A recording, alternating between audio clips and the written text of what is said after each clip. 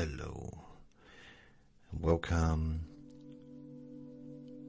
to Let Me Bore You to Sleep. Hello.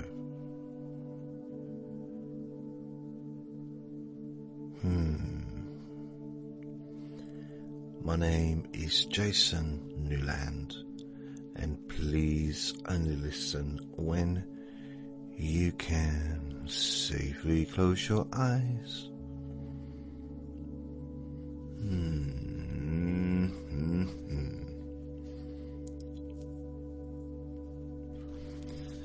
So, I didn't do a Q&A Friday this week.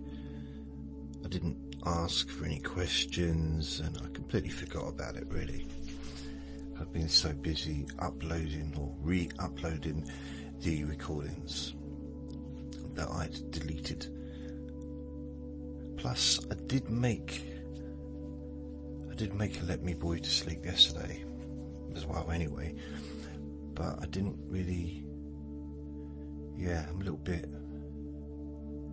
it's weird. I feel like I'm a little bit out of practice. Strange. So I thought I'd ask ChatGPT, ask me 10 really personal questions, which it has, and it hasn't messed around. So I'm going to try and answer them, but they're quite deep, a little bit. I don't know. I think I prefer like a bit more jovial. But the first question is, oh, by the way, the barking has returned. It returned yesterday afternoon, and it started again at 5:30 this morning. It's not happening now at this moment, but it's like, oh man, really? It uplifted my mood not having that barking outside.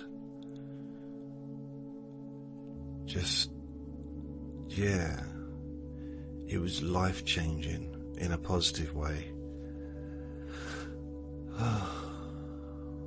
It was a nice little respite, I guess. I don't know where, it couldn't have been there because it wasn't barking, so I don't know where it was for a day and a half. So the first question is, what is the biggest regret you have in your life? And if you could go back, would you actually change it?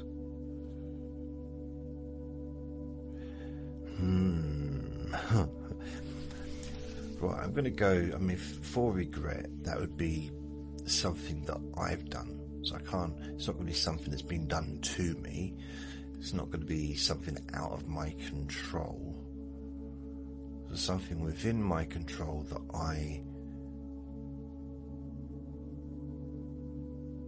something I regret doing or regret not having done. There's a few things I regret doing. Definitely.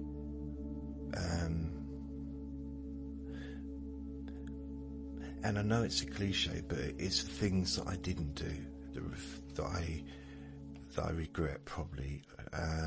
Opportunities. But then there's opportunities that I didn't know were there.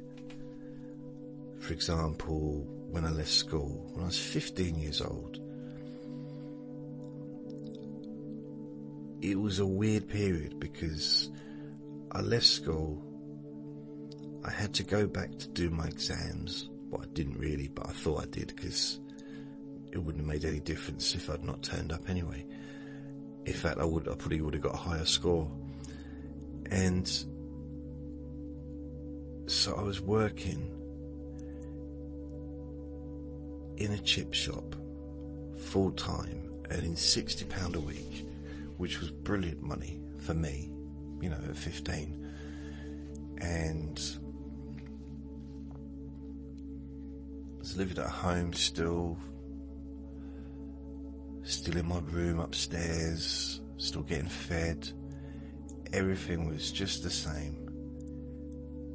And then the family split, as it were. The parents separated. After about probably maybe a month of being in the chip shop full time. I did start part-time while I was at school, I think. I was there a week on a Saturday, but that was while I was still at school, but that was only for about a month or so, maybe 2 months, I don't know. But yeah, so it was weird because, I mean, there was some stability there, and then suddenly that stability was gone. So I was 15,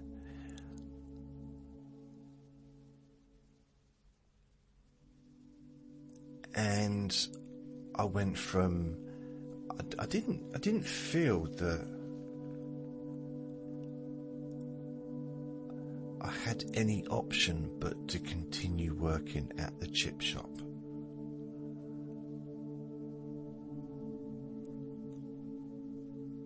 And I went from having my own bedroom at the top of the house, where the bedroom was. It's not really relevant to the story, but you know, I had a bedroom and it was my bedroom, and to moving into my step grandmother's flat, sleeping on a camper bed in her living room. And that was because I wanted to be with me mum, me mummy, me stepmummy, but still I wanted to be with her. I didn't want to be in an empty house, because basically they split up like a year and a half or 2 years earlier, and then they got back together again. But that time my dad moved out. And then my dad just said, when he came back, he said he wasn't moving out. If they split up again, she'd be the one that moves out. And she did.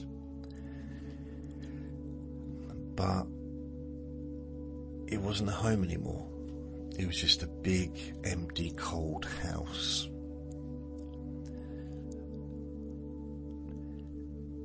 And I didn't want to move out of there.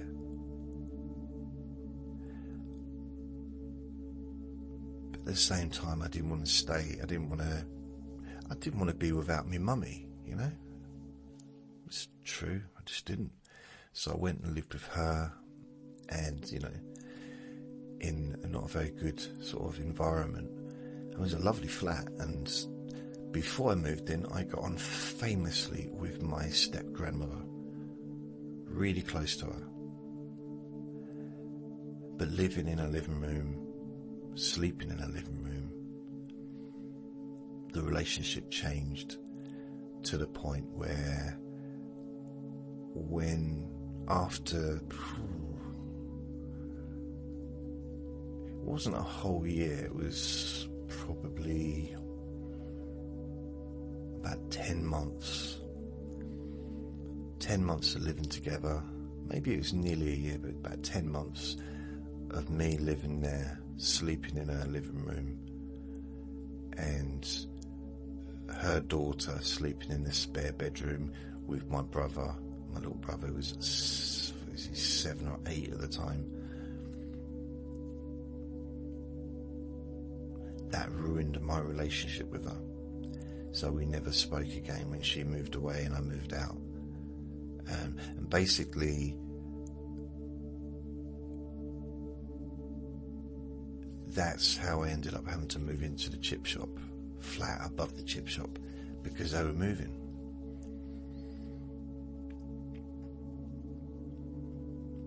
To a different part of the country. So it's like, what's this got to do with regrets? I do regret taking sides, because I did take sides. I took her side.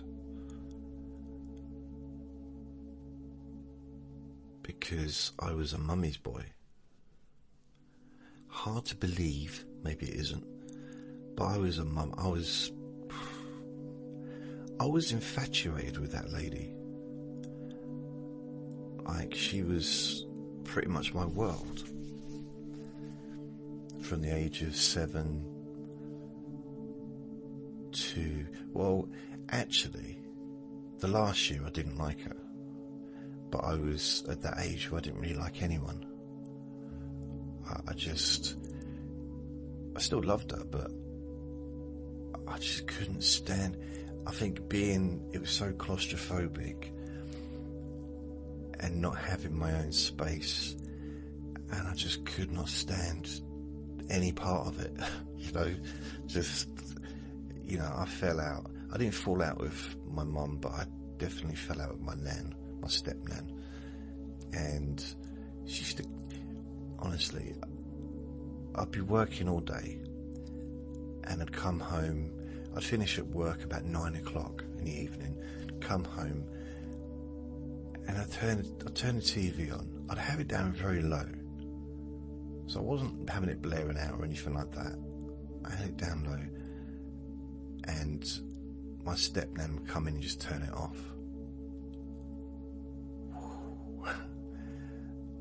It was like, what am I supposed to do? I've literally just finished work. Am I supposed to just go to bed? At 15? Well, by this time, I turned 16 at the end of August, so I was 15, then I turned 16, but I was like, I don't want to go to bed. I don't want to go to sleep. I've literally only finished work half an hour ago. I want to just do something. I just wanted to do something.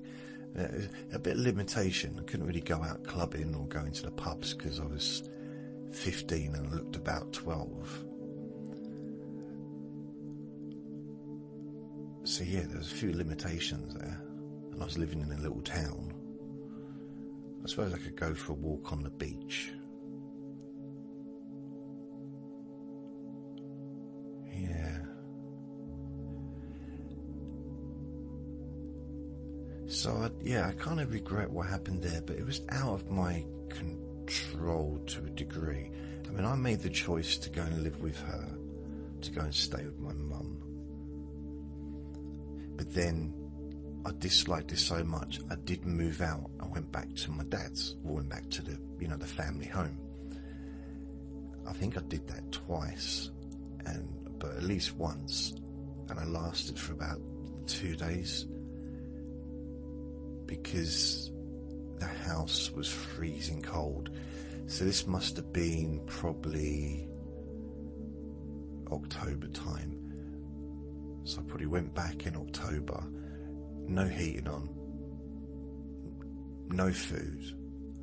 I mean, I could afford to get my own food because I was working, but at that point I was used to not getting my own food. I'd eat at work and then I'd eat at home. When I got home, I didn't have to. I was still a kid, man. I was still a baby. I was still like 15, just turned 16. I wasn't used to kind of getting my own food and doing my own laundry and stuff like that. That was still being done for me. That all changed when I moved into the flat above the chip shop. So yeah, I then had to do my own laundry and do my own food and all that stuff. Like that most adults have to do when they live on their own. Yeah. I suppose the regret is kind of a wide regret. There's individual little regrets along the way, and I don't sit up at night worrying about it. I'll be honest. I mean, I think when it comes to like I've got emotional regrets. When it comes to, well, I think in reality, I don't know if I'm ever gonna have another girlfriend or ever have a relationship with a female. I don't know if that's ever gonna happen again. I mean, I was thinking about it, and I've not even felt the touch of a woman for 4 years. You know, it's like, it might sound weird, but I know there's people out there that haven't had a physical touch. And I'm not talking about, you know, I'm not talking about, you know, like sensual stuff, but just having someone, cuddling someone, you know, like watching TV and cuddling them, or just that kind of stuff. It's been so long. And even then, but that was only like for a short period, and then it was like years before that.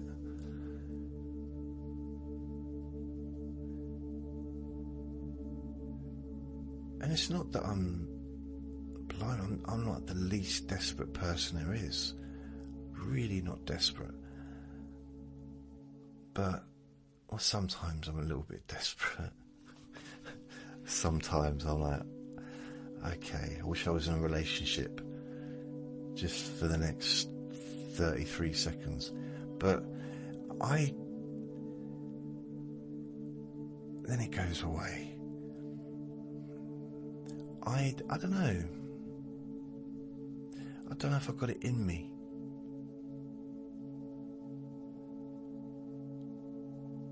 I'm not sure if I ever had it really in me. I was never been able to hold a relationship together. I mean, if I was able to, then I'd have had a relationship that lasted. The longest relationship I had started in,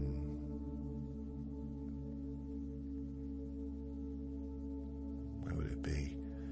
Probably May or June 1996, and was pretty much finished by the new year 1997. So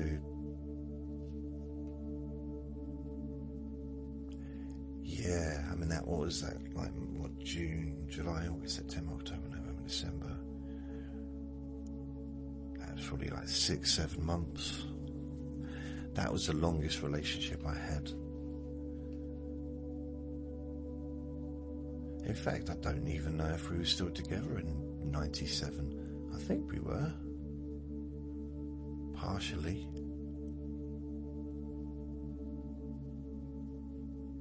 It's weird, I'm trying to think of Christmas and I can't. Christmas 1997. No, not 1997, 1996. Christmas 1996. I don't remember being in a relationship at that point.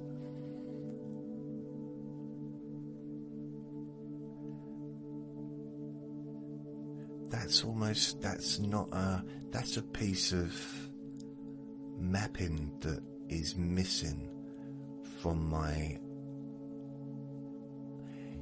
from the charted map of my life. So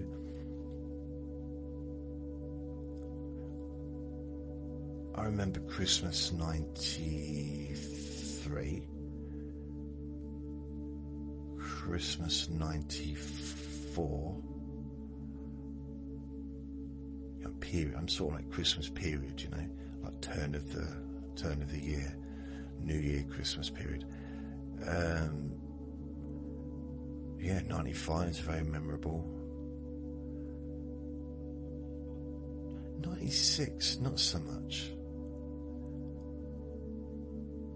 97, 8, 9, 2000. So Christmas 97, 98, 99, 2000. Yeah, remember those. I don't have like specific memories necessarily, but I remember roughly what was going on.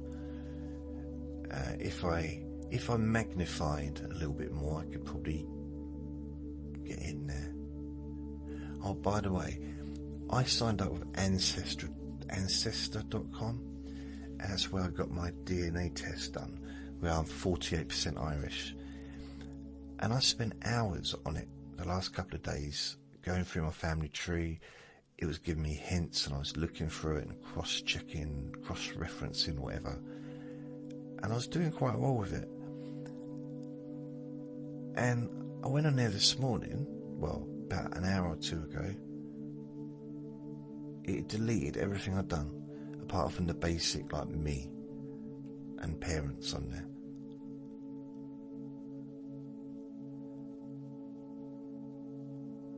So I just cancelled it because it was a free subscription. And what I noticed is I cancelled, and I pressed cancelled, like the button. Now, if I didn't know better, I would have just assumed it was done, but it wasn't done. You had to go all the way down to the page, and it started offering, you know, are you sure you want to cancel? Look what you're going to be missing out on. You know, we help you to build your family tree up, and we'll help you for hours, and the next day it'll all be deleted for you, so you can start all over again and enjoy the fun. Ooh, you know, just stuff like that. And then saying, do you still want to cancel? Yes. And then go down again. Oh, can you just answer this question? Is it too expensive? Is it just not enough options? You just lost interest in doing it? Or is it because we keep deleting stuff? I mean, after all, you do like deleting stuff, don't you, JJ? Which is a bit rude. And I say, just like, no, just don't, whatever. I just click anyone and press cancel. Well, what if we offer you the price, cheaper price monthly? So instead of £13 a month, we'll give it to you for £10.99 a month. What about those apples? Go on. Give us another chance. We promise we won't delete anything anymore. I mean, isn't that what you promise people? Never keep to it though, do you? You keep always, you know, you're always deleting, always making changes. You say you won't, but you do, don't you, eventually? Just stop picking on me. I'm not. I just want you to keep with the subscription. I tell you what, if you just cancel the cancellation, I won't mention all the stuff that you keep deleting and all the times you've done it over the years. How about that? No, I don't. You're winding me up now. I want to cancel. So in the end, it was like, oh, please stay. I can change. I mean, I know, I said it before, and I didn't change. Well, it was quite good for a few days, wasn't it? I mean, once it was quite good for even, like, I think 17 days in a row we got on, and then it goes back to how it was, and, you know, it's the conflict, but, you know, I can change this time. This time will be different. I promise you. I was like, no, I'm not falling for that again. It's done. Once I've made my mind up, my decision is made. Oh, go on. How am I supposed to continue without you?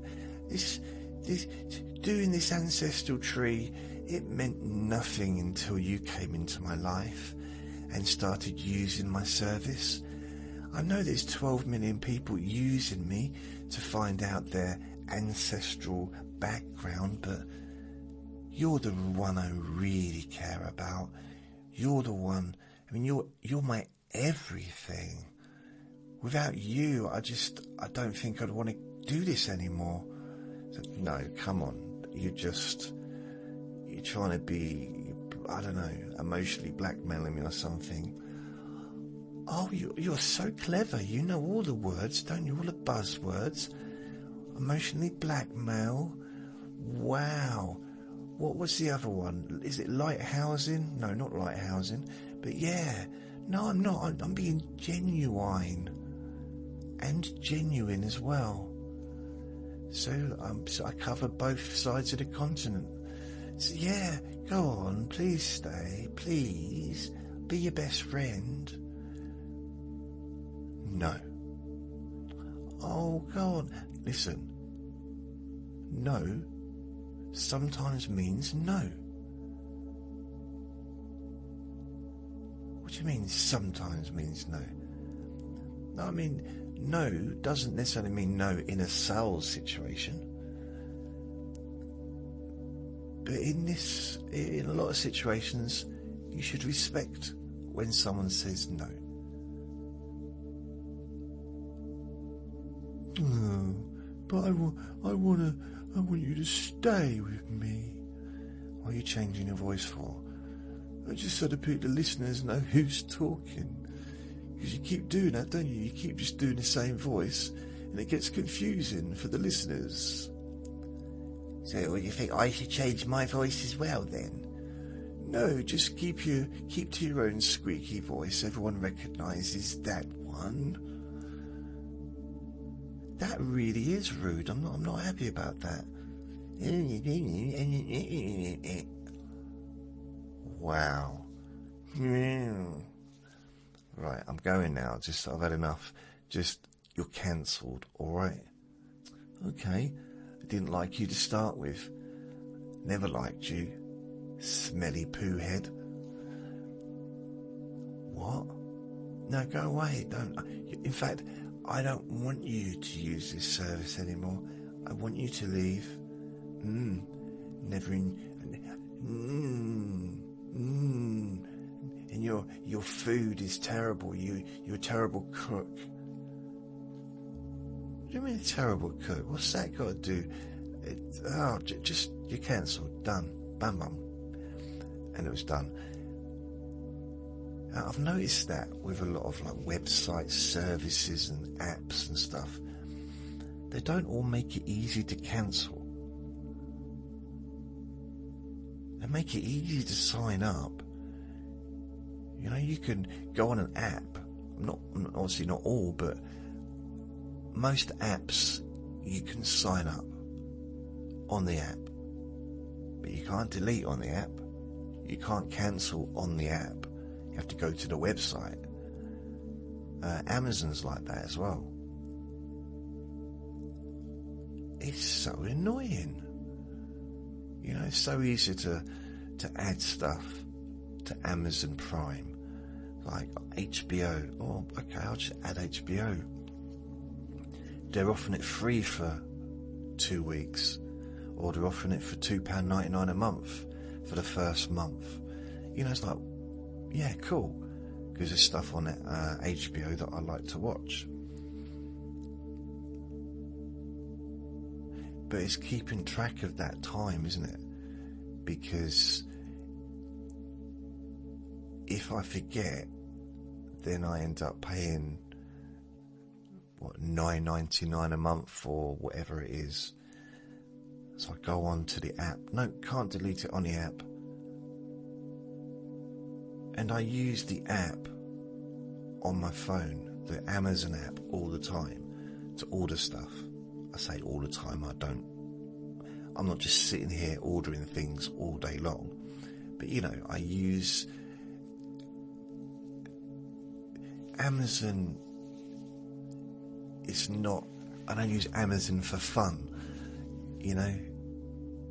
Amazon's really I buy my day-to-day stuff, whether it's deodorant, whether it's underwear, whether it's soap, shampoo. Well, you know, I don't really have a lot of hair, but face wipes, dog food, all that kinds of stuff I generally get from Amazon.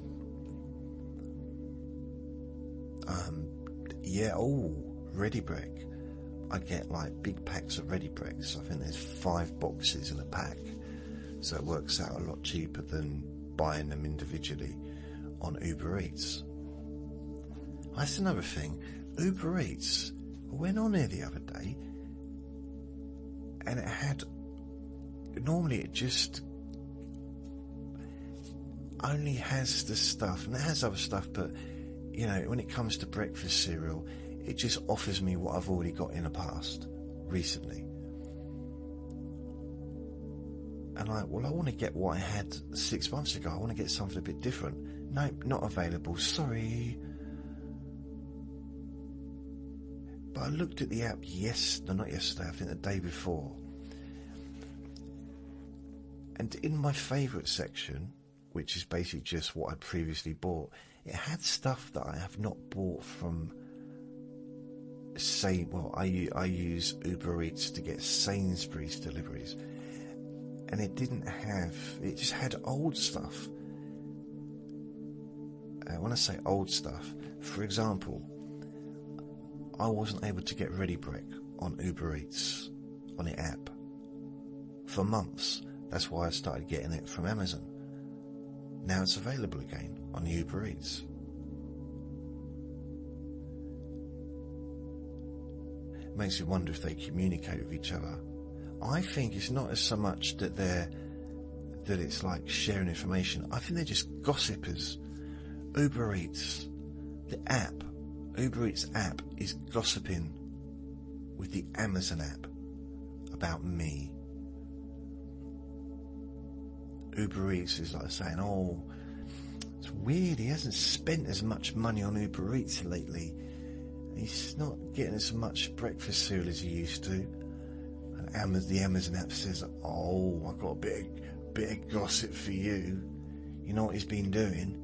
He's been getting like the big packs of 5 boxes, which will last him for probably 2 weeks. That's why he stopped buying it on Uber Eats. That's why he stopped buying it on your app. Oh, is that so? Bit cheeky. Yeah. Don't tell anyone I told you. Don't just keep it between ourselves, yeah? All right. But then Amazon doesn't realise that Uber Eats is going to get in with his friends and say, listen, we need to start making Ready Brek available again. Because he's going elsewhere, and that's not good for us. Maybe there's a way we can buy all the Ready Brek from Amazon so it's not available. That's a good idea. I wonder if they ever do stuff like that. What's it they call that? There's a word for it in sales. Right, it started barking again. There's periods when it doesn't bark at all for a while, and then it just on and off. But it's a little bit distracting from what I was talking about, because I don't remember now. Something about, was it my favourite colour or something? I don't know. Working in a chip shop. Oh, cancelling apps. Uber Eats, Amazon, yeah. So I think regrets.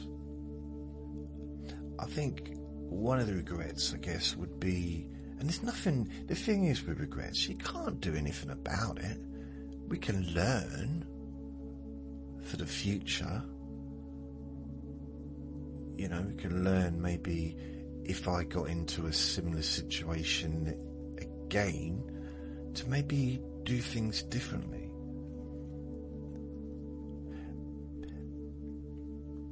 But will I get into a situation again that's anywhere near how things used to be when I was a lot younger? Possibly I won't. I don't know.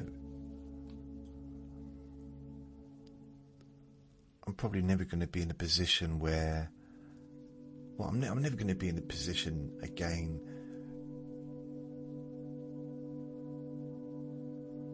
where my parents kind of separate. Am I? That's done. Never going to be in a position where I'm 15, because those days are gone. Working in a chip shop, gone. So that stuff, it can't re-happen. And I don't, you know what, I don't give myself too much of a hard time over some of the silly things and some of the not very well thought out choices I made when I was a teenager. Especially like when I first left school, and because I didn't know what else to do. I was ad-libbing, I really was, in life. I mean, the only person that I really, I suppose, asked any advice, well, probably not even asked any advice, but I was close to my nan, my biological grandmother, and I had been since 7 years old, so it's really weird, okay? This is probably stuff I've already talked about, but my nan, she remembered stuff. She remembered me being born, and she had pictures of me as a baby. And she had pictures of me when I was like in a pushchair, not pushchair, yeah, pushchair, pram or whatever.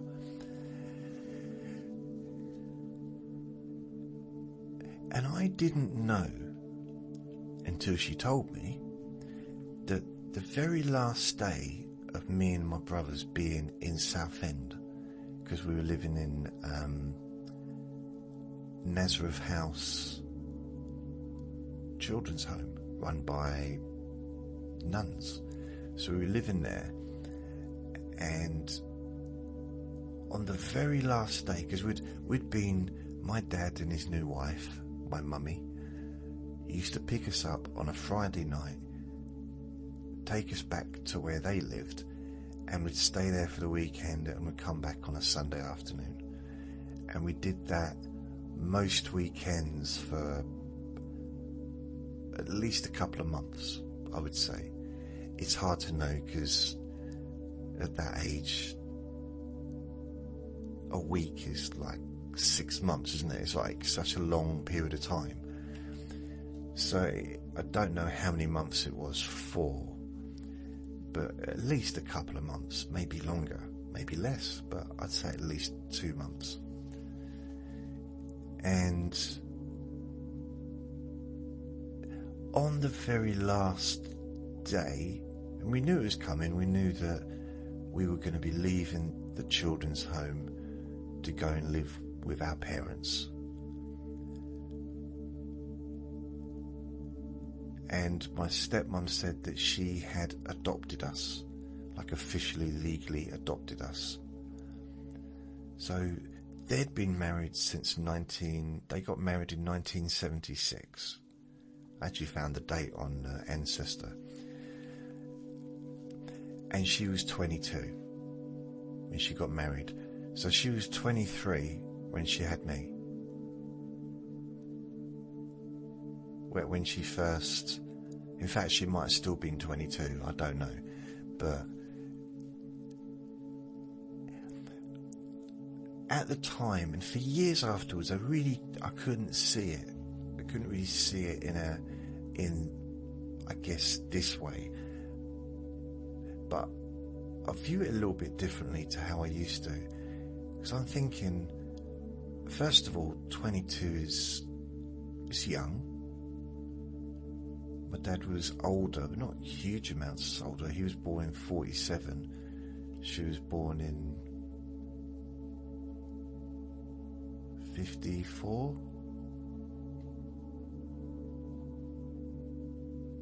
55, something like that.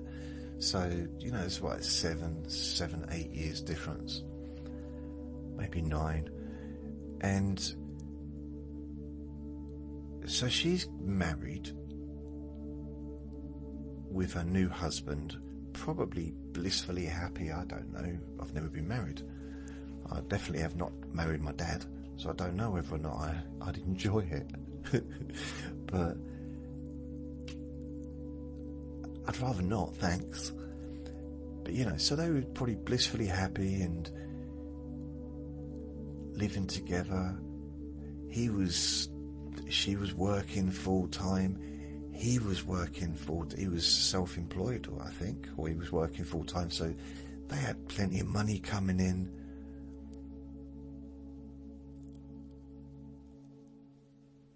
Lots of freedom to do what they wanted, both young.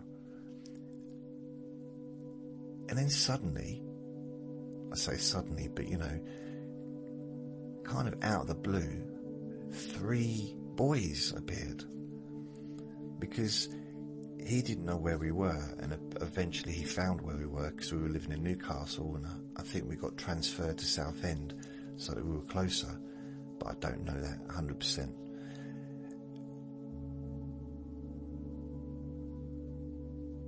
So she went, within a year of being married, to being the mother of 3 children, 1 7, 1 9 and 1 11. That's a biggie, isn't it? That's a big one. Especially when you consider she was like only just over 10 years older than my oldest brother.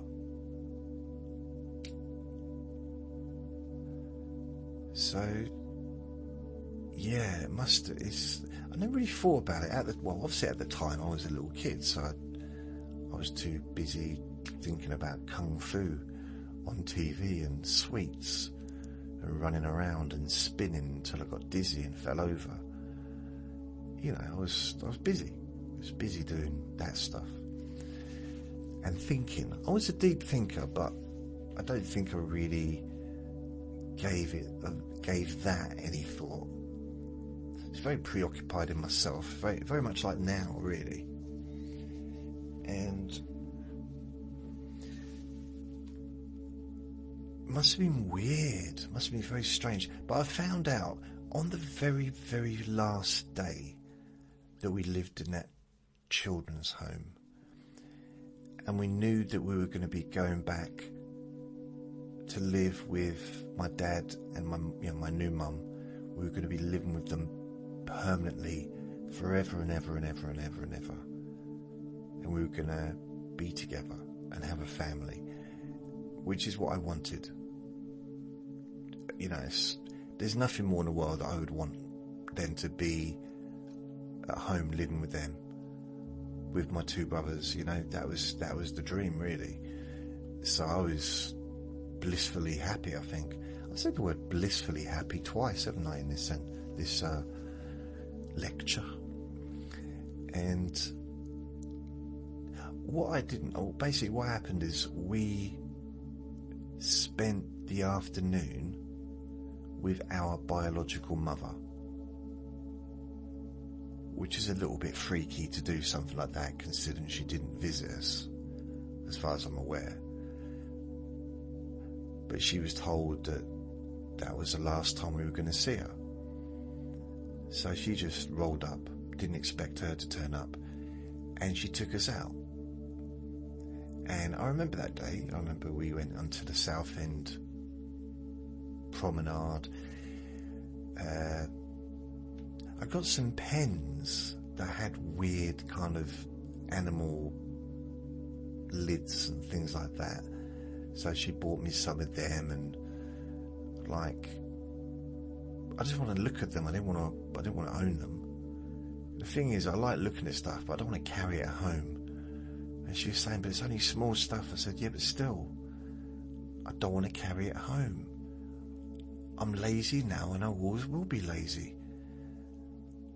She said, what? I said, well, I've decided I'm going to be lazy forever, and I don't like carrying things. So can you carry it for me? And she did. She put it into a bag. I think she's a little bit confused. And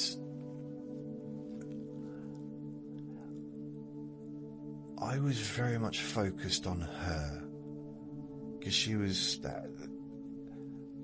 I don't know if I understood that we were never going to see her again. I'm not sure if it really, because I wasn't quite 7, So this was in,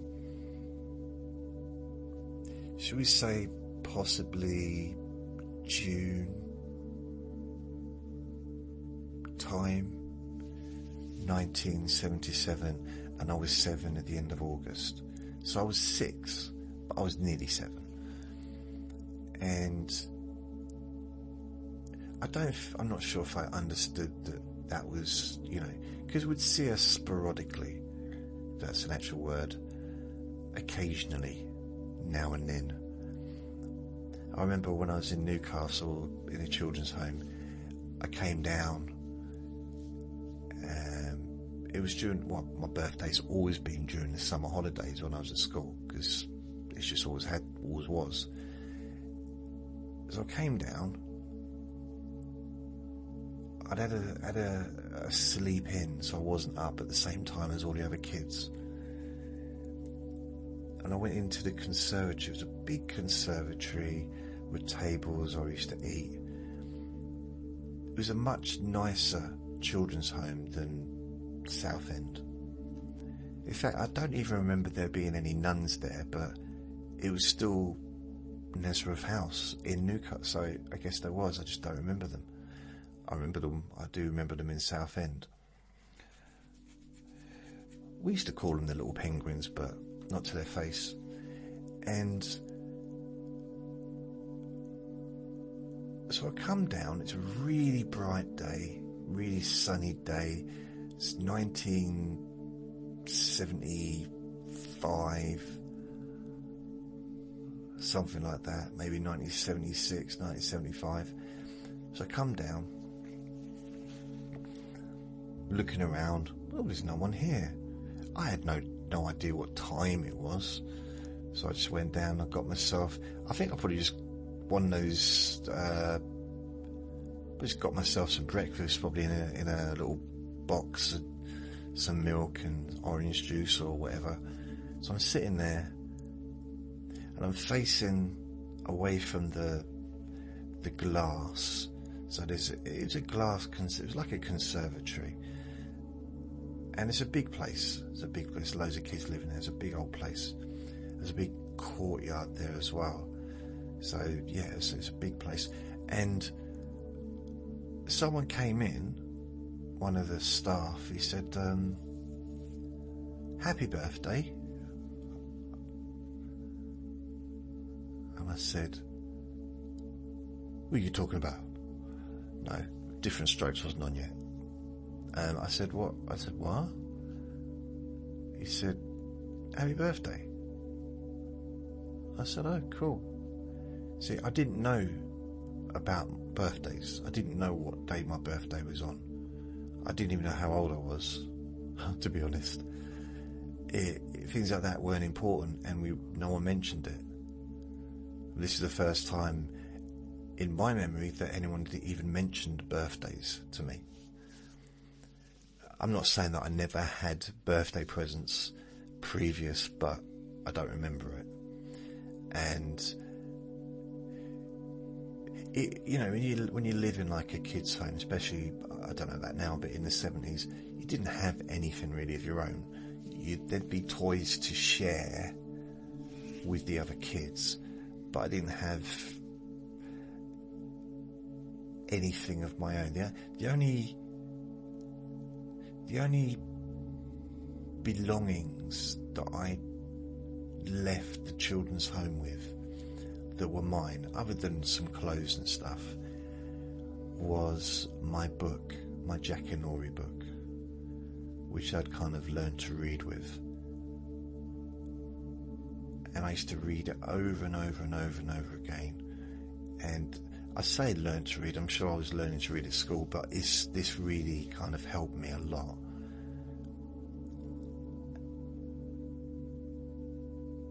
Plus, we moved around so much, there was no stability like school-wise, and there's probably periods when I didn't even go to school.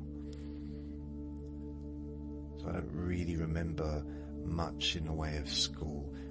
What I do remember is walking to school on my own at quite a young age. But that's probably more to do with the times. That you don't walk into school at the age of 7 was kind of normal back then, you know. I suppose it's different if you live miles and miles away, but if you live near the school or within like an hour, like half an hour walking, you just walk. The kids would walk on their own. Didn't need parents to take them, or at least I didn't.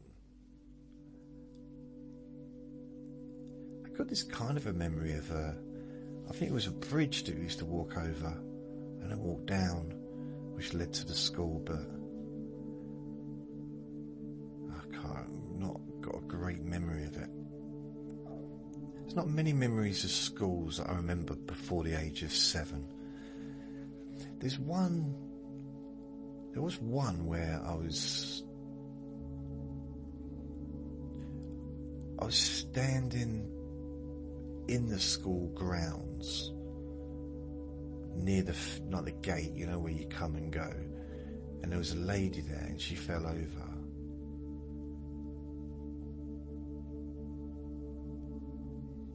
That's probably the happiest memory of my childhood. I'm joking. Yeah, that was weird. But other than that, and I thought I'd caused it. I thought it was, I'd made her fall over, which was weird. It's strange. I was a little bit of a strange child, I would say.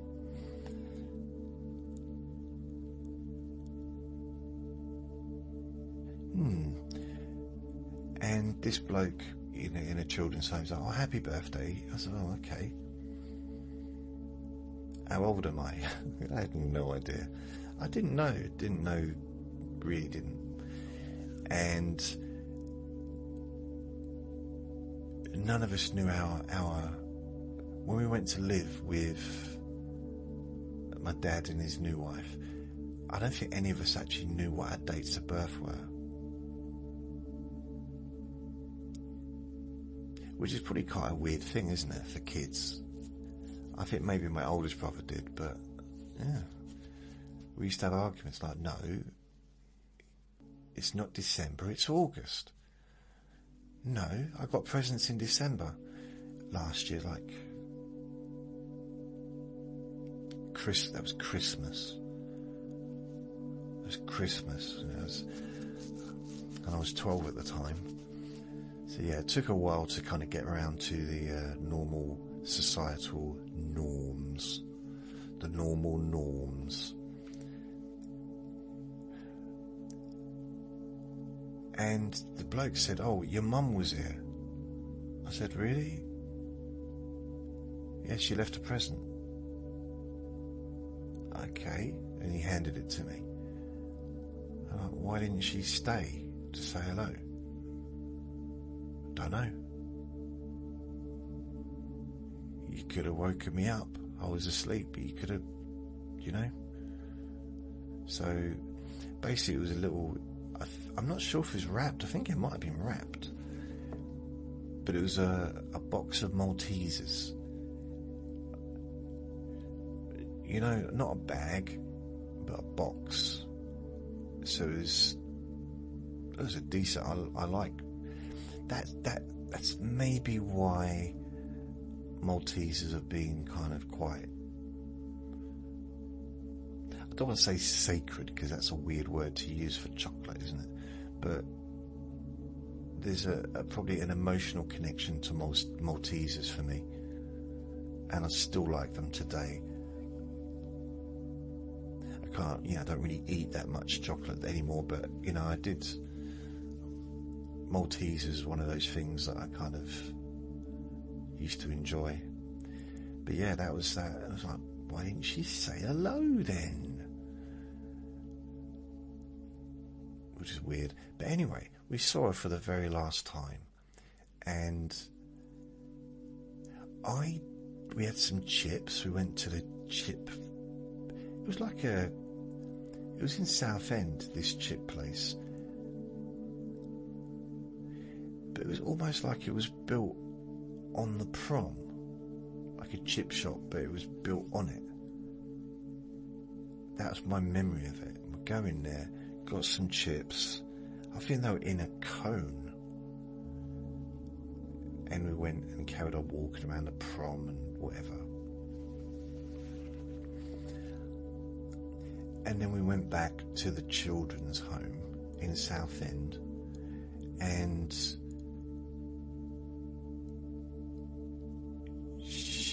we were in a room with her,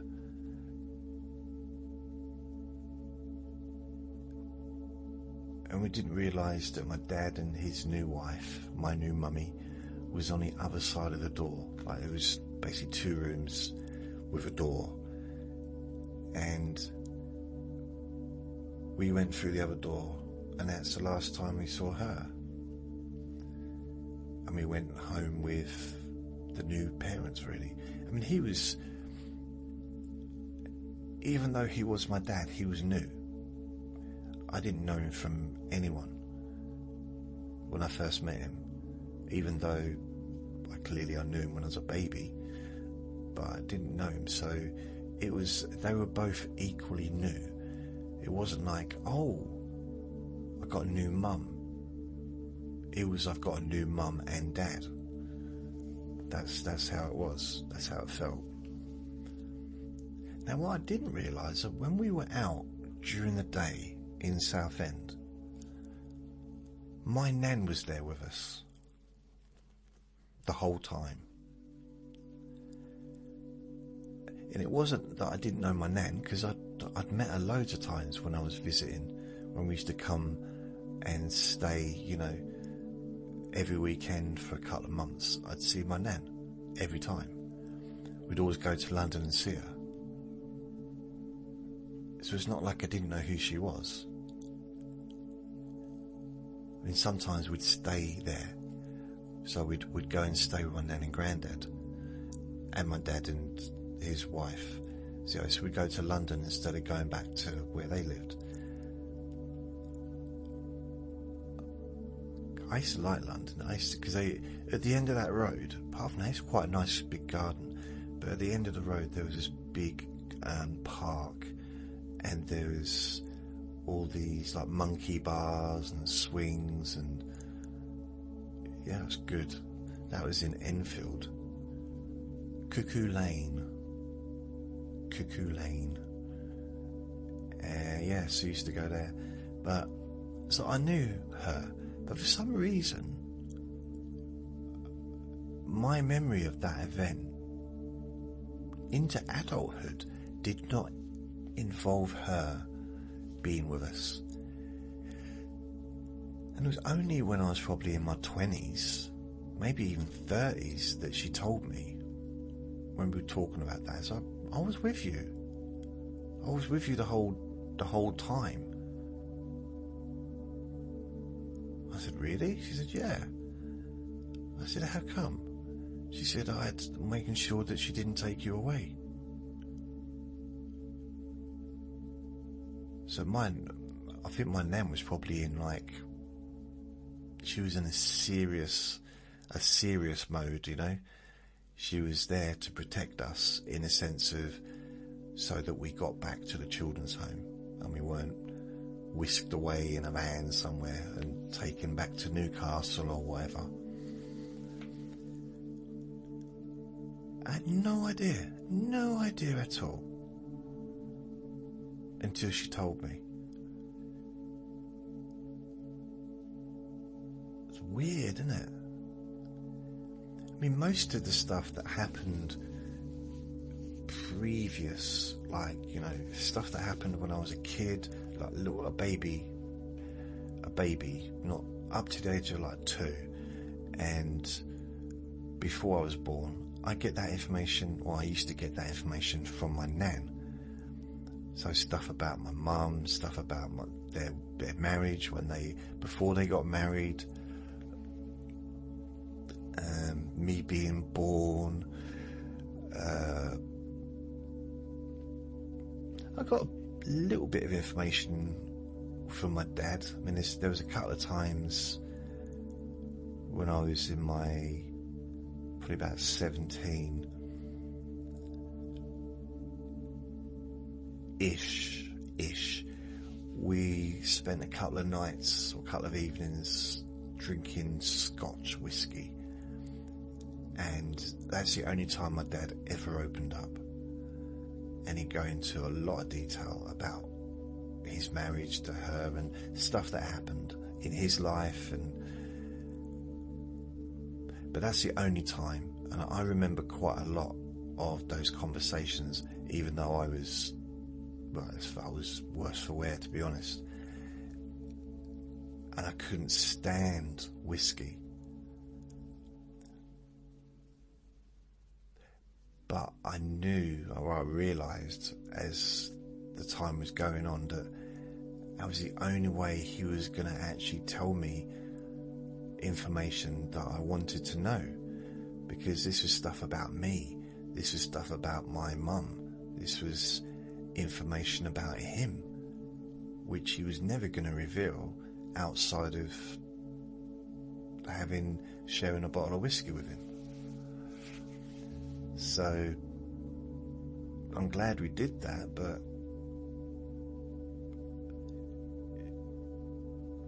and it was interesting as well, the stuff, because I would never have known that. So between, I think, twice we did that, and my nan telling me kind of what went on and stuff, I had to put a picture together. It's very fragmented. There's probably a lot of information missing, and I'm certain a lot of information that I've kind of added that perhaps wasn't there, like my imagination, I mean, not stuff that I'd say here, but just in my imagination I think of things like how it would have happened, and it might not have happened that way. For example, I was living with foster parents for about a year and a half, so from the ages of about 6 months to 2 years old, something like that. I imagined what it was like living in their house, and it was me and my brother, my one that's just a bit older. My oldest brother was living with my nan and granddad, so I'm not quite sure what happened there. So during that period we didn't really have any. I think my nan still visited us, because it was close, we were close by. So I don't know why we ended up in foster care, but the couple that were looking after us decided they wanted to adopt us, like permanently. So they must have loved us, absolutely adored us. So I don't know what age they were. For some reason I had this idea that if they were adopting, they were probably really old. But that's a bit of a silly assumption, isn't it? But at the same time, would they have been in their 20s? Because if they were in their 40s when they adopted us, although 40s not old, they'd be in their late 90s now. And the reason I'm saying that is because I'd love to be able to just visit them and say thank you, because they were prepared to be my parents and to love me and give me stability, which I would have had. But the social services needed to get permission from my mother for the adoption to go ahead. So I'm guessing they must have got permission from my dad. I don't know, I'm assuming that. So they contacted my mum. I don't know how they got in contact with her, but they did. And she came one day and she took us all. So she'd already left. She'd already gone off when I was about 6 months old, and she left us all in the house. My dad came home And there was all three of us just like, what's happened? And she was kind of... My nan told me about that day. So my granddad was still at work. If my granddad had been... Because if my granddad hadn't retired yet, if my granddad had been retired, he would have stopped it. He would have physically stopped her taking us. He would have like, grabbed us or whatever. He would have... She wouldn't have got away with it. But it was just my nan. And the foster parents didn't have any say in it, because she was our mum. You know, they didn't have a word in. And I think even from a social service perspective, she had the right to do that as well, because she was our mum.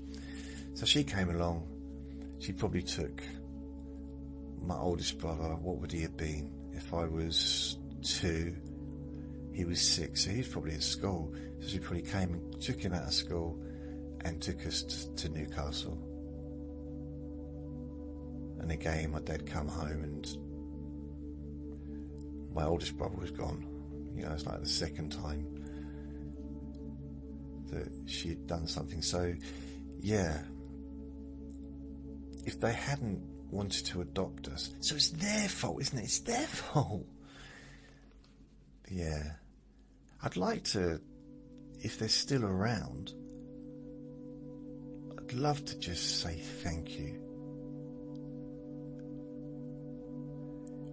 Because there's something special, I think, about someone that is not biologically related. They got no... They don't need to love you, you know? They don't feel pressured to love you because they've not given birth to you, or they're not the sperm donor or whatever. It's like there's no pressure. But they loved us because they loved us. And in some ways that could be an even deeper love.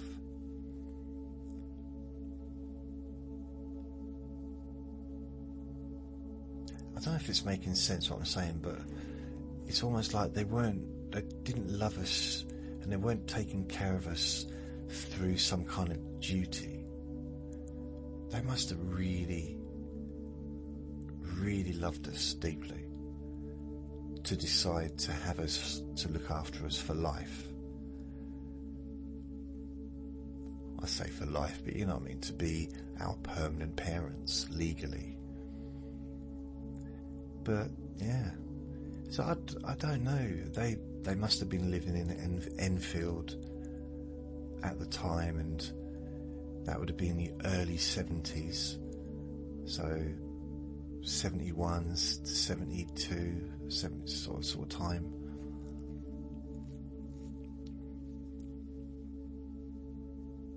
So I don't know. I mean, if they were in their 20s, or even if they were 30 in 1972, there'd be 80. They'd only be in early 80s, wouldn't they? Is that right? I was born 1970 and I'm 55. I'll be 56 at the end of August. I know I don't sound it, I know.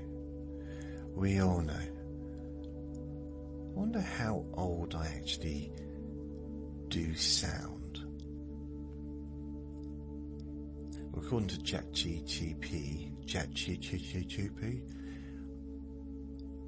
I look my age, which isn't good. I really thought if I took a picture of myself and they'd say, oh, you look early 40s, and I'm like, yeah, brilliant, I can have a good day now. But no, I think the first picture they said I looked 58, and I'm like, come on, And they said, yeah, but it's because of the grey. You're very grey, you've got a very grey beard. Yeah, but I could have dyed it grey. I mean, there was a fashion, wasn't there, a few years ago where people used to dye their hair grey, like young people.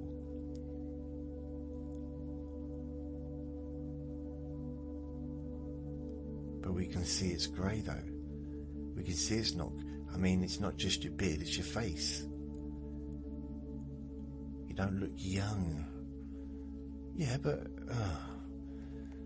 So I had a little bit of a disagreement with the old ChatGPT about that. It's just because I had a neighbour move in downstairs a couple of years ago, and I told her my age, and she said, oh, you look about 45. Now I believed, well, I definitely talking to her, I was semi-believed her, because I wanted to believe her, I guess, and I loved her, and I wanted to have her babies, but it was weird. She did actually have a baby, but it wasn't mine. Nope, it wasn't mine. I thought that we might kind of, I let her know I liked her, and she said, well, let's take it slow. And I was putting the rubbish out one day, and I heard her not taking it slow with someone else. So I thought, okay, fair enough. Perhaps she doesn't. Perhaps she's not in love with me. And I think I was correct. She wasn't. I think I temporarily turned into a simp. I think that's what they call them. Like a very simple person who's very easily manipulated. But then in a way, I've been that for the last 11 years since I lived here. I don't know what happened really. It's like I dropped my rough exterior when I moved here. Not that I was like super rough, but just... I don't know, I wanted life to be different.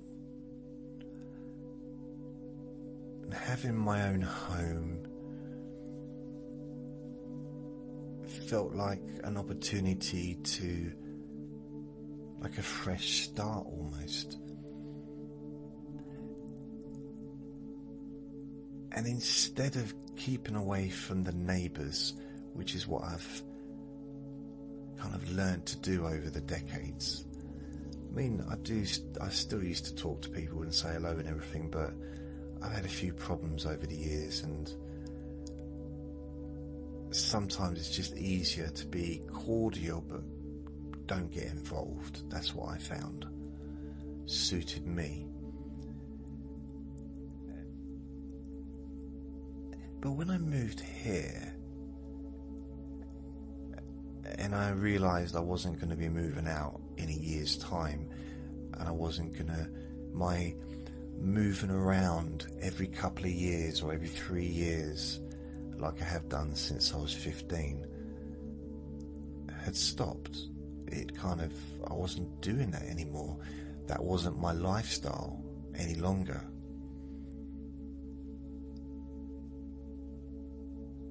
And to be fair, that was my lifestyle when I was a kid as well, when I was very young. So moving around a lot from the age of, well, being born, I guess, up to the age of 7.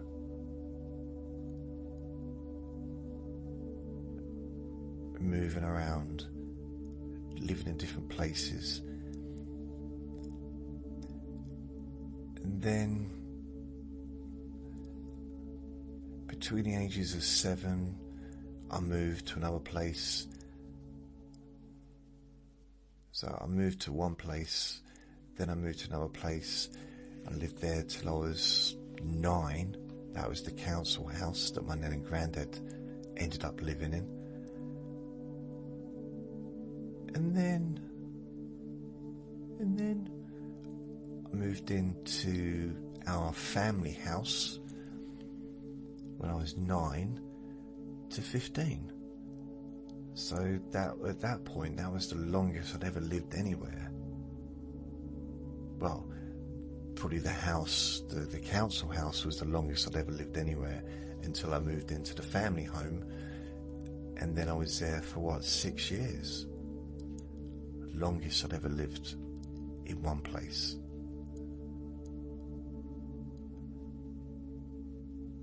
And then after that, I just kept moving around again.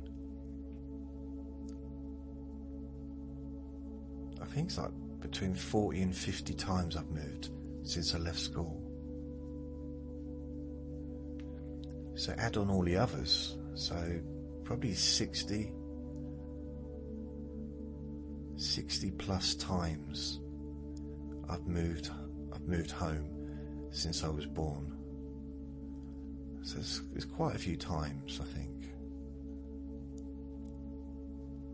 So yeah. In some ways, this might sound a bit strange, but in some ways, I do miss it. I miss that change of scenery, the newness, even if it's a bit rubbish, even if it's, I've lived in a lot of really horrible little rooms over the years. But there was like a degree of excitement of being somewhere new, somewhere different. Learning to navigate the local environment, finding out where the shops are, finding out like the transport routes, things like that. It's just getting a job, things like that. It's very... I kind of partly liked it a little bit.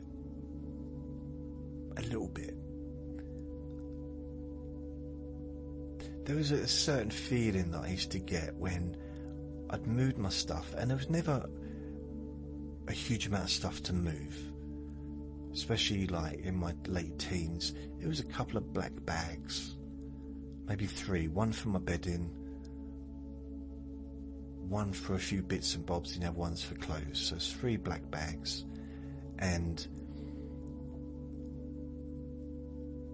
sometimes I'd just walk with the bags to the next address, so I'd get a taxi depending on how far away it was.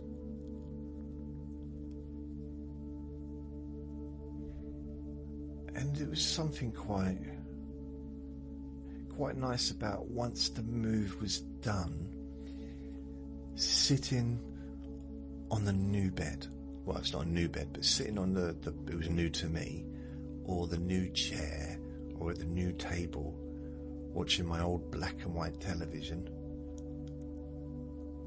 even though it was the 90s, the 80s and 90s. I mean, I was still watching black and white TVs. There was something quite adventurous about it, I suppose.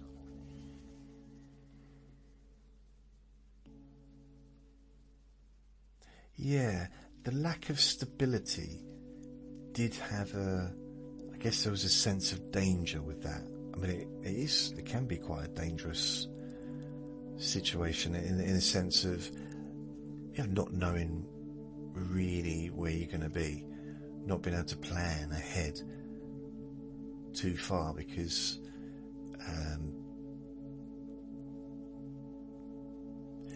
I don't know, because I used to just move. I got through so many different jobs because I couldn't get out of bed, or I'd walk out of the job if someone said something I didn't like. I had 1 week, it sounds like it's a lie, but it's true. In 1 week once, I had 3 full-time jobs.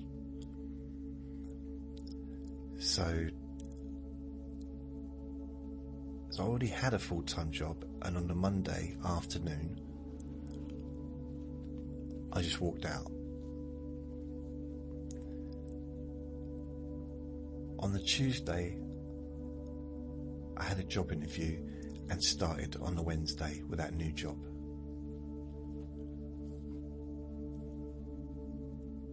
And I worked the day and I left on the Thursday morning.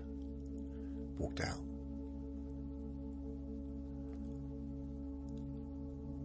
And Thursday afternoon, I found another full-time job. And I started on a Friday. And I lasted probably 3 or 4 hours and I walked out. Or I was sacked, one of them. So, yeah, it's the only time ever that I've done that, but 3 full-time jobs in 1 week. I'm trying to think if I remember what they were. One was working on a caravan site, cleaning caravans. That was hard and it didn't last long. And I didn't get paid from any of them because I didn't work like a whole week. The second one, I know they said it was working in a kitchen in a hotel.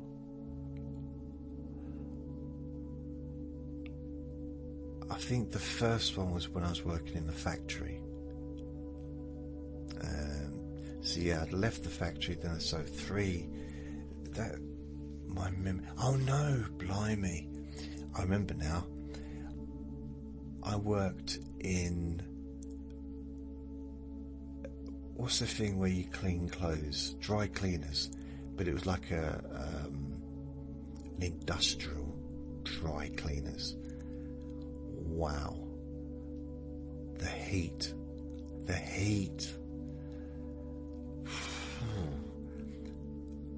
And it was very hard work. It was basically dry cleaning all the bedding really for, and tablecloths for all the hotels in the town. Well, probably most of them. And I lasted, I think I went home at lunchtime on that one. Then there was the caravan, cleaning the caravans. That was another full-time job. And then the last one was, I was working in the kitchen, and it was just kitchen porter, so by just washing up really and cleaning and stuff. That was weird because I was there and my friend from school, Jason, was the chef. So I think he'd basically done his apprenticeship. So I would have been probably 18 or 19, no, 18 at this point. And he'd done his 2 years at college to become a chef or whatever. And I suppose he was still training, or maybe, but anyway, that's what his job was there. So he was kind of in charge.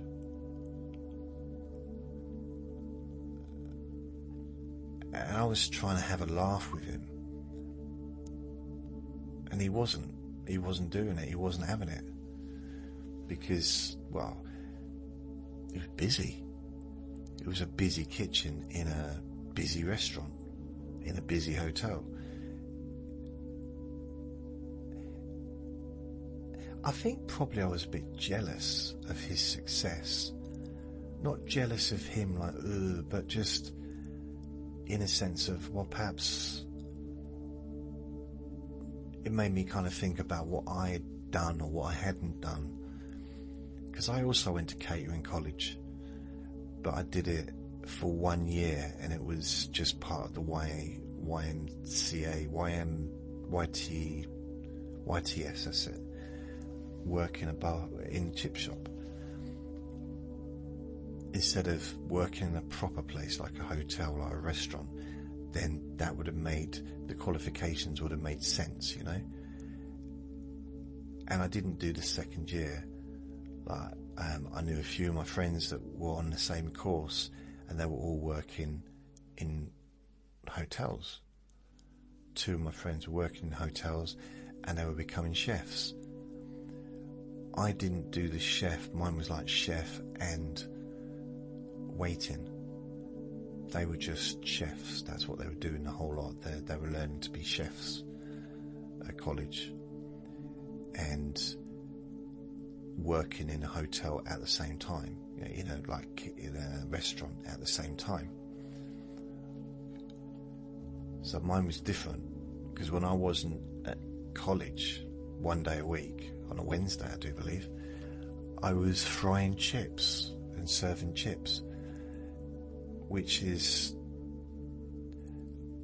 nothing I did at college really, apart from health and safety and hygiene, was useful. I mean, the only time I was pleased that I worked in a chip shop when I was at college was one day they decided, well, we're gonna, because we used to cook for the restaurant in the college, so we used to cook every day, we'd do that, and then sometimes we'd serve in the restaurant, see, and depending on what week we were in. And on this particular week, they said, oh, today we're going to do fish and chips. That's what we're going to be doing. And they started showing us how to do it, and I was like giggling, because that's what I was doing all day long, every day. I mean, I was literally doing it all the time, because that was my job. And we were doing this, and it was a much smaller setup than a chip shop fryer. And it was the only time that I actually excelled, that I was kind of, I don't want to say better, but I was better than everyone else at cooking, at frying the fish, because that's what I knew how to do.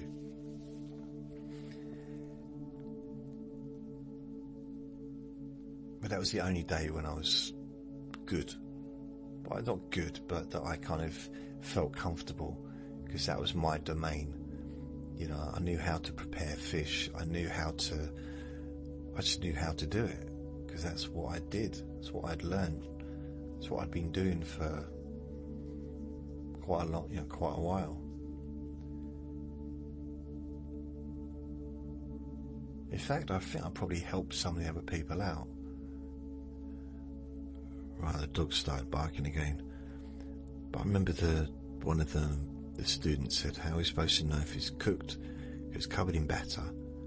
What are we supposed to know? And I said, and I felt like I was being really wise, I said, you know when it's cooked, when it's ready, because it floats. You still got to turn it over a few times, but it floats. If it's at the bottom of the pan, or at the bottom of the frying pan or whatever, it's not ready. When it floats, I kept saying the word floats. Now I do believe that's still true. I can't remember, but it was one of those things, like, if it's, because it sinks to the bottom. Well, not all fish sinks to the bottom when you put it in, but generally, you know, some stuff does, and it floats when it's ready, when it's cooked. Plus, if you cook something all the time, you know when it's ready. That's the one thing I did learn from doing catering and working in different catering places. I know when food's cooked. Not particularly good cook or anything, but I know when something's ready. I can almost smell it. It's like, yeah, it's ready. And I know how to check as well.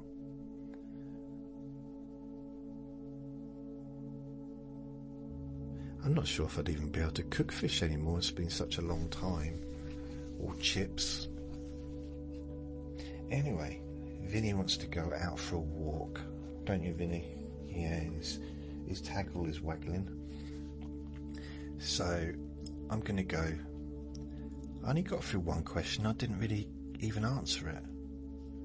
I just went on and talked. What was I talking about? I don't know. I wonder what it's like to be able to just stick to one thing and talk about it, and I don't know. Anyway, so this has been my ChatGPT Q&A Friday. I'm probably not even going to put it down as a Q&A Friday. It's just what it is. Whatever it is what it is. So I'm going to go. In fact, it's actually Saturday morning, so I'm a little bit late doing a Q&A Friday. It's 9:12 a.m. It's the 1st of August 2025. So thank you for listening. I'm going to take Vinny out now. So remember to be kind to yourself, because you do deserve to be happy. And be gentle with yourself. You deserve to feel safe. Lots of love. Bye. Oh, did you hear that?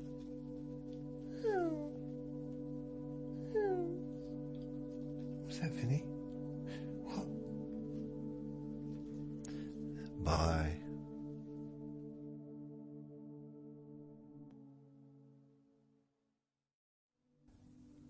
Relax in a more deep and meaningful way.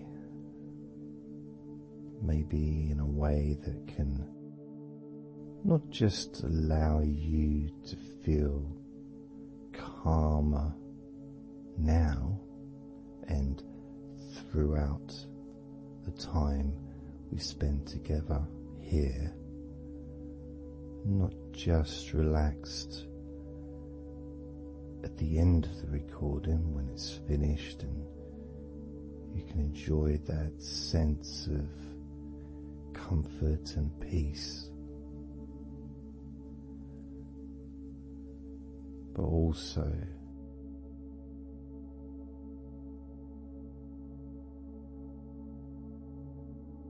I think it would be nice to have those feelings of relaxation continue for longer after the recording is ended, so that you can still benefit from listening to my voice. Maybe in a few hours' time, perhaps tomorrow.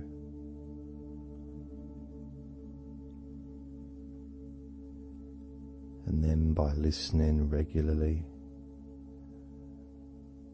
especially if you find, like some people do, and myself as well, sometimes I'll find one particular recording that really resonates with me, and I'll just listen to it over and over again, like every morning, every evening.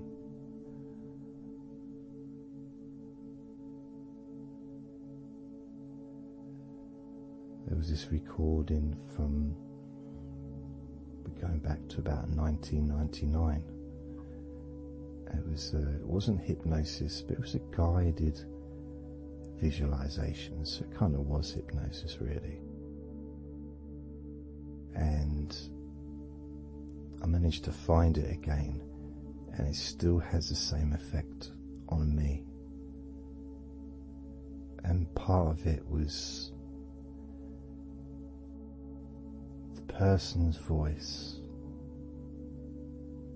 relaxed me. Just felt so peaceful, and I'd look forward to listening to her in the morning and in the evening.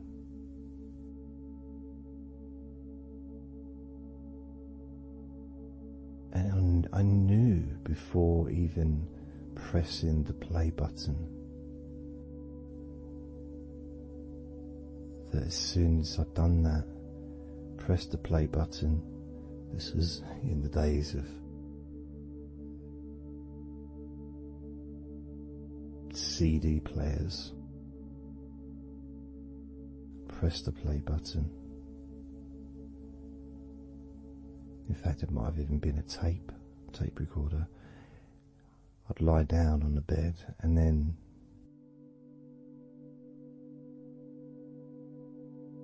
even without necessarily listening to her words, because I had them memorized, really. It was as if my body knew exactly what to do. And the muscles just almost went into automatic relaxation.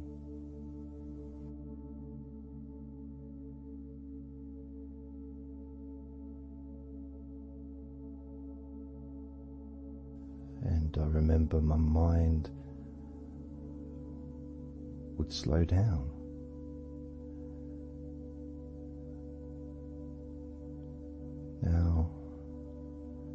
Now, I was listening to this recording in the early days of learning hypnosis, and long before I ever made any videos or audio recordings myself, because I didn't start doing that till 2006.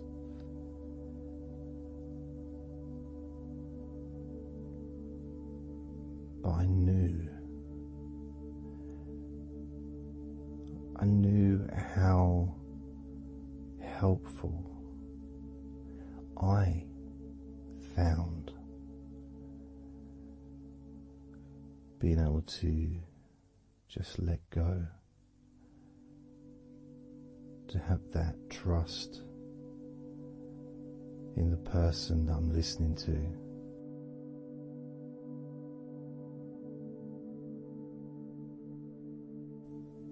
Knowing that it's going to be just as relaxing, if not more so, each time you hear my voice. You may feel the same.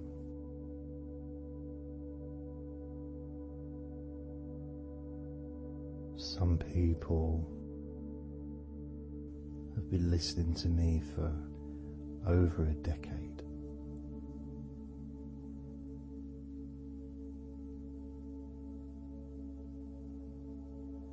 Maybe not solidly, obviously not 24 hours a day, but maybe people come back. Some people maybe listen every day.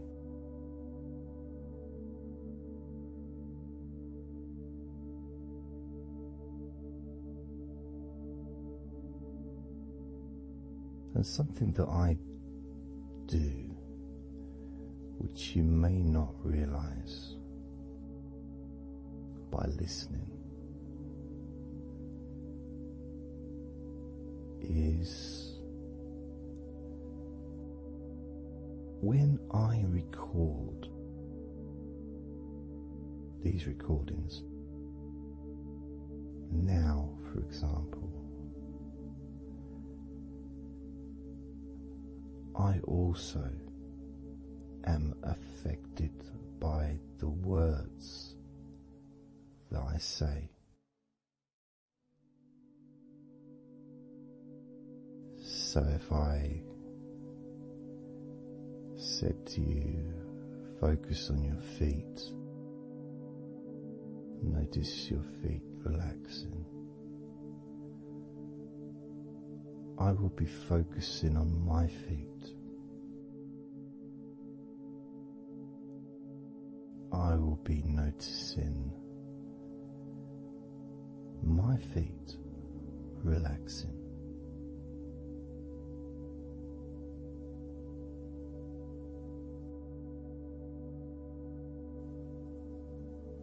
if I said focus on your hands,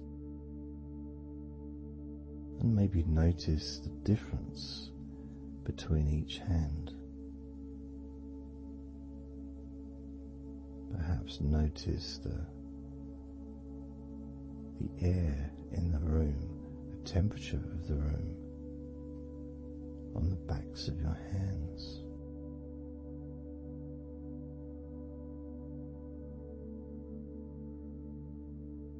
You may start to notice what almost feels like a very light breeze,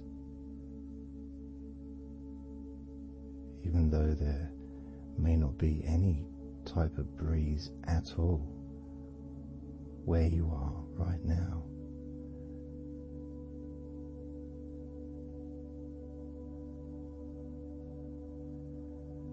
And as you become aware of your hands, I'm also aware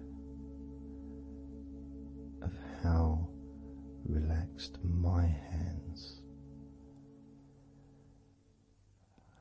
are feeling now.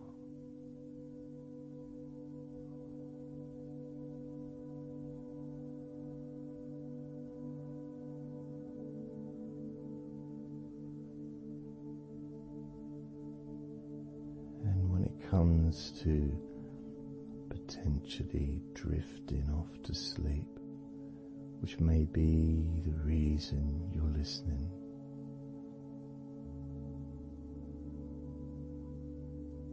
I also feel drowsy when I make these recordings. I also notice my mind drifting.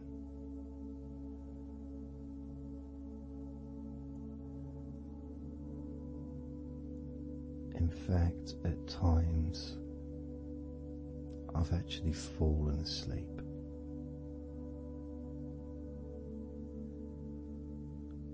without even noticing. And then I carry on talking.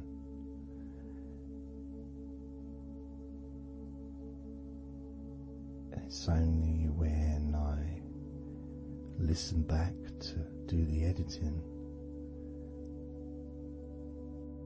I hear snoring, and I think, I don't remember snoring. I remember talking. Is it snoring, or is a pig turned up? That's what I sound like when I snore.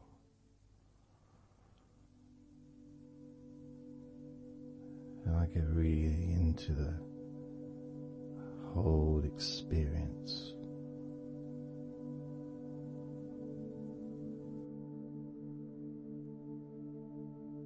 I don't know how you feel.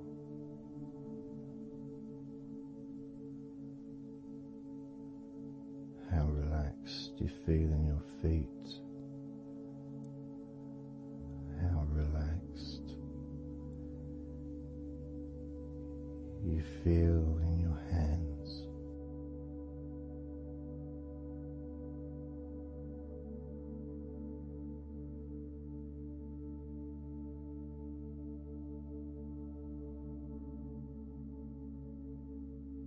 I have noticed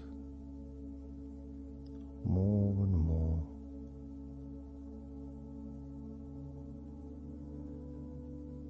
that the more relaxed, deeper level of comfort you feel, the easier your breathing becomes.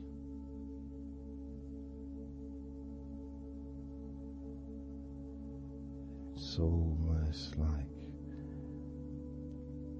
that additional muscle relaxation This allows you to breathe easier.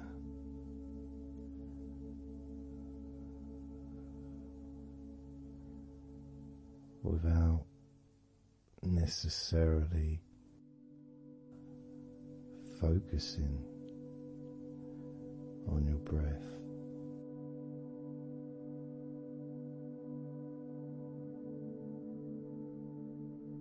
However, being able to notice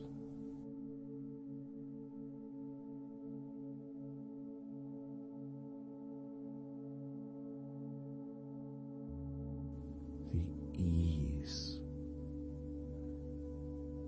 in which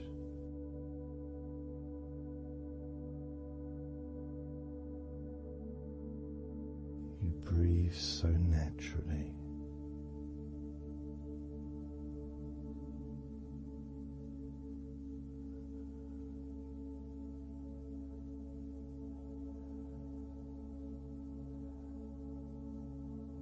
Breathe so very easily and smoothly.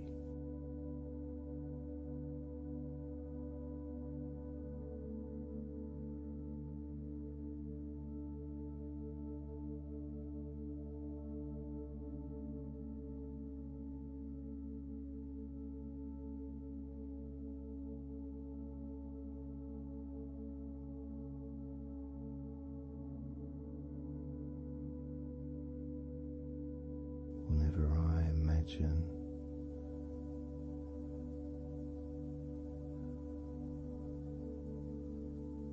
my breathing improving,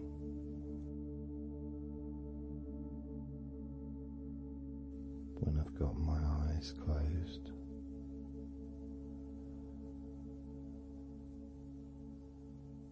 I tend to visualize a beautiful field with trees and flowers,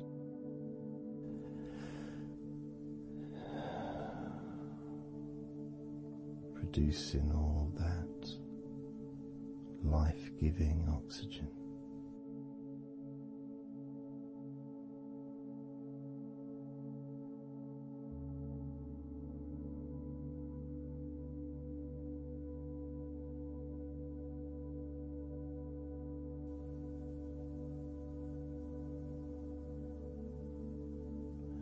Feels nice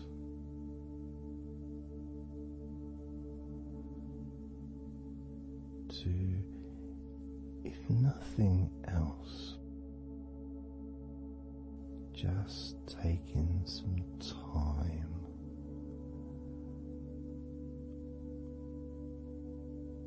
away from everything.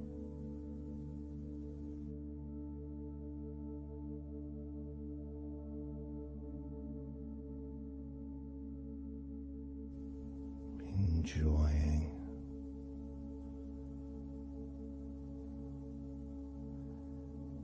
that feeling of peace, serenity.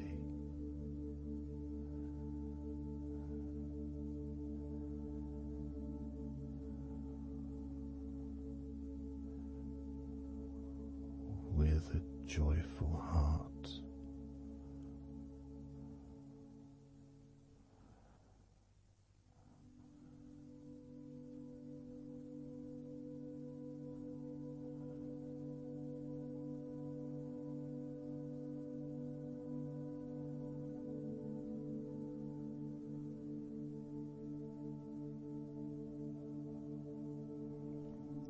Time seems to just drip by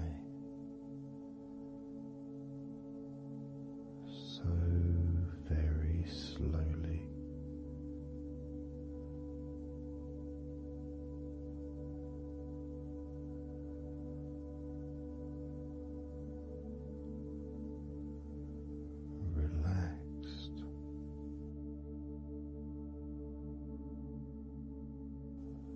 so deeply peaceful.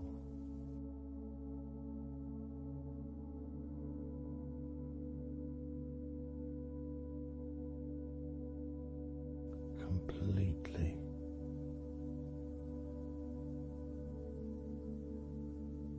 unattached to any thoughts whatsoever in this moment.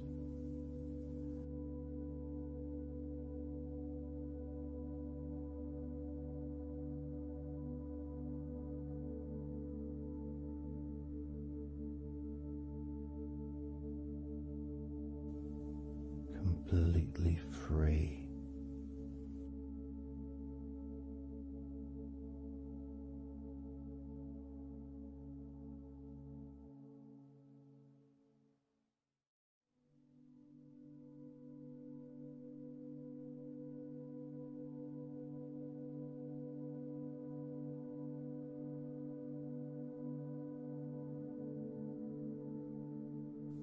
Noticing that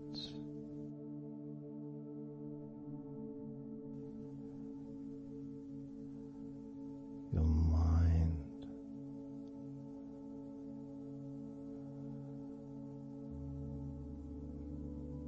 has slowed down.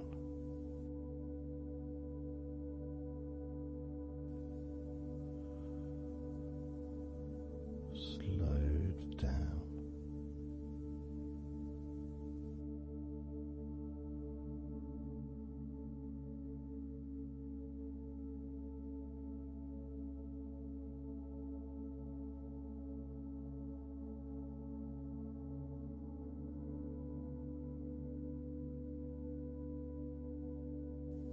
Because nothing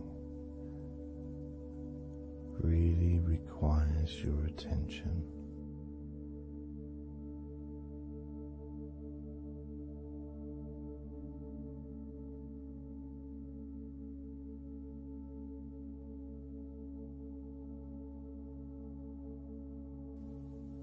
You can enjoy the physical sensations of allowing the stress to drip out of your body.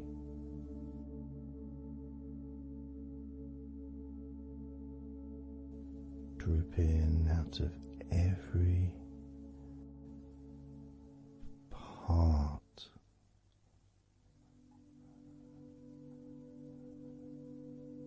of your body.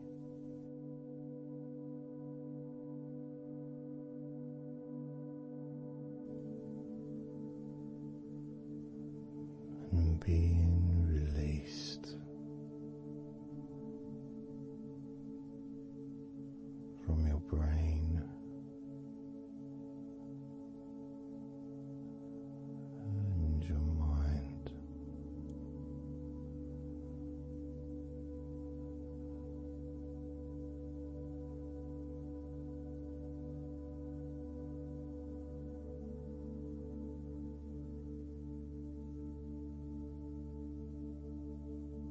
Slowly but surely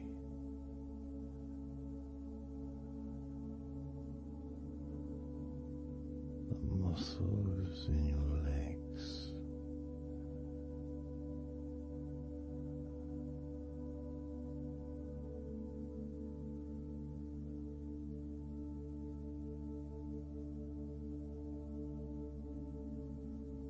relax, relax,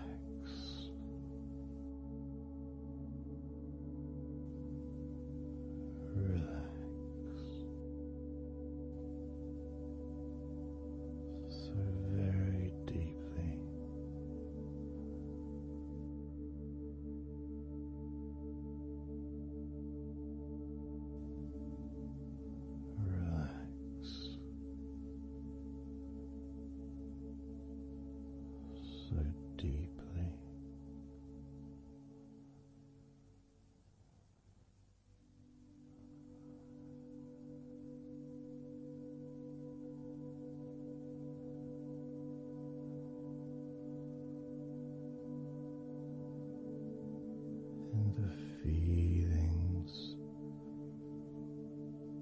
pleasant feelings in your arms and shoulders.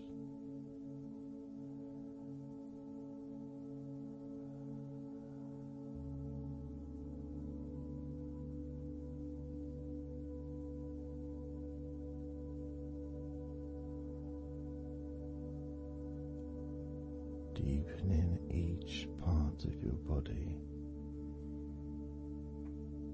further and deeper.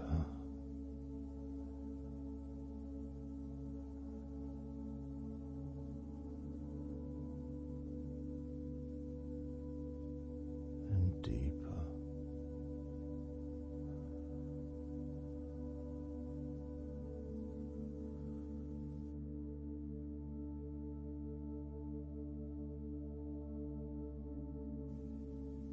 Noticing the feelings in the back of your neck,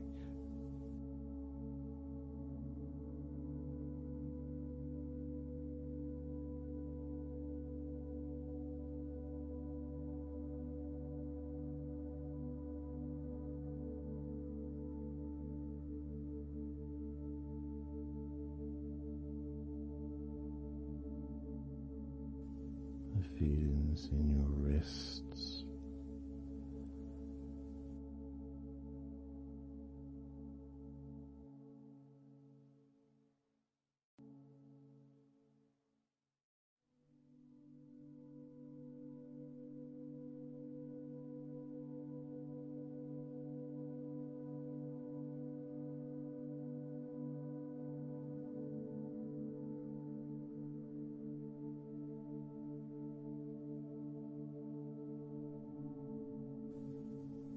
muscles in the front of your body,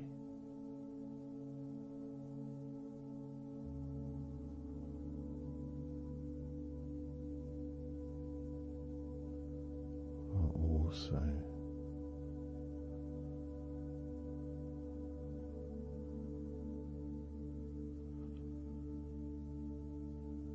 feeling peaceful.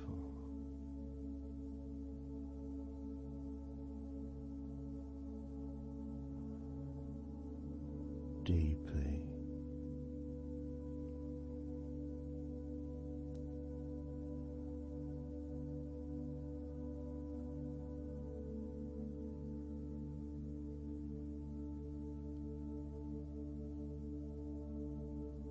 There's a sense of peace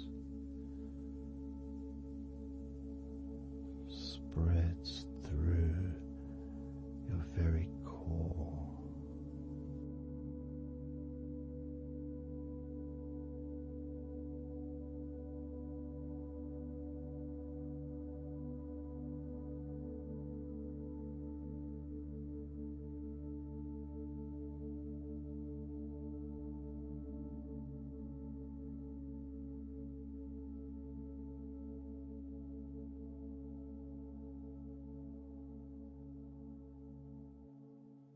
Even when you focus on your mind,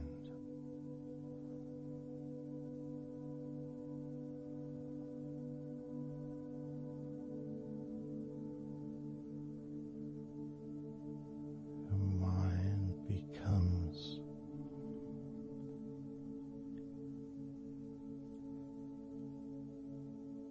even slower.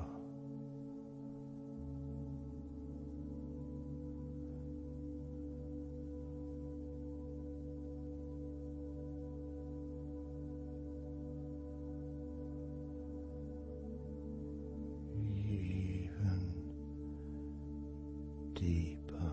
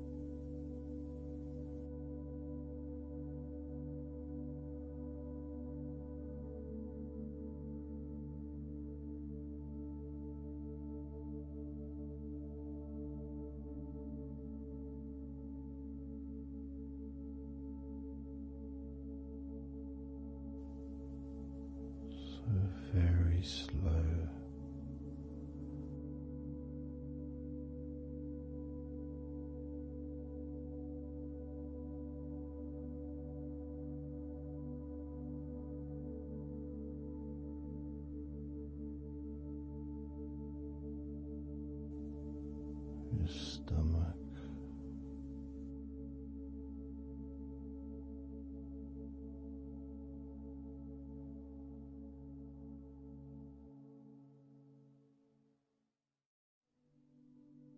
Peaceful in your stomach.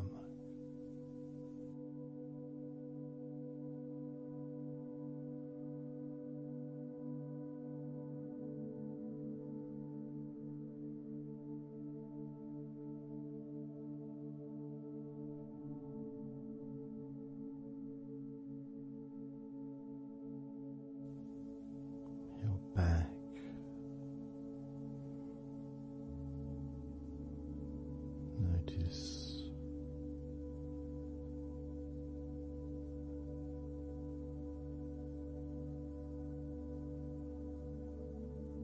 Notice how relaxed you now feel.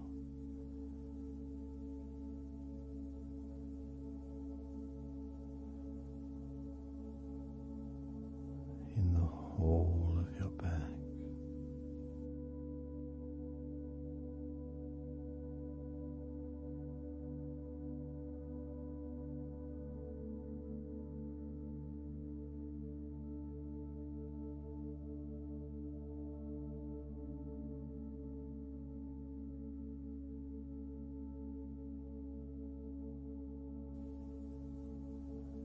Your spine, from your brain all the way down the middle of your back, sending and receiving millions of messages every day.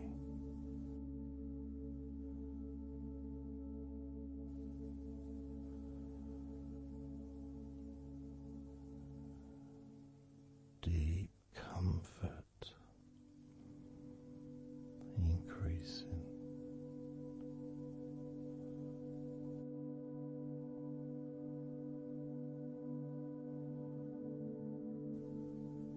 Deeply relaxed.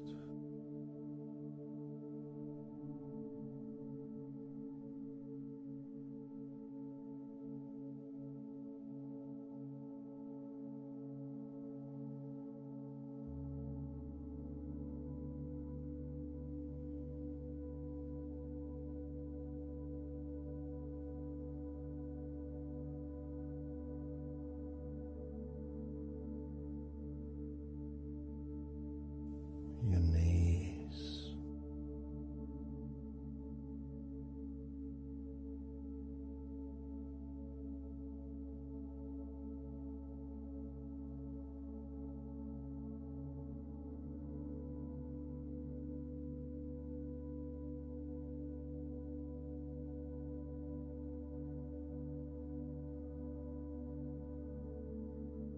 relax,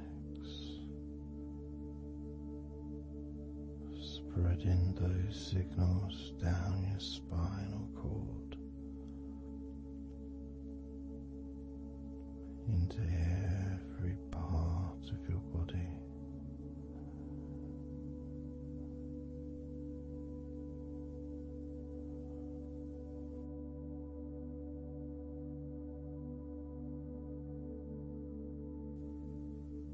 Your shins and your calf muscles.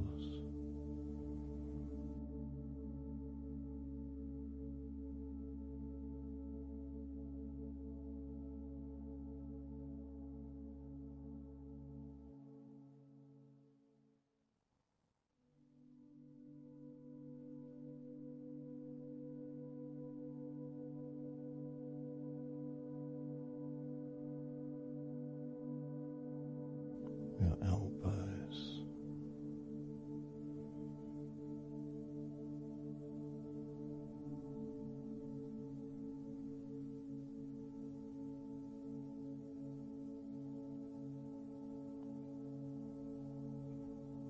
feelings of peace and tranquility spreading through your body. tips of your toes to your eyes,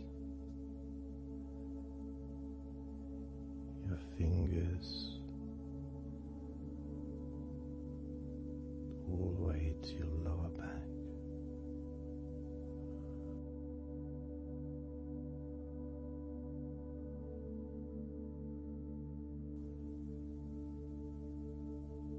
Letting go, really letting go.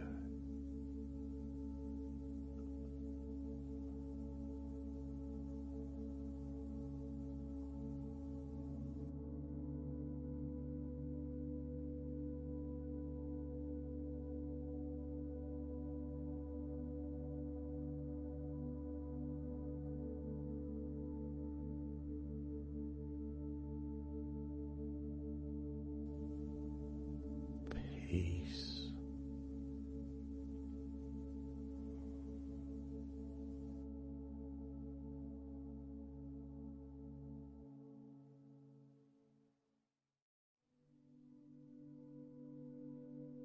Drifting.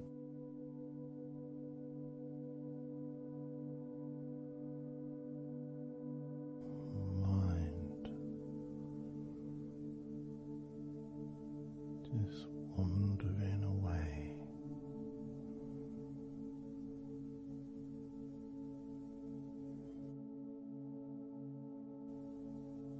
Happy to let go. Let go. Completely let go.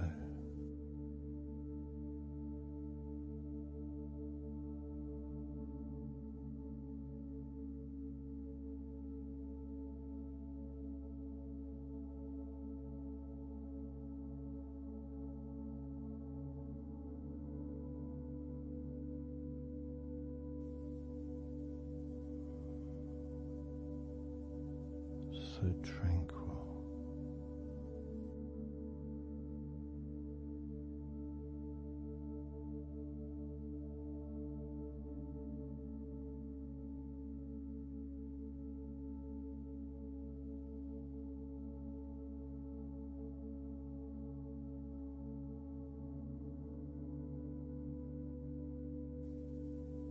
Your whole body enjoying a sense of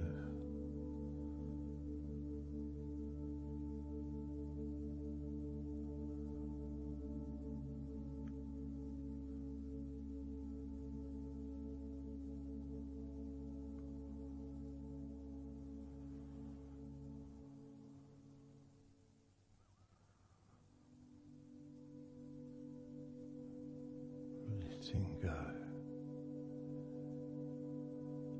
Even more.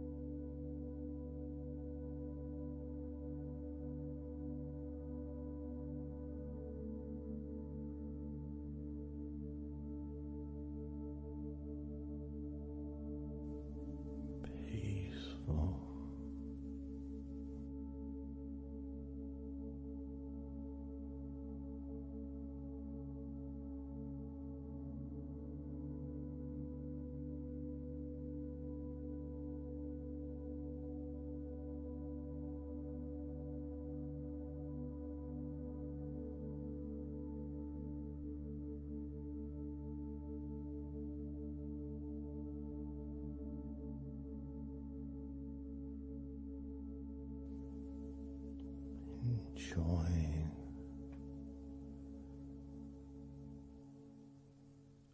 the space, this space of peace and safety.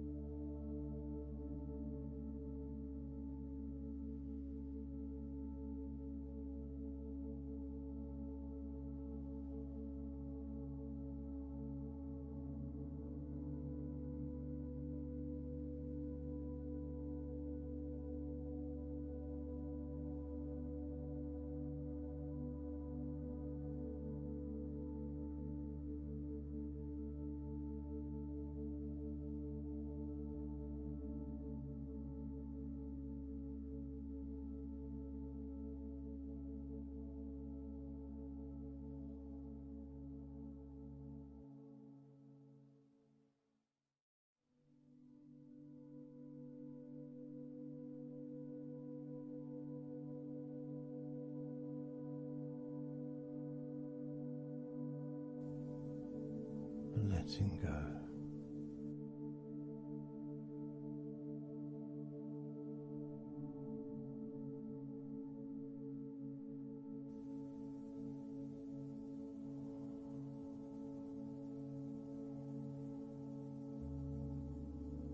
Maybe we can just focus on the different parts of your body. Just to notice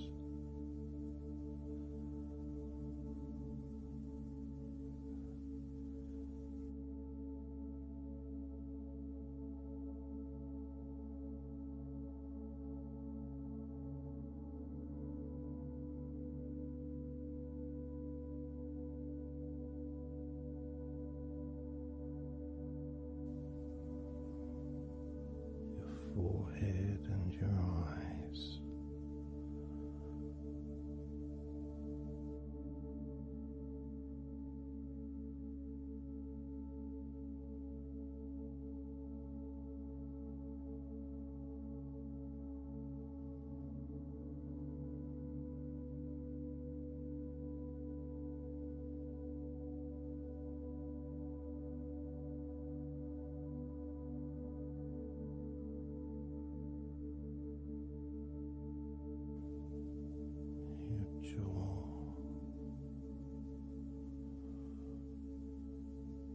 So loose.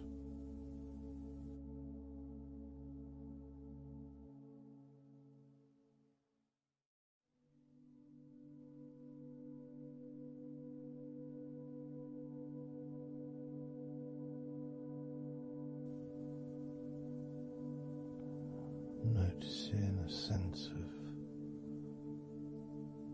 complete freedom.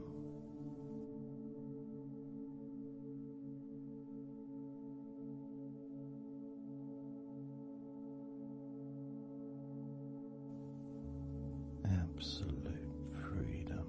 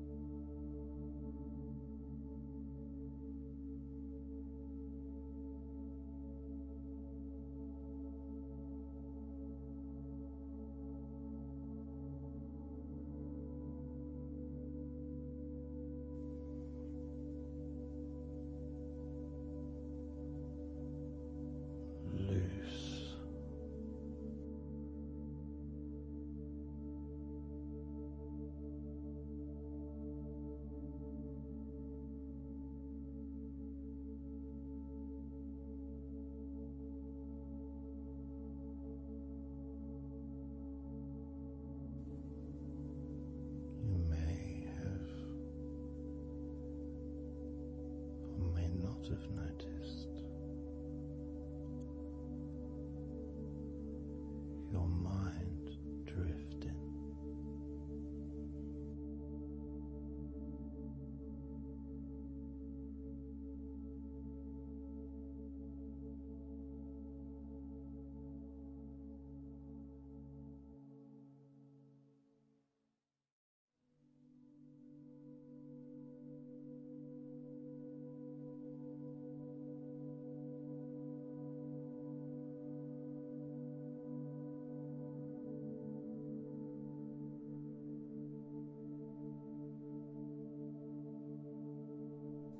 Peaceful.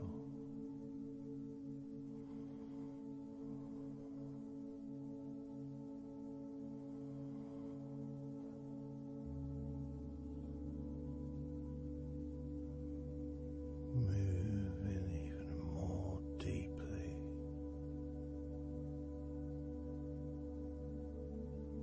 in the direction of total blissful peace. Blissful peace.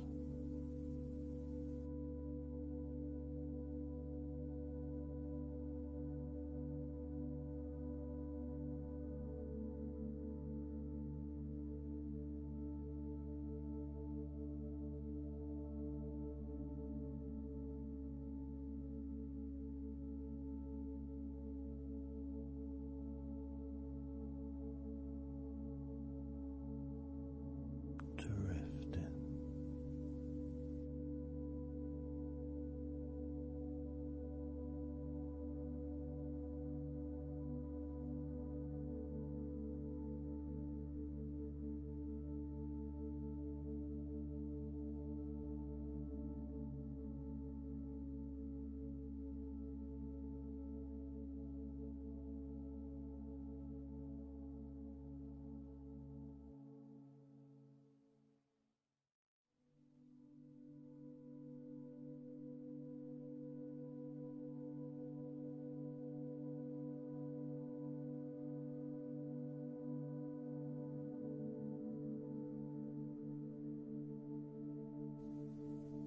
Total peace.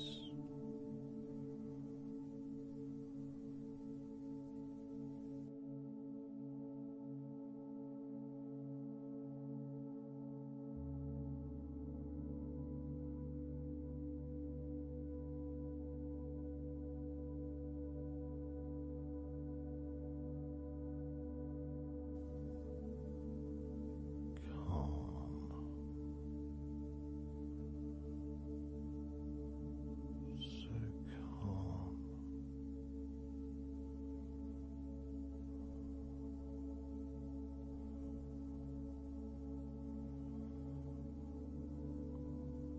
Letting go.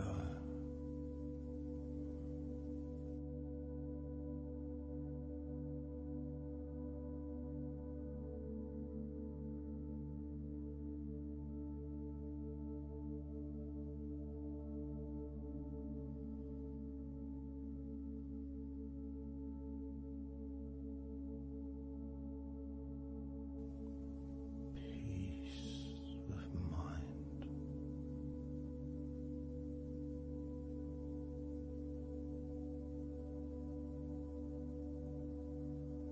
Relaxed body.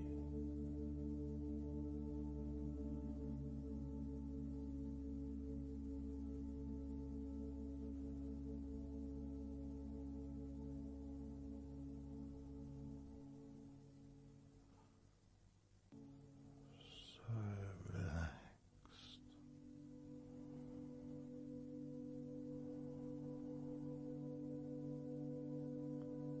So relaxed.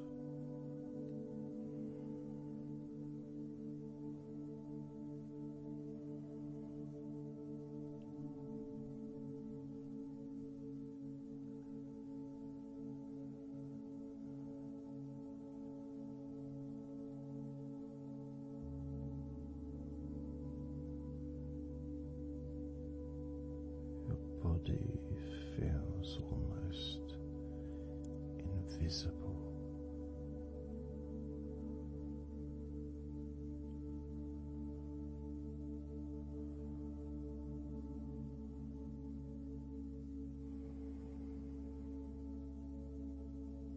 So very relaxed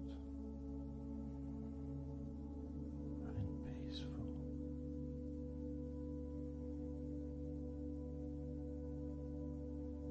So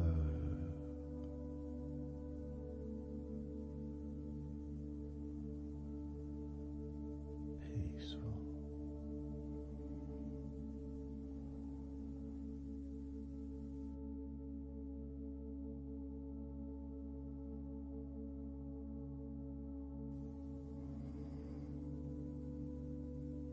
Relax.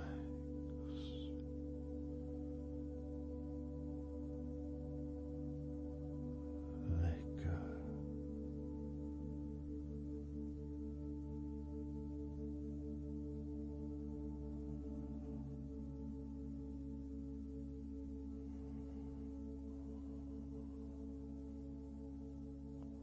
So peaceful.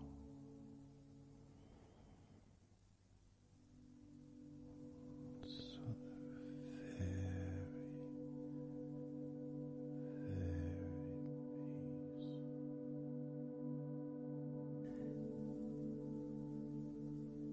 And you could start to notice that you are feeling more relaxed.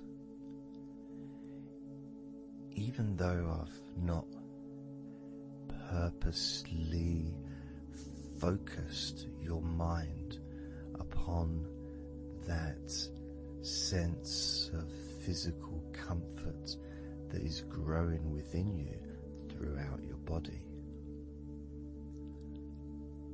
And your mind starts to slow down. And that could be almost in recognition of, I guess, my speech not being particularly fast.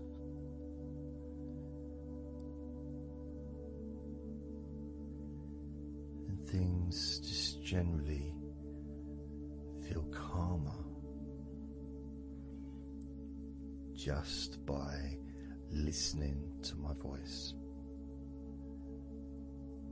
You give yourself an opportunity to take a break from the day, take a break from your life as it is, and to give yourself a rest, giving yourself permission to take some time off and to allow your body to relax and allow your mind to slow down, which in turn releases the tension, any stresses that you had in your body.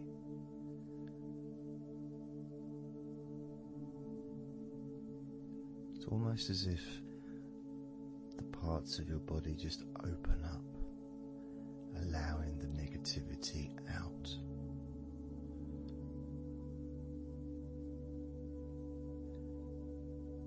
And at the same time, replacing that negativity with positive, healing energy, which then fills your body up and your mind too also starts to appreciate those feelings of increasing confidence and an almost uplifting feeling,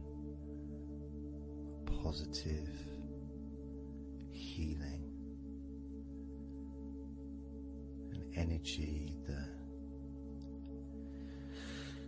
spreads through your body like a wave of comfort And all this comes from just allowing yourself a few minutes, maybe half an hour, however long you want it to be, to just rest.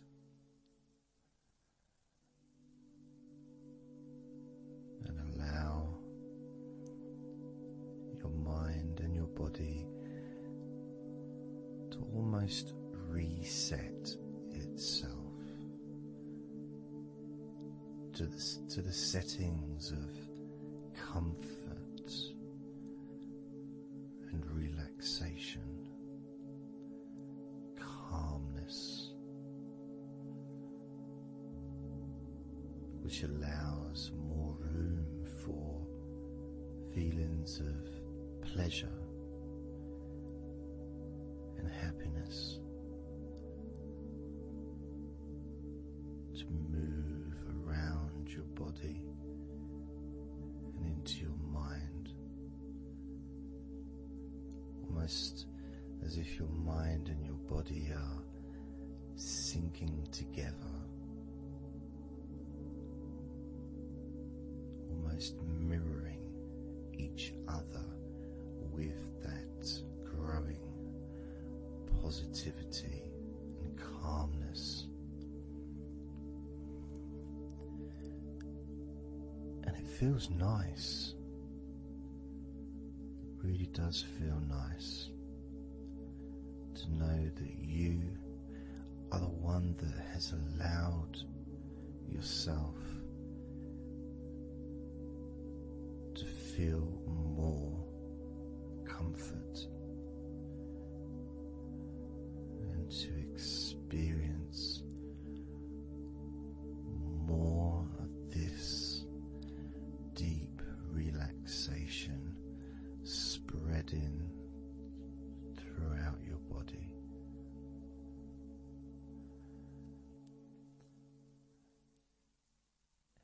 And as I focus on each part of your body,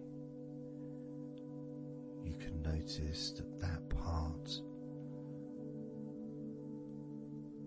becomes even more relaxed just by focusing on it. It becomes even more calm and comfortable just by focusing. And as I move down your body, starting at your head, the parts that you've already focused on will continue to relax deeply, and those parts that we've not yet focused on will just automatically release any remaining tension in anticipation of even more comfort about to come.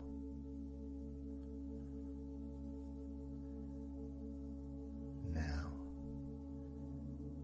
I'm going to start by focusing on your forehead, just being aware of the feelings of your forehead.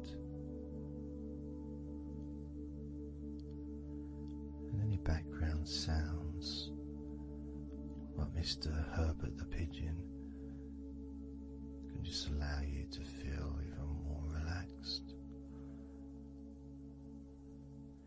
It just means you're in the moment. This isn't a sterile environment. This is the world. I live in the countryside. So there's lots of nature sounds around.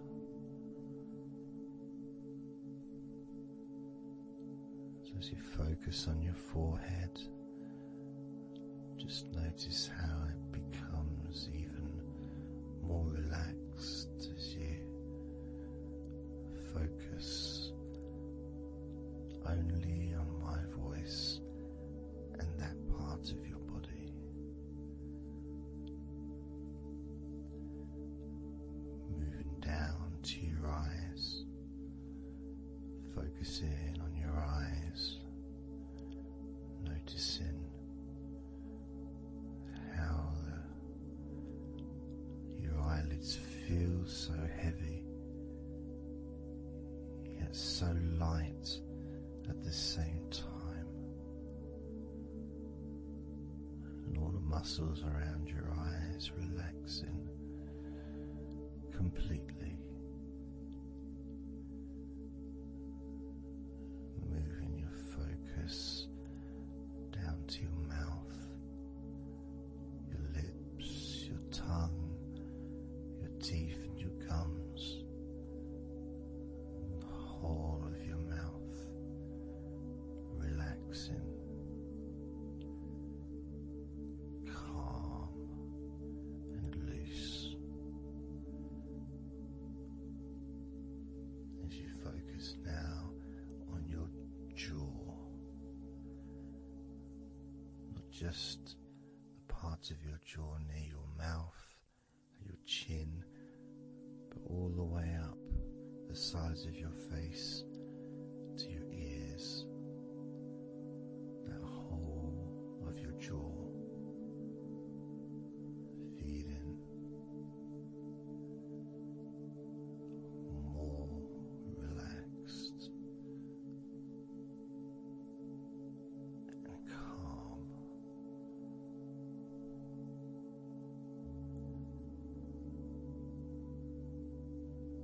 Focusing on your neck, the front of your neck and your throat, relaxing and loose and calm. The sides of your neck, the right and left side of your neck, relaxed and loose and calm.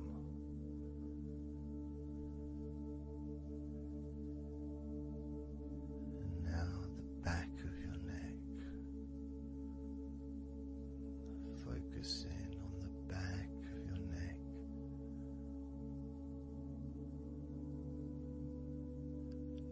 letting go of any tension that may have been there before, and enjoying that sense of increasing comfort and release that you can experience in the back of your neck.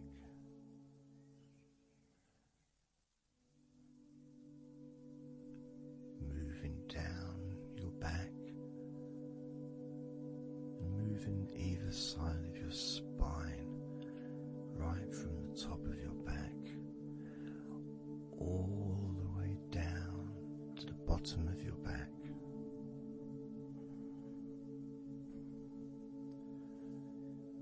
Down to your lower back.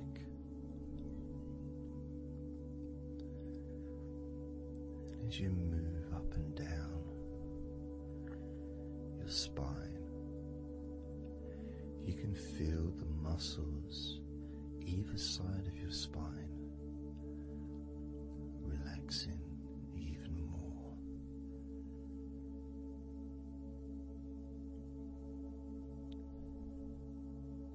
And as those muscles relax, that sense of comfort starts to spread outwards from your spine into both sides of your back, the top of your back, the middle and your lower back. And as you scan gently and slowly up and down your back, as the muscles in the top of your back relax and become looser. The muscles in the middle of your back also seem to just almost divide from each other, separating and almost melting.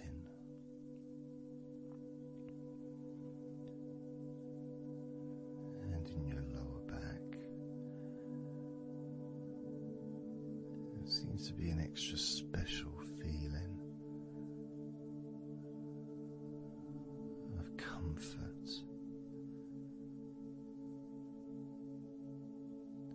That spreads into your hips, so down your lower back and into your hips, into the area where your coccyx are, and into your buttocks, and all those muscles that spread from your lower back into your hip area start to melt, start to really let go.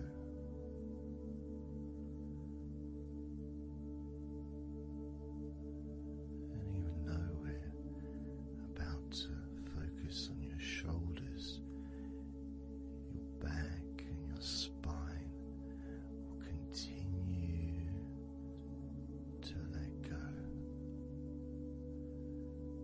Continue to relax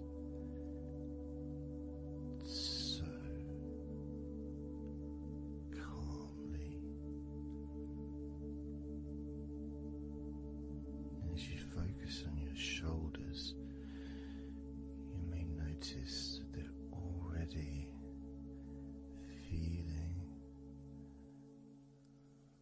really loose. They're already feeling calm.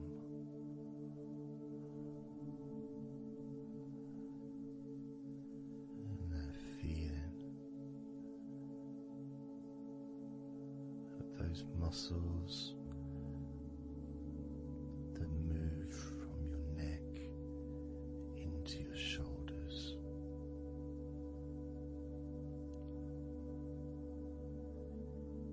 Feel so soft and gentle, so smooth,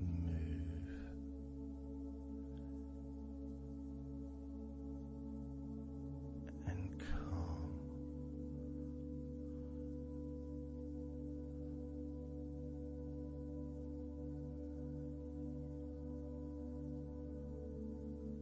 And the feeling in your shoulders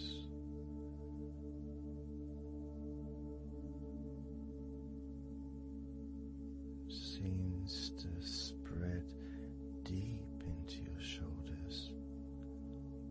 That sense of relaxation, not just traveling deeply into your muscles, but also relaxing the bones,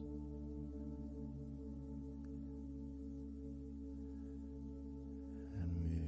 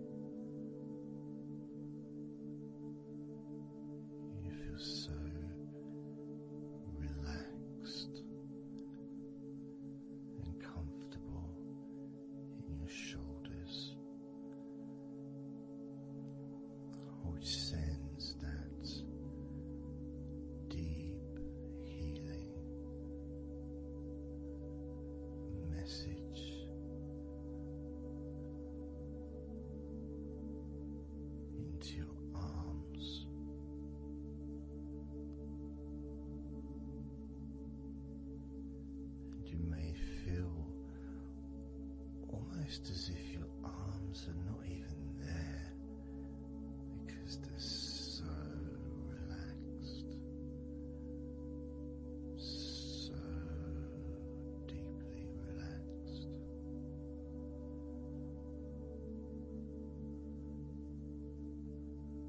So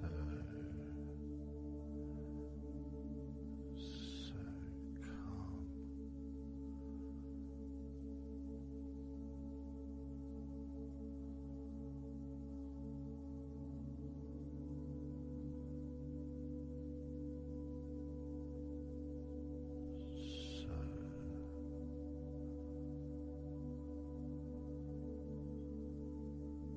Loose.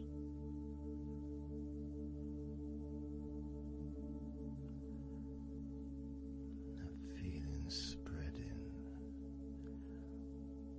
all the way down your arms to your elbows, including your elbows.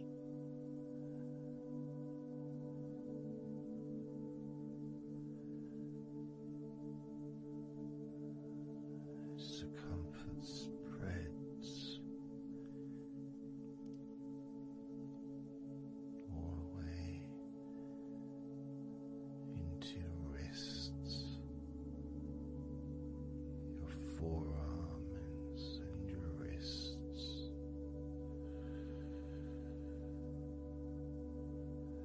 feeling so heavy, yet at the same time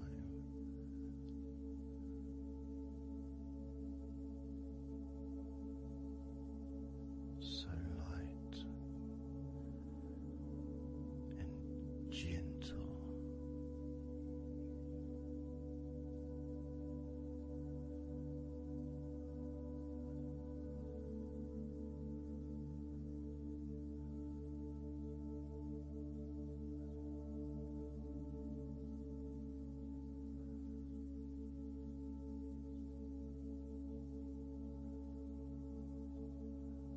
Focusing now on your hands.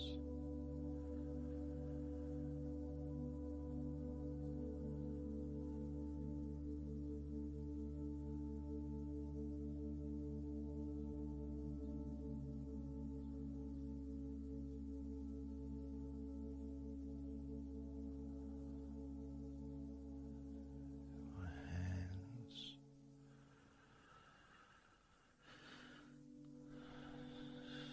so peaceful in your hands.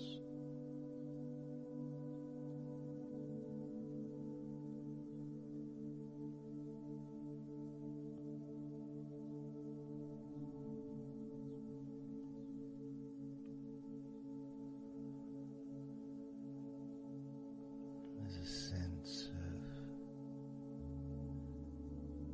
real peace.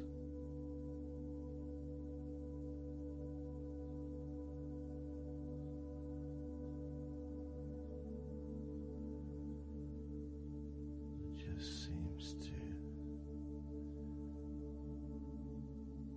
feel so familiar when your hands relax deeply.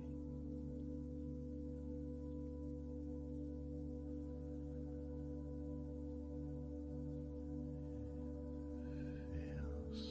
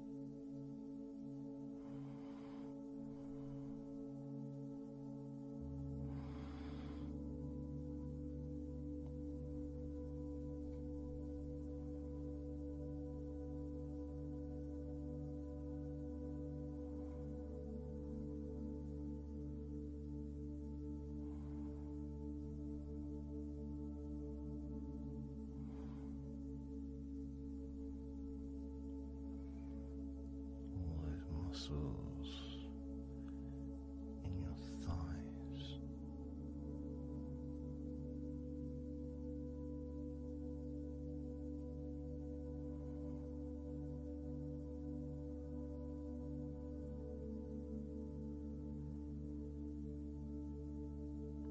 Your knees,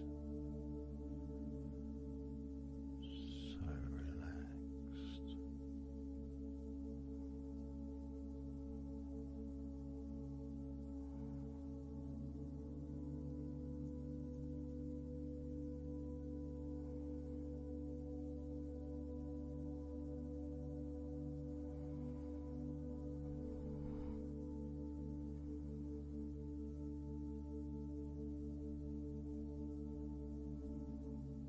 Your calf muscles and your shins completely relaxed.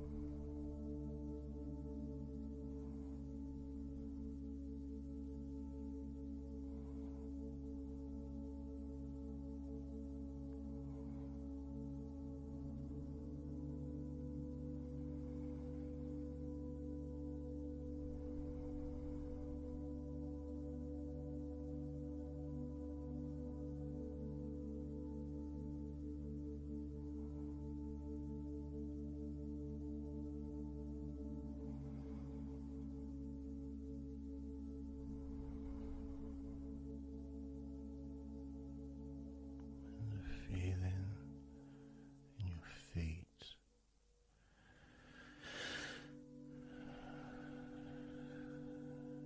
so peaceful and so calm.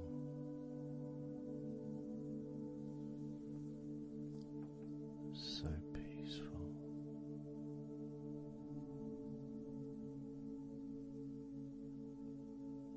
So calm.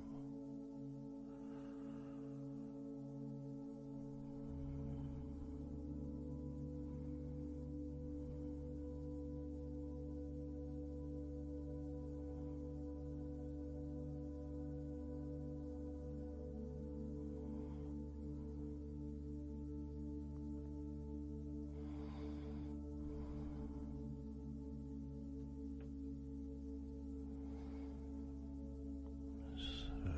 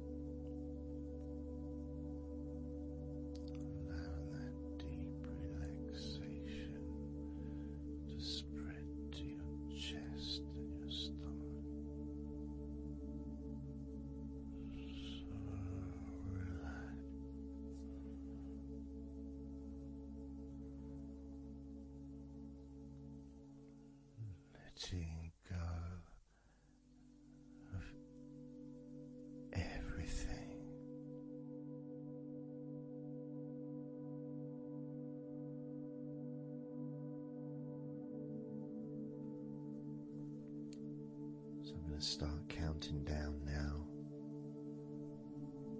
from 20 down to 1.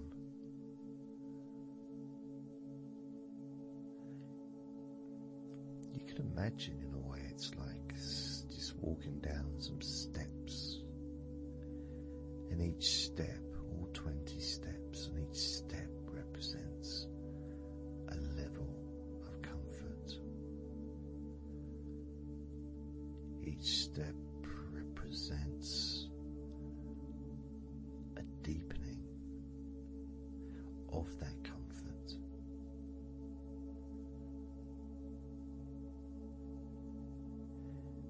And the further you walk down those steps, the deeper and more relaxed you feel.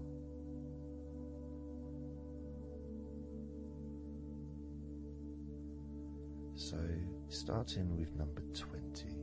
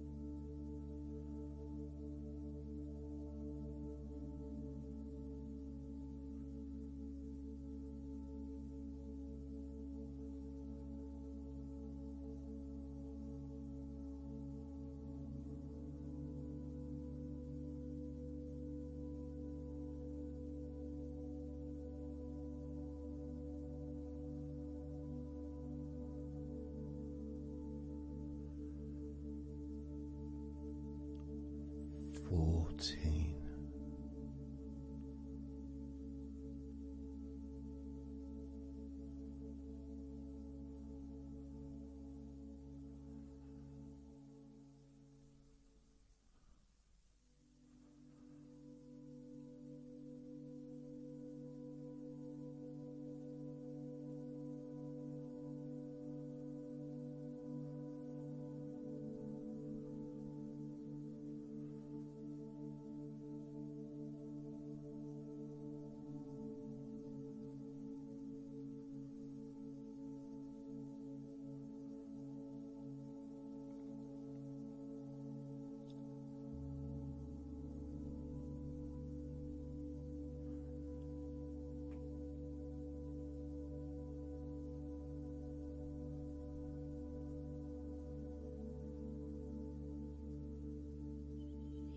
13.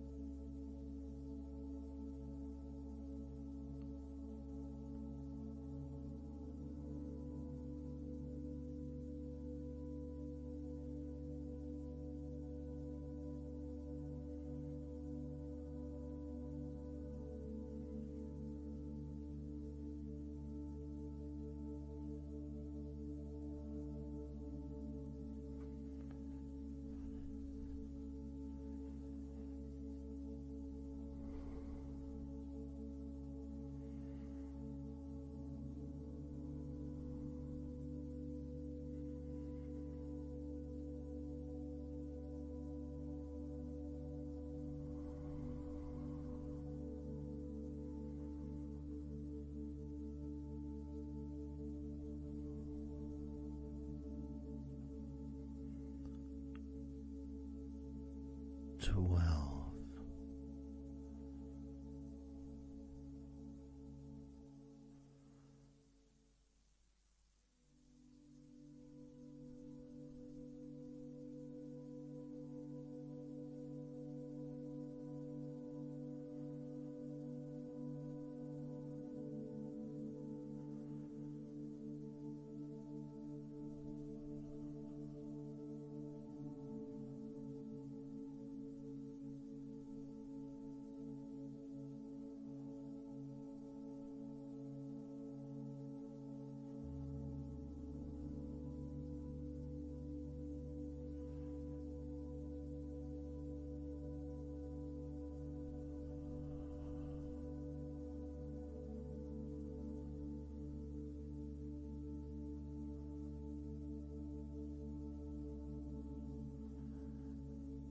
11. 10.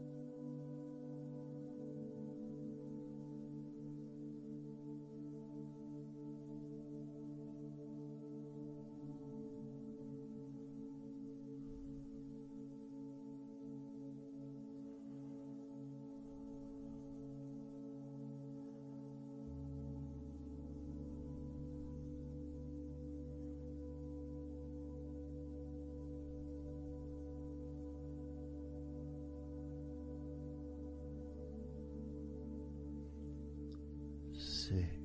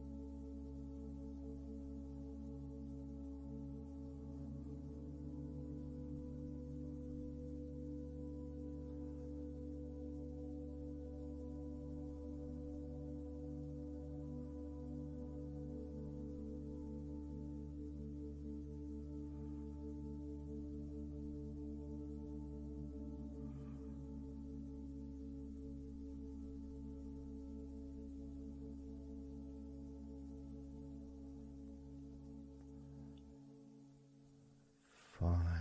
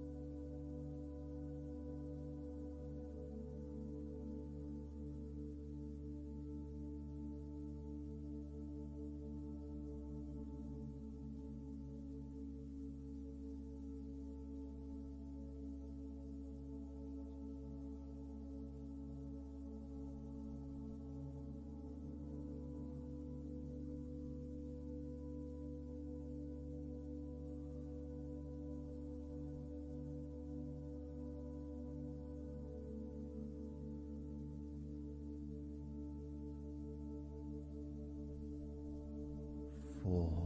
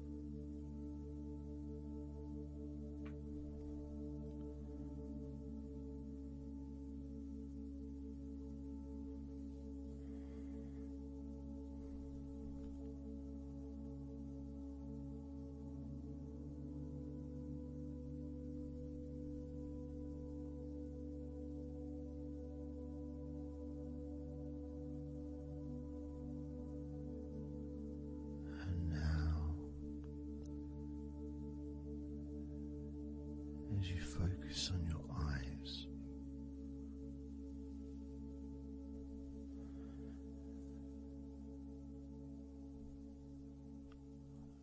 We're going to count down from 10 down to 1.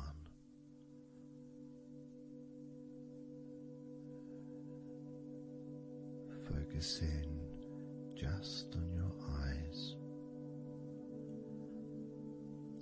your eyelids, the muscles around your eyes,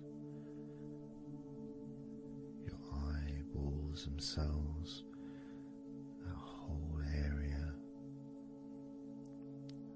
that makes up your eye.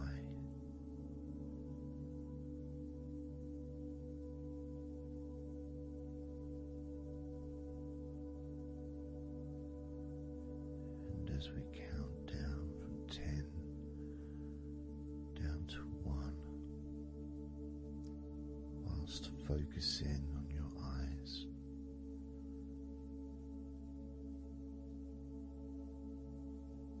you will become twice as relaxed with each number counting down. You may find that all you want to do is just drift off to sleep, and if that's what you want, then just allow yourself to do that.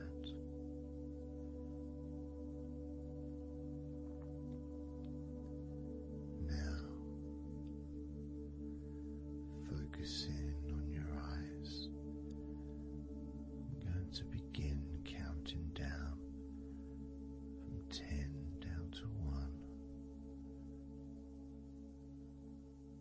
right now.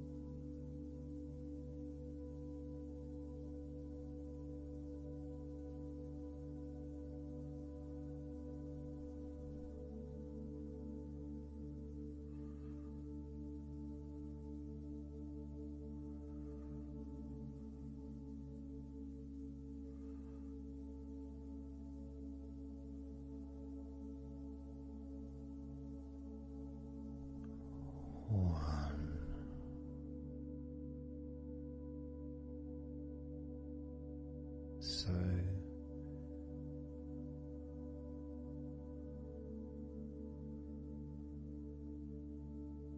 counting down from 10 to 1.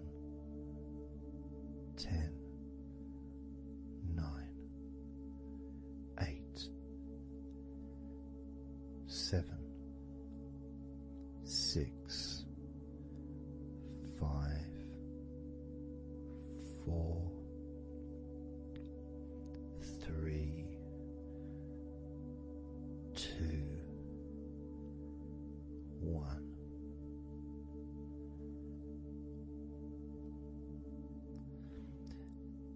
And maybe that was a bit too quick in order to relax.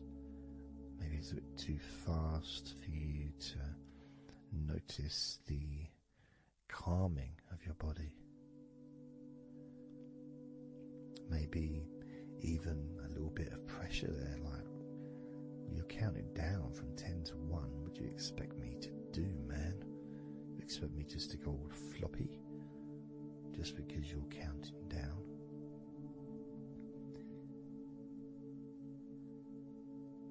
We could try it again, but this time I'll go a bit slower. This time, as you focus on the whole of your body before we focus on your legs. Just notice how your body does start to feel more relaxed with every number that I count down. 10,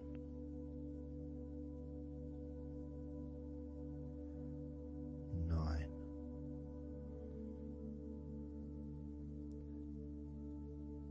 8,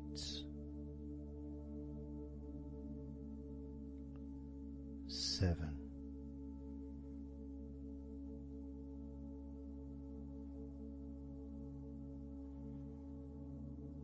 6,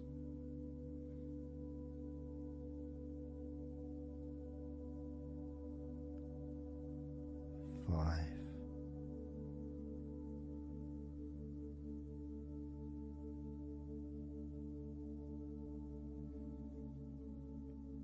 4,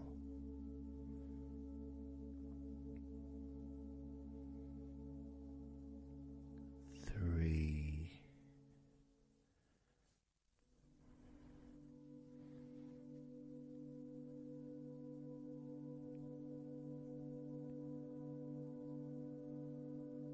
2,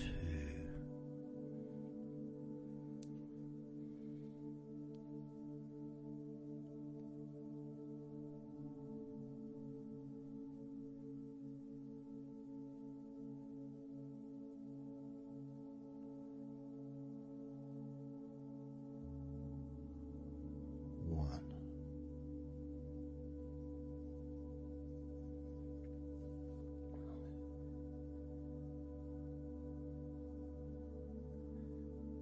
And just notice how you feel generally, how your body feels.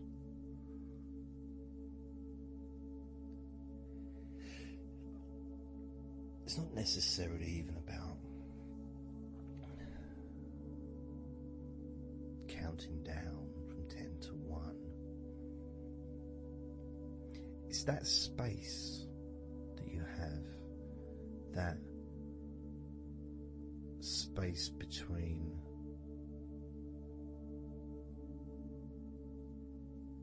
being active physically or mentally to just sitting or lying down, just being there, not doing anything, not saying anything, not needing to think about anything. So it opens up a space, a bit of a space, a gap.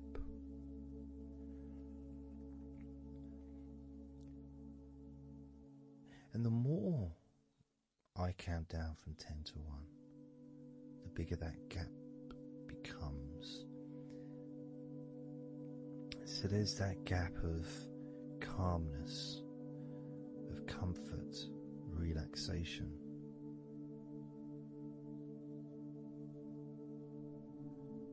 It's a nice feeling.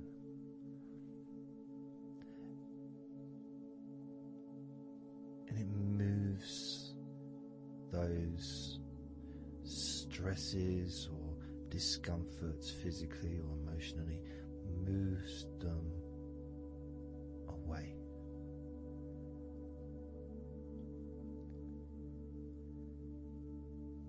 Allows you to just slow down. So I'm going to count again from 10 down to 1 and notice that gap widening. The gap. And as it widens, it's almost like the stress and attention falls into the gap.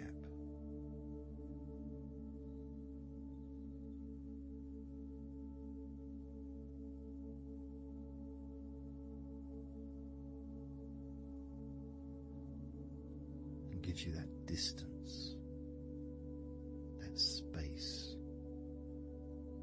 Now, 10, 9,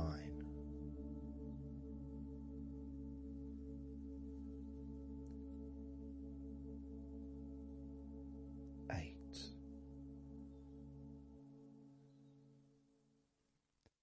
7,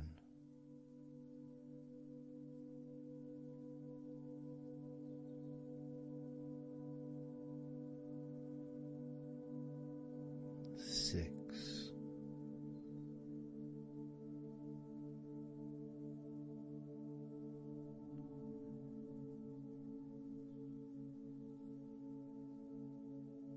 5,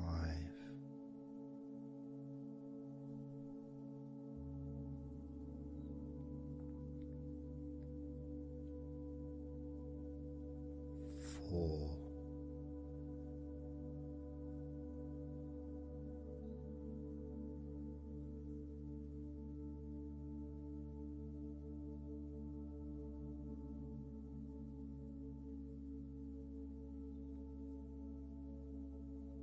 3,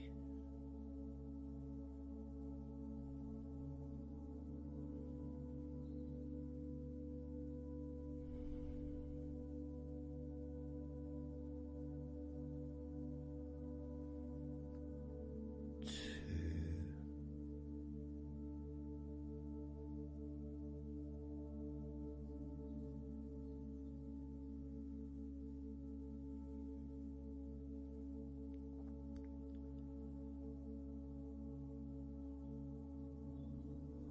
1.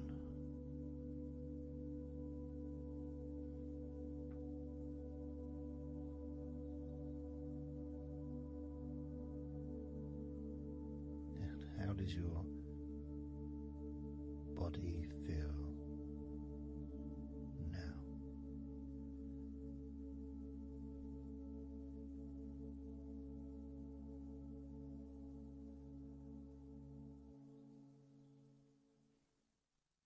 Can you notice that you're feeling calmer?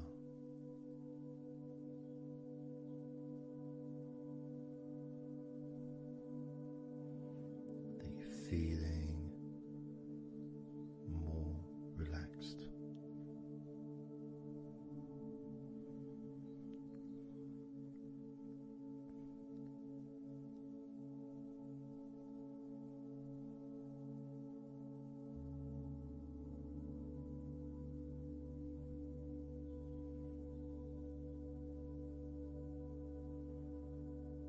As we now focus on your legs, just your legs.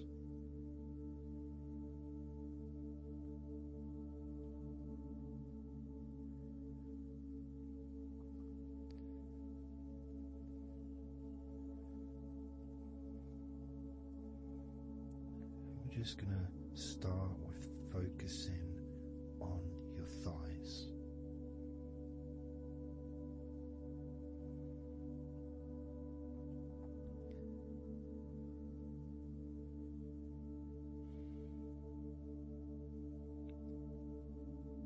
Of course, it's not the most exciting thing to be doing because I'm sure, like most of your body, there's not a lot going on right now.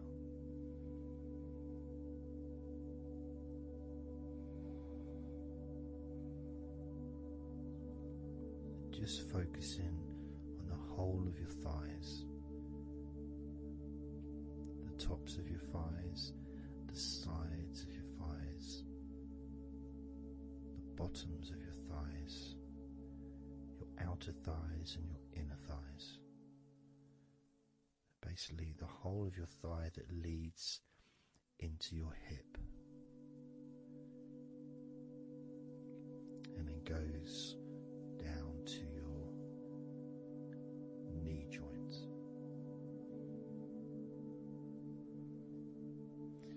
Now this is a big area. It's a very heavy area.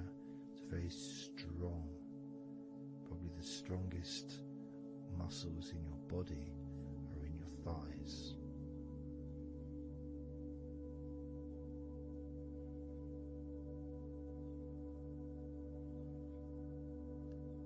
But I don't think we perhaps give enough attention to our thighs.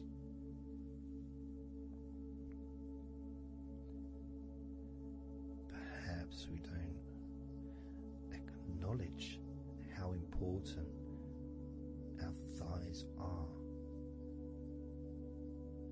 to our lives.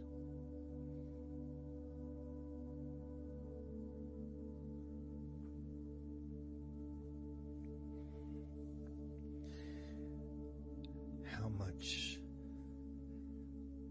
they actually do for us all through our lives.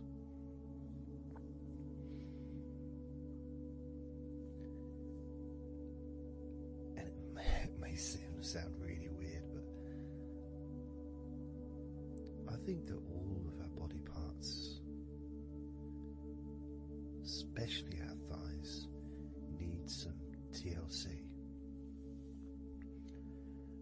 A bit of love shown, a bit of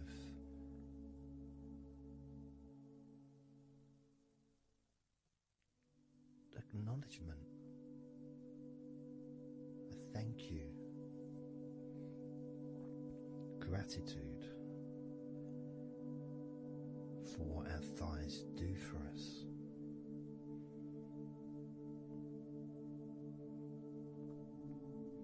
And I know this may sound a bit strange.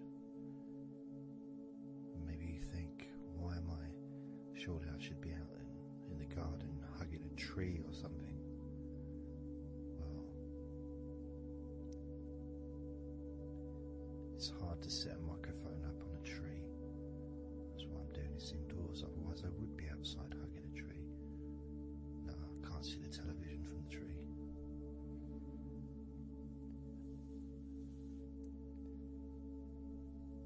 If you move down to your knees, again, such an important part.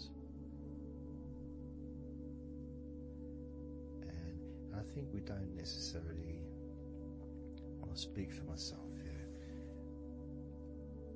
I don't necessarily appreciate all that my knees do for me until I have a problem with my knee.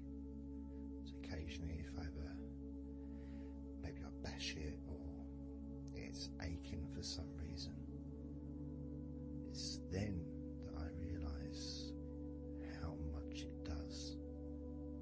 You know, the benefit of being able to use my legs without any kind of physical discomfort is a beautiful thing that's possibly not appreciated until it's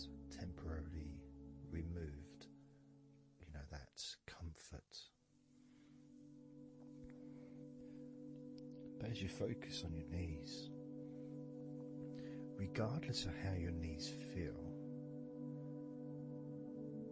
you can have that sense of gratitude and love to your knees for all that they do for you.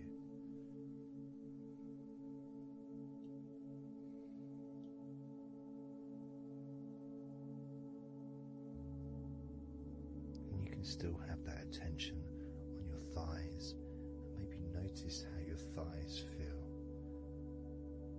Maybe you've noticed that they are relaxing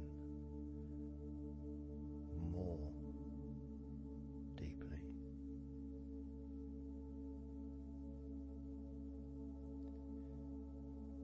As you focus now on the bottoms of your legs, your shins and your calf muscles, and the bones between your knees and your feet, incorporating of course your ankles.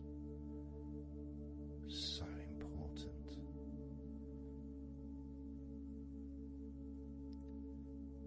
Anyone who's had even like the slightest sprain of an ankle knows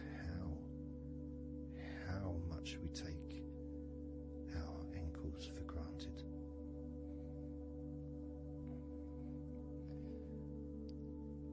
And it's kind of strange in a way when you think that,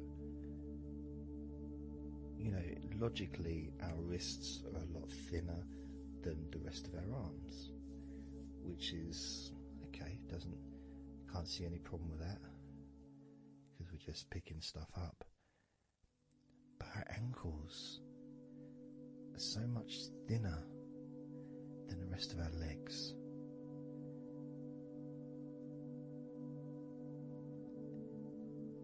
And from a physics perspective, or logical even, it doesn't really make sense that all this weight would ultimately be resting on your ankles, then leading to your feet. That thin area, thin bone, yet it does so much great work. Supports us, supports our body for a lifetime. Helps us to balance, helps you to get around and be mobile.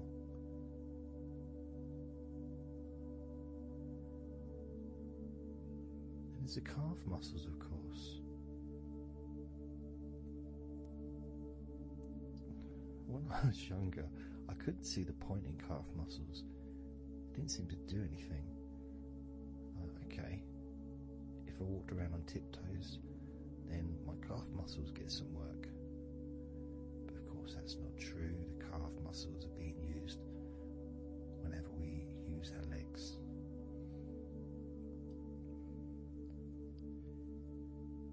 And your shins, there to protect your lower legs, shaped in a way almost as a protector for the bone.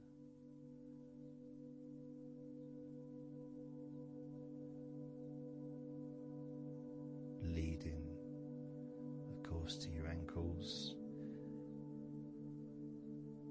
and your feet. But we're not going to focus on your feet, we're just going to focus on the legs. I realise that now that I've mentioned your feet, you're probably focusing on them anyway, so maybe I should focus on your feet a little bit. You can have them in your awareness, the same as you have your thighs in your awareness, even though we haven't been focusing on your thighs for a few minutes. Focusing on your ankles,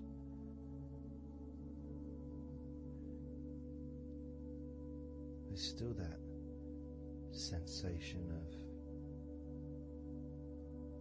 comfort in your thighs.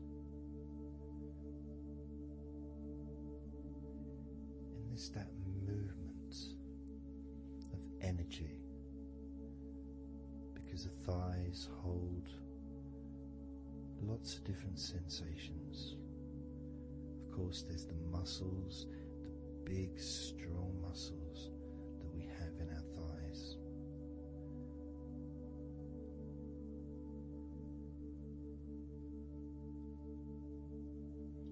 But the skin on the outside of the thighs, as in the outside of all of our body, can be very sensitive. Sensitive to the touch, sensitive to temperature.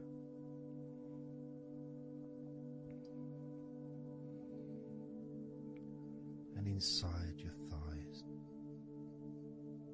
the bones, there's the muscle, there's the blood vessels, the arteries. So all this stuff, it's inside your thighs. And I guess sometimes it'd be nice if you could actually put your fingers inside your thighs and massage. So you can massage on the outside, of course, but to be able to get deep into the muscles and to be able to just massage inside your thighs, massaging the bones of your leg, massaging all the veins, and just gently healing your thighs. And you can move down, massaging inside your knees, just massaging those bones, but with healing fingertips, spreading that healing energy deep into the joints of your knees.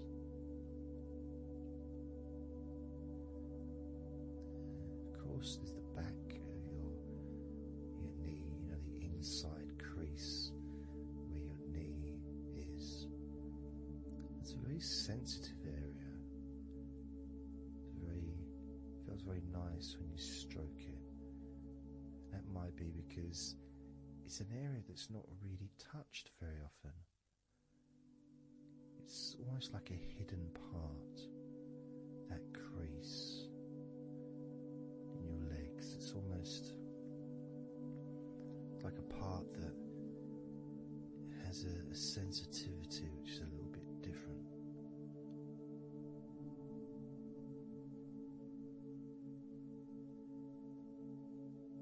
Of course, it's protected by your legs.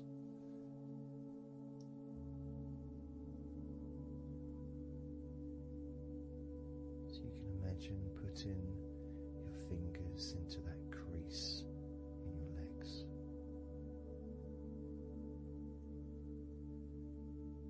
That fold in between your legs, you can just massage with your fingertips. Imagine your fingertips going inside, massaging the muscle tissue. You can of course feel the bones of your knees healing through your fingertips.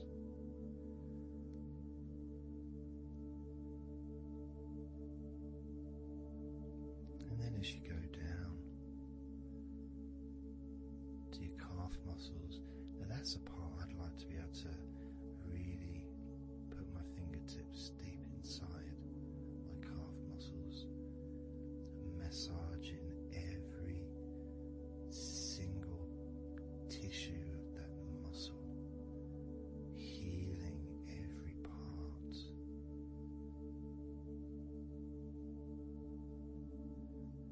And then doing the same for my shins,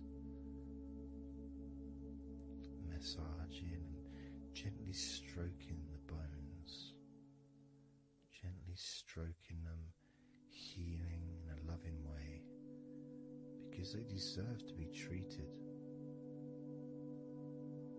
as the precious bones that they are. Because our legs are so precious, as in all the other parts of our body. They're more precious than any jewel on the planet.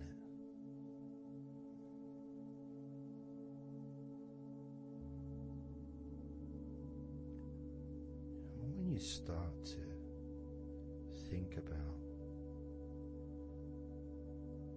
your legs in this way, it can change your perspective. It might sound a bit silly to start with, the idea of having love for your legs, showing appreciation for your thighs, wanting to be able to put your hands in your thighs and massage the muscles and the bones, and to get your fingers deep in there, releasing all tension, just to show how much you care about your legs, how much you care for what your legs do for you regularly. Your knees, your calves, your ankles, the strength of your ankles, considering how thin they are compared to the rest of your legs, especially your thighs. Yet they're so strong, so flexible, absolutely amazing things. Your ankles are truly a gift because of what they do for you.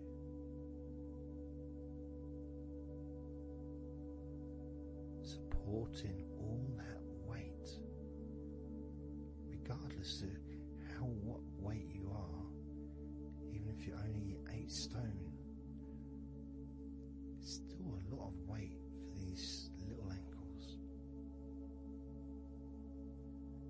Now I'm a lot heavier than 8 stone, double that.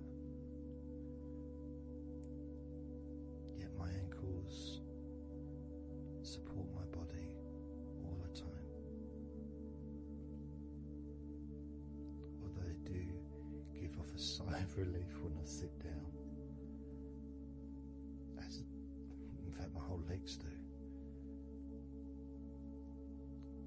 My feet also go whew, my toes clap. They're so happy.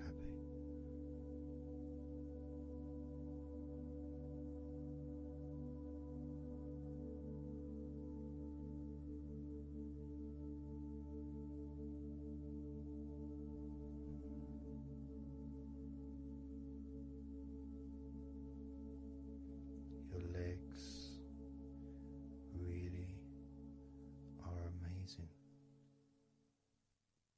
And I know that talking about your legs is possibly among the most boring things you've ever heard anyone say, possibly. But boring or not, everything I said is true. Your legs are amazing.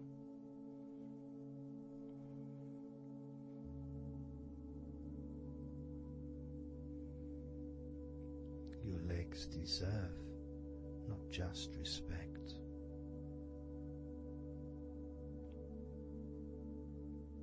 but they deserve to relax deeply.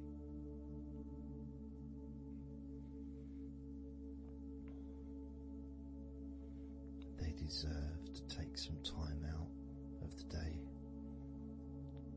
to just let go completely.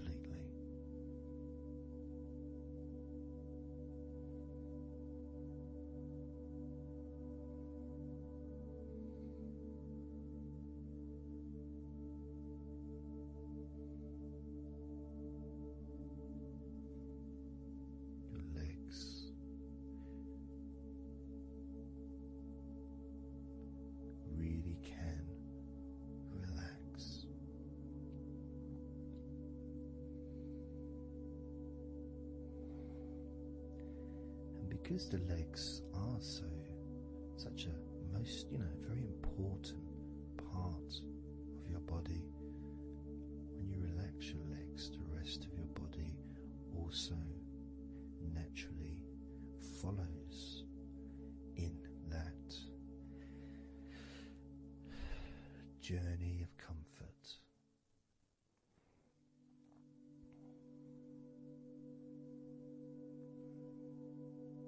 I can feel it in my hips. My hips feel really loose, and also my lower back as well. My lower back really feels stretched, even though I'm just sitting in a chair and there's no stretching as far as I'm aware that I'm doing. But it's almost as if the muscles are just relaxed so much that there is a natural stretch as the tension has reduced a lot.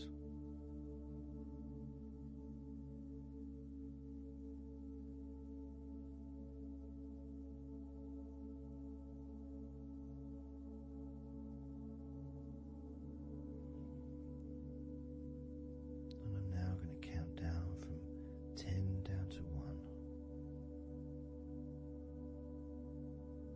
And you can continue to feel wonderfully relaxed. 10,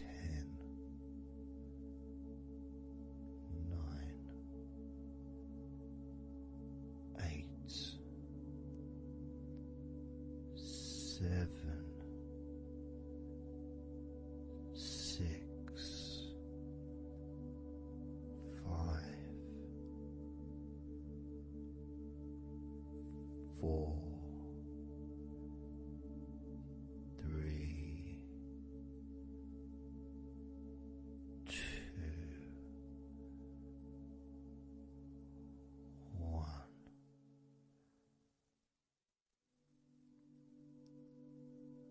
Relax.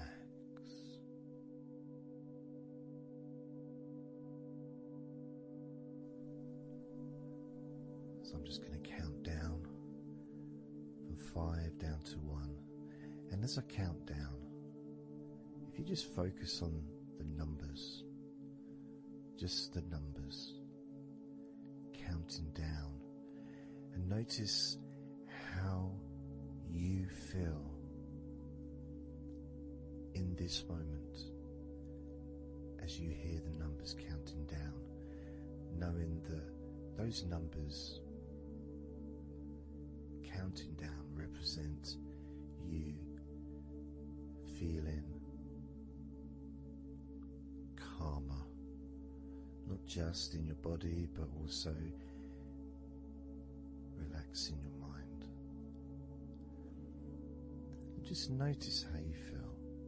There's nothing to do, there's nothing to say, there's nothing to think about. Starting with number 5.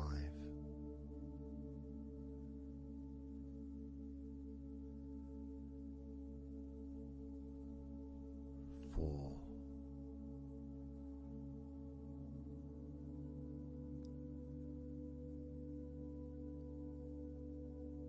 3.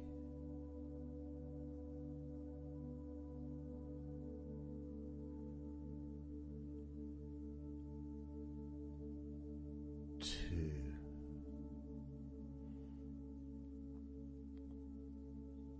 1.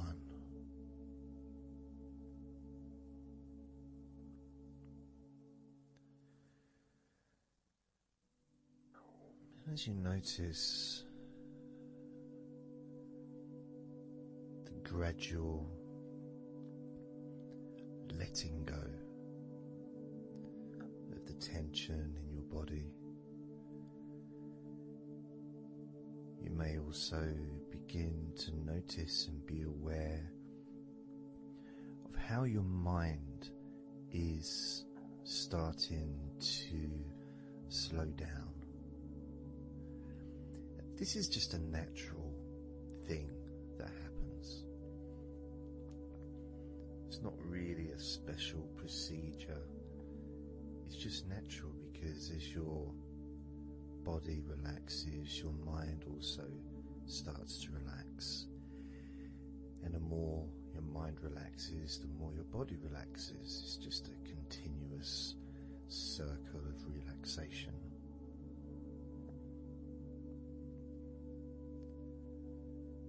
And there's that calmness that comes from relative quietness. You know, even if there's background sounds, either your side or mine, it's still going to be quite calm. You know, you haven't got the television on, there's no music in the background, unless you're listening to the recording with music, of course. You're very likely not going to be sitting in a room with other people. Of course you might be, but generally it's more ideal if you can do this on your own. So, no distractions.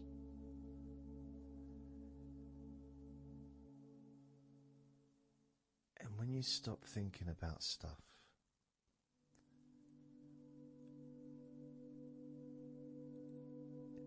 relaxation automatically rises. A sense of comfort starts to grow. And without trying to build it up into something fantastical or something magical, this is just a natural process, something that's easy to accomplish.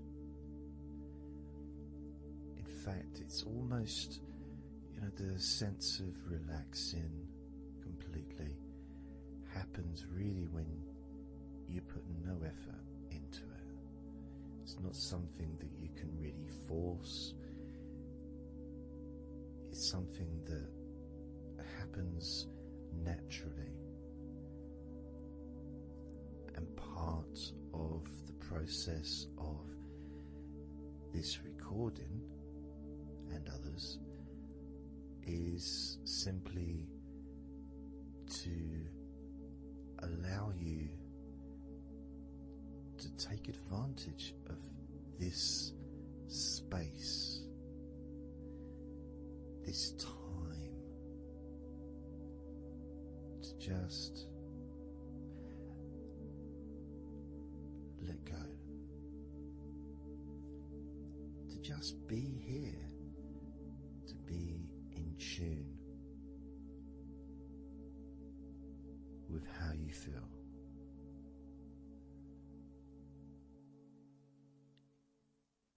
Yet with the intention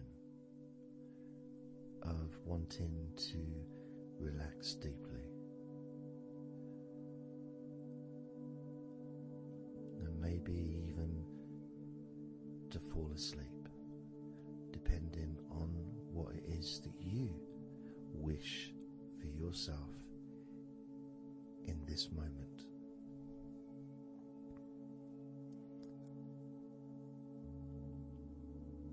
As we know, relaxing is the majority of the process of falling asleep. The actual falling asleep part is the tiny bit at the end. The deeper relaxed you become, the easier you find yourself drifting.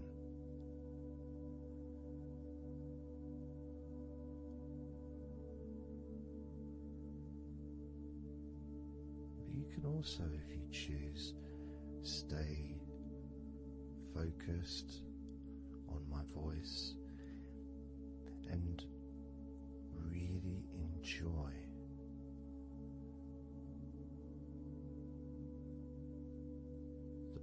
process of gradually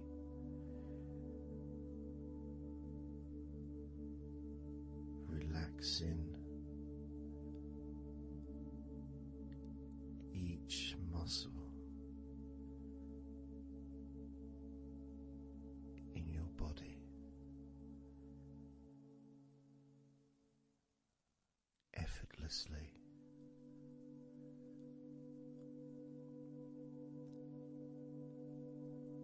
And just observing the sensation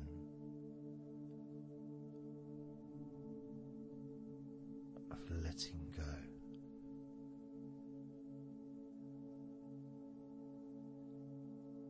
Completely.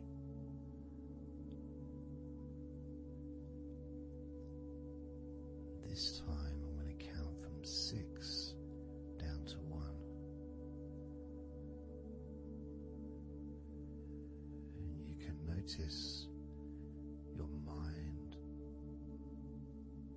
calming down more with each number that you hear me say. Naturally feeling calm and slow and peaceful.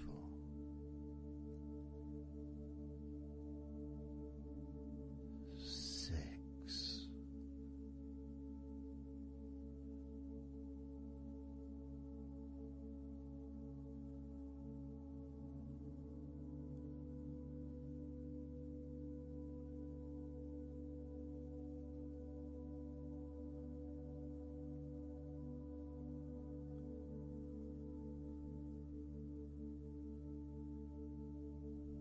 5.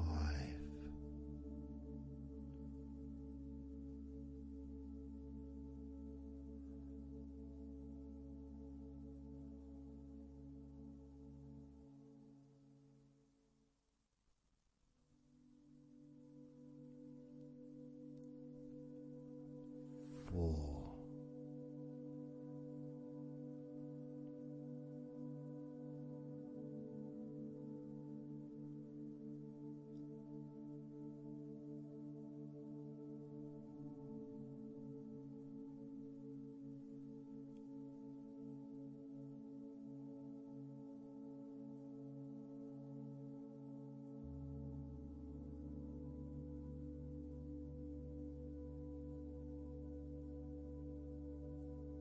3.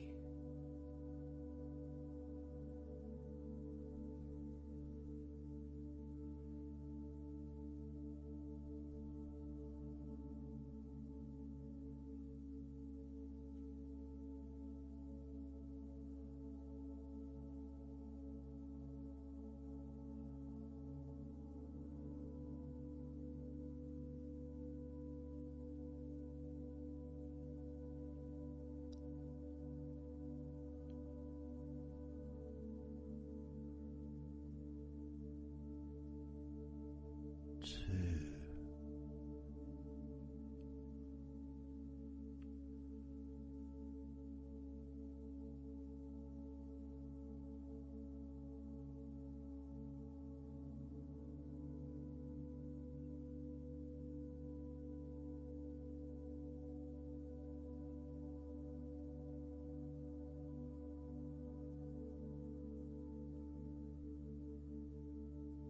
1.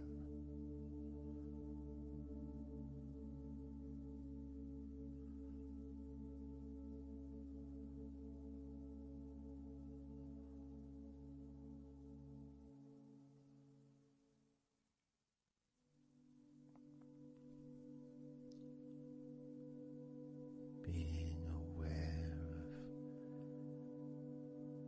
how your mind has slowed right down,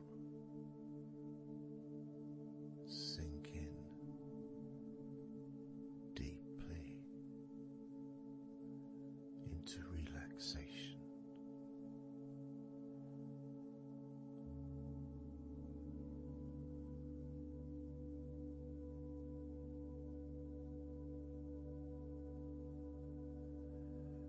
as you focus on your mind, you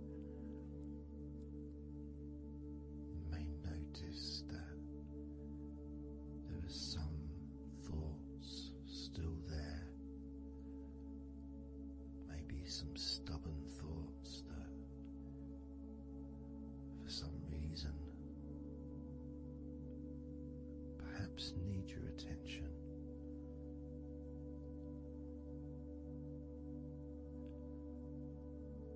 So what you can do is send love to those thoughts. Sprinkle those thoughts with love, like little petals from a flower. Just sprinkle it over them. Petals filled with love towards those thoughts, to let those thoughts know that you're not abandoning them. You just need them. You require them to just calm down, slow down, quiet down for now.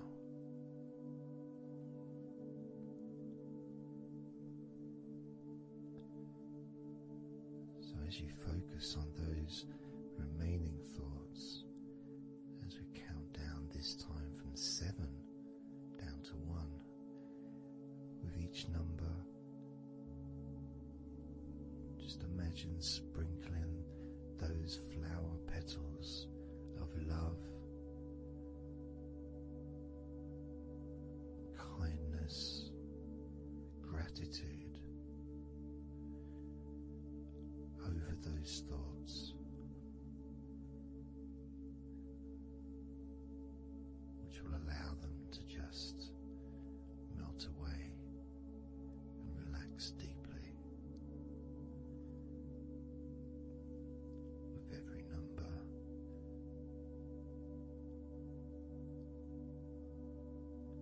Those thoughts will become more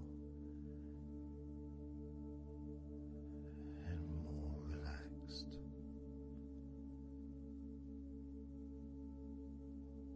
Starting with number 7.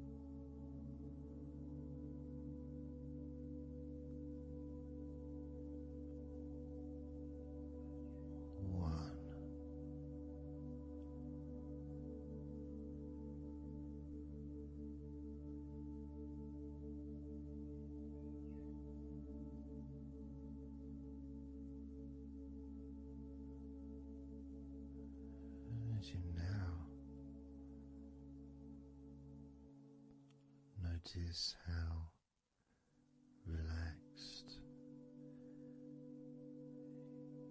you're feeling in your body.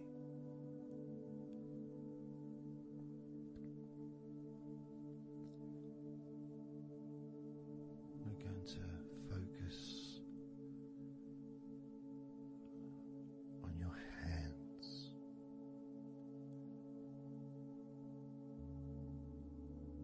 Because the more relaxed your hands are, the more relaxed your body and mind are.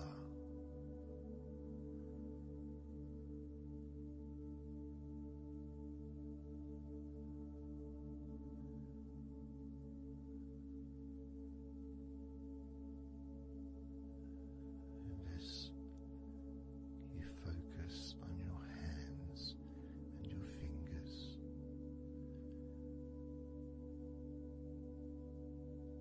there's nothing needed to be done.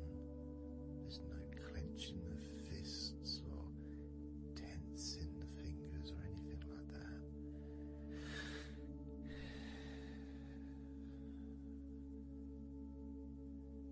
It's just noticing and focusing on your hands.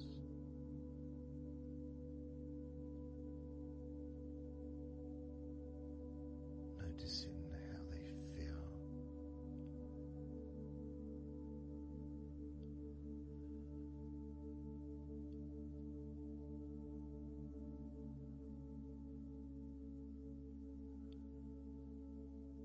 Because the more relaxed your hands feel, the calmer your mind feels, and the more comfort you feel throughout your body.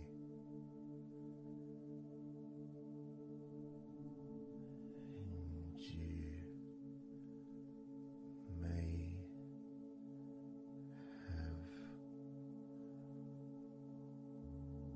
already noticed that your mind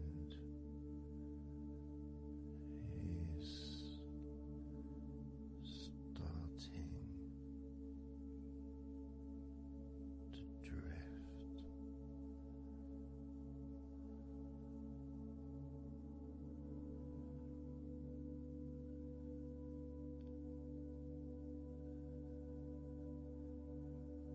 Focusing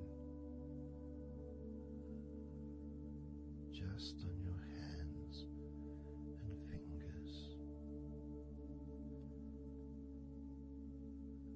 allowing them to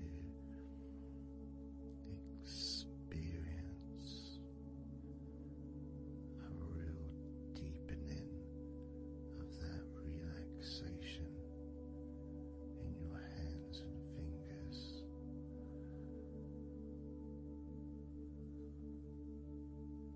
More and more relaxed with each number.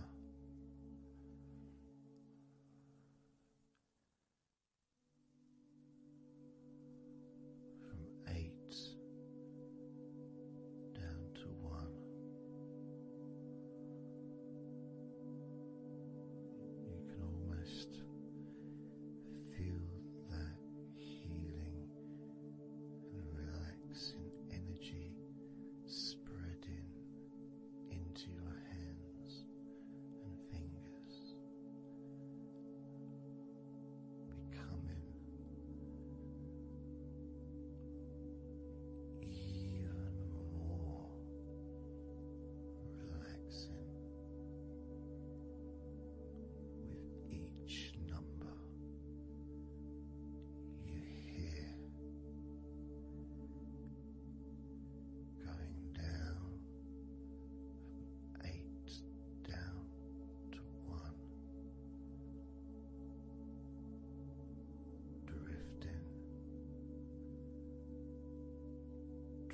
drifting again.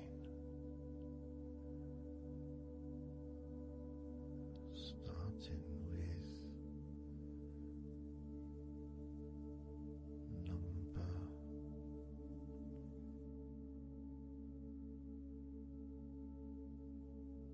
8.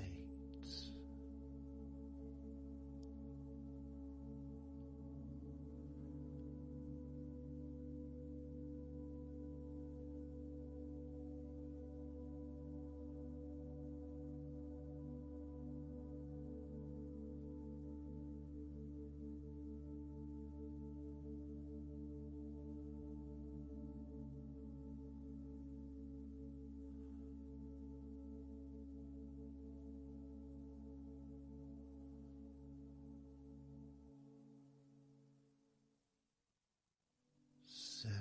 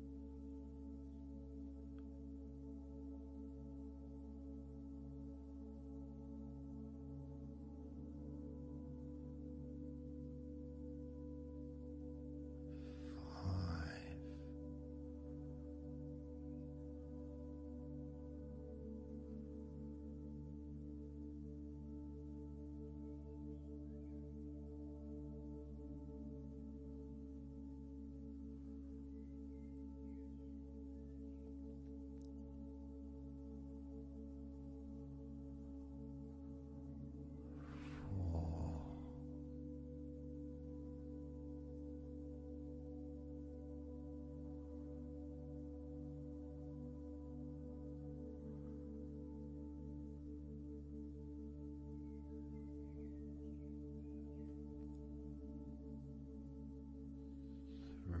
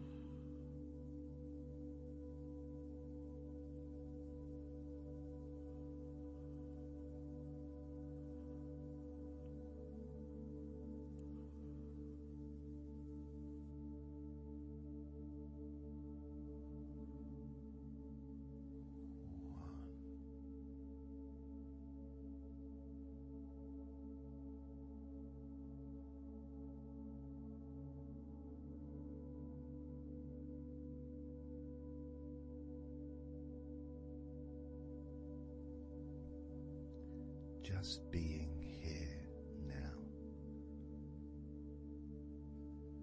Nothing to think about, nothing to do, nothing to say.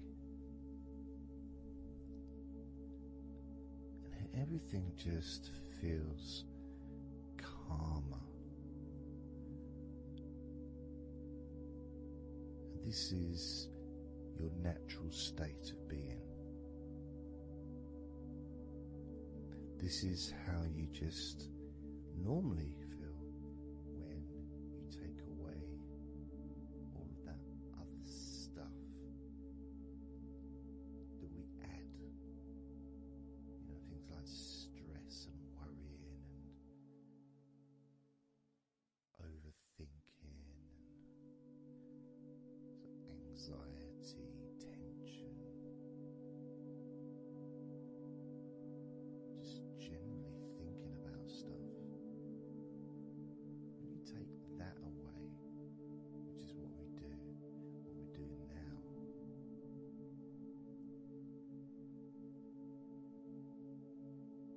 you're left with a real sense of peacefulness, which comes to you very quickly, because ultimately it's just a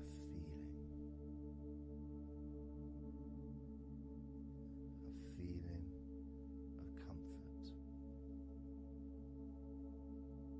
It's almost as if you've gone inside yourself and you've found a special place where everything is peaceful. A place where you can feel relaxed and your natural sense of comfort. A place where you can be you. Where you can accept yourself for who you are.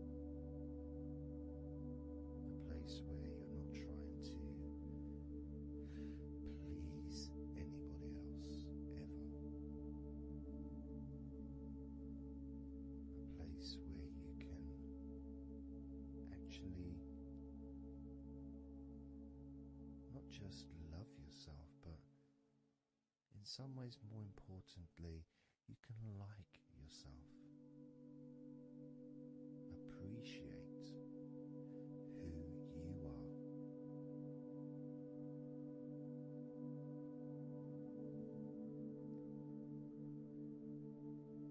That sense of gratitude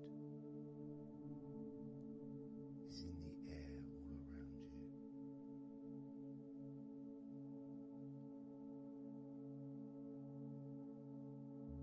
That's also a place where you can actually feel the healing energy soaking into your body.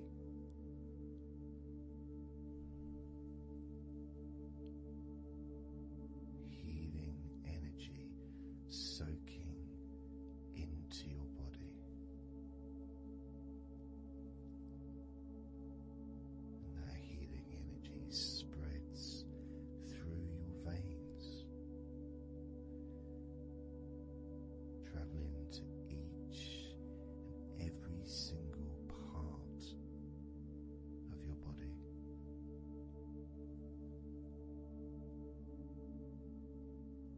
And you start to realize that actually that healing energy has not just entered into your brain, it's become part of your brain. And that spinal fluid is now mixed with healing energy.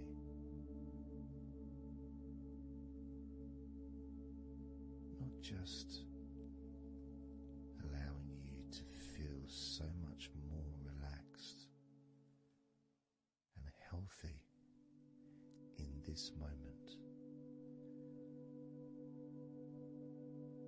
but also you start to realize that actually what's happening now with that healing, relaxing energy spreading through your body is actually changing your life.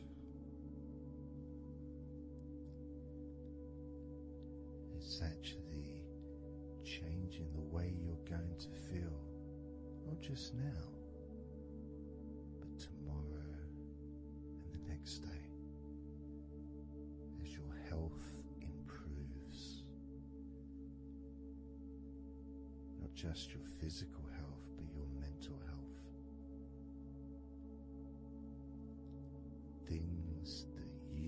bother you in the past, for some reason no longer have the effect that they used to,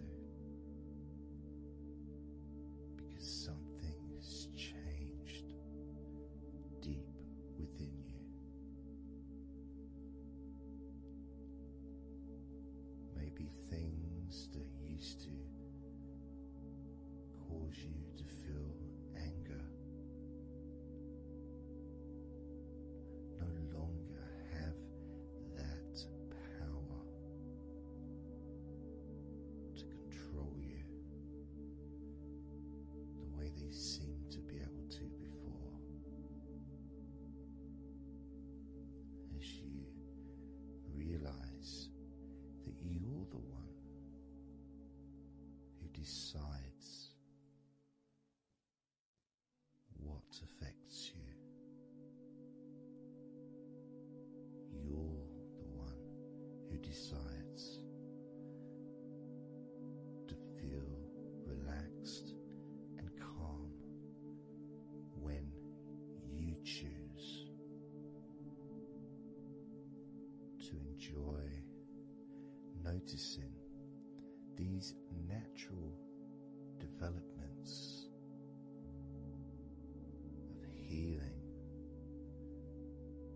continuing to grow and improve your life day by day.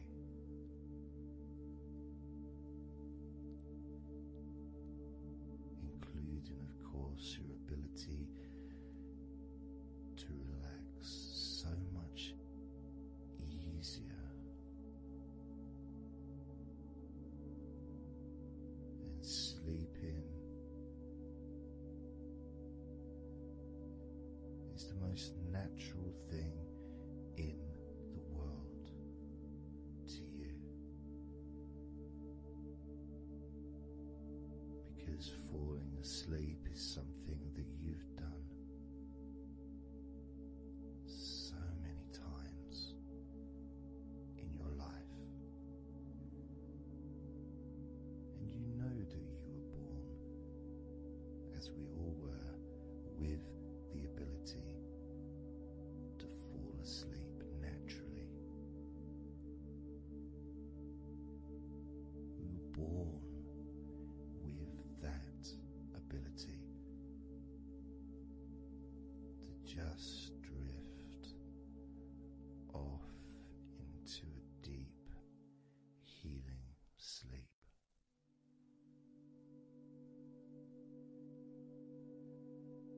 Even when we're kids, sometimes we'll fall asleep when we don't even want to. We try to stay awake. Maybe it's a birthday in the morning, or it's Christmas or holiday or something we look forward to. We don't want to go to sleep. But the more we want to stay awake, the more we just start to drift. And the more you fight drifting, the more you try and stop yourself from drifting asleep, the deeper and stronger that drifting becomes.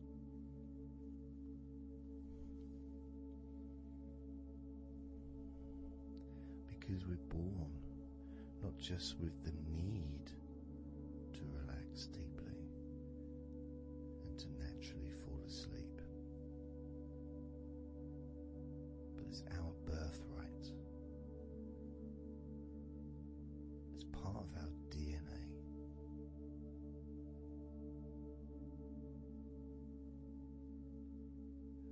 And sometimes as we get older in life, perhaps at times we have forgotten that relaxing completely is not only a wonderfully pleasant experience,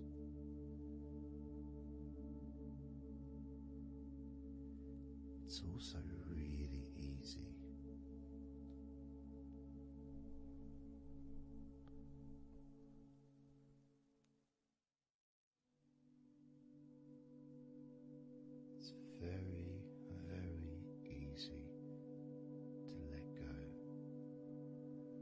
because that's all it is. It's just deciding to let go.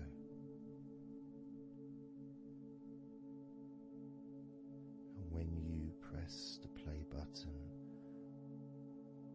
on my recordings, you have given permission for my voice to relax you. When you press that play button, you have given me permission for my words to affect you in a positive, only a positive way, opening up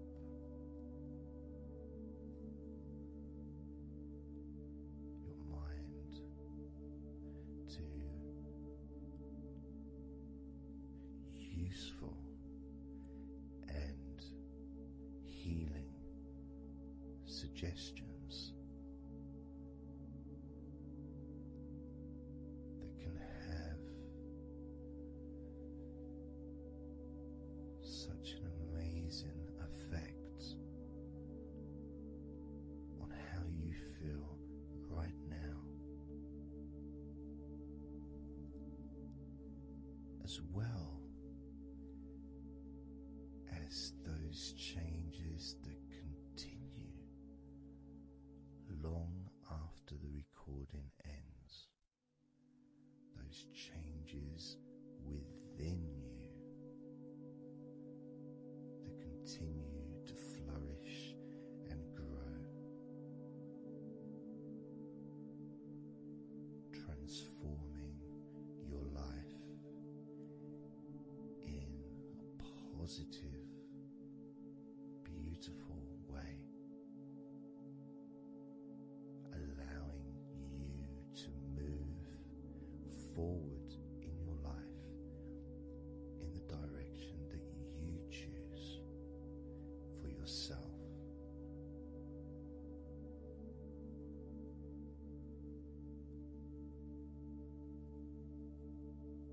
And this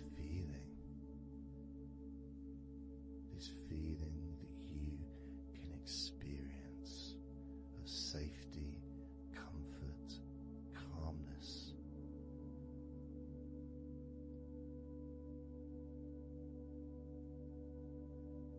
just feels so nice.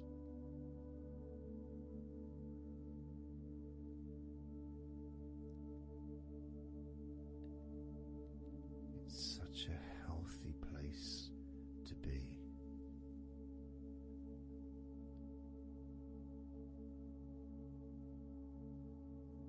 And that positivity grows within you.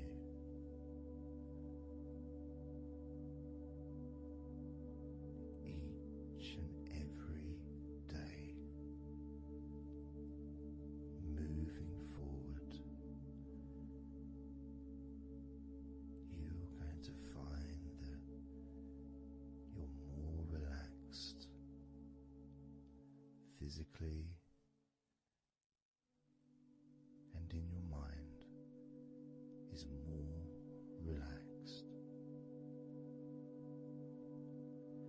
And it's not that you're thinking slower, it's just that your mind will be less clogged up with unnecessary negativity. Because from now on, your mind rejects negativity. From now on, you're going to start noticing when negativity arises, and you can just say stop. Stop. And that negativity will turn around and leave you alone.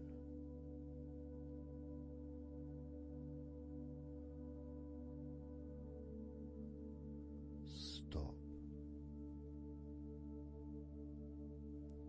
and that negativity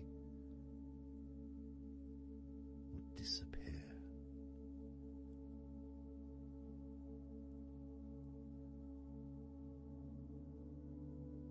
And as you notice that you feel way more relaxed than you probably expected,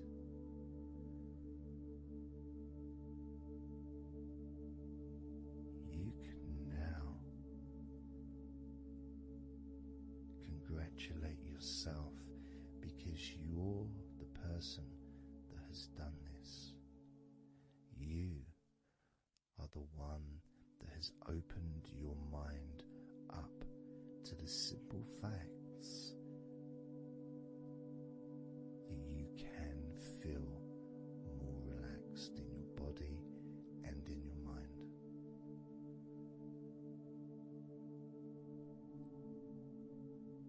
You've opened your mind up to the birthright of being able to just fall asleep easily when you choose.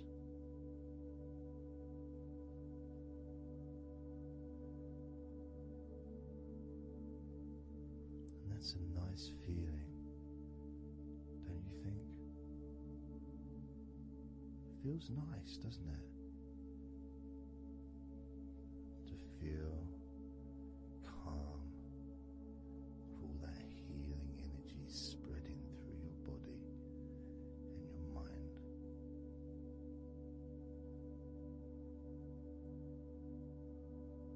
To spend time in that special place where negativity can no longer enter.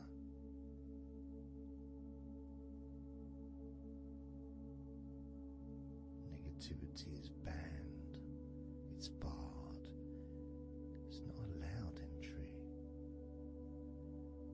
It doesn't deserve to be here, it doesn't belong here. Negativity has no place in your life.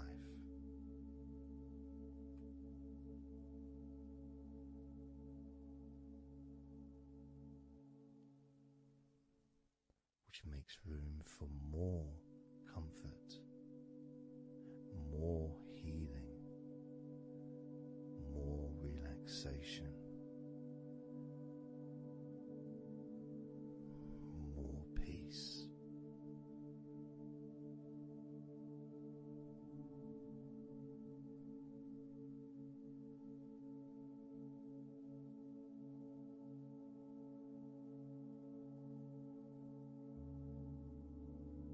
It feels nice, doesn't it?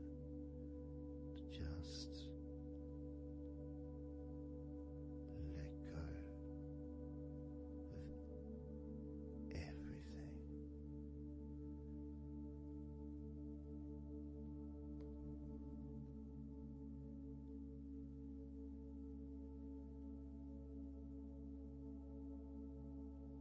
And I'm going to count down now from 20 down to 1. You can continue to relax. If you choose, you can drift to sleep. With every number you hear me say, you can feel twice as relaxed. Or if you choose, you can feel twice as sleepy.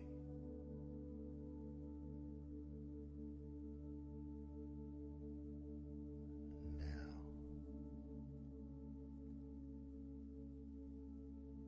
20.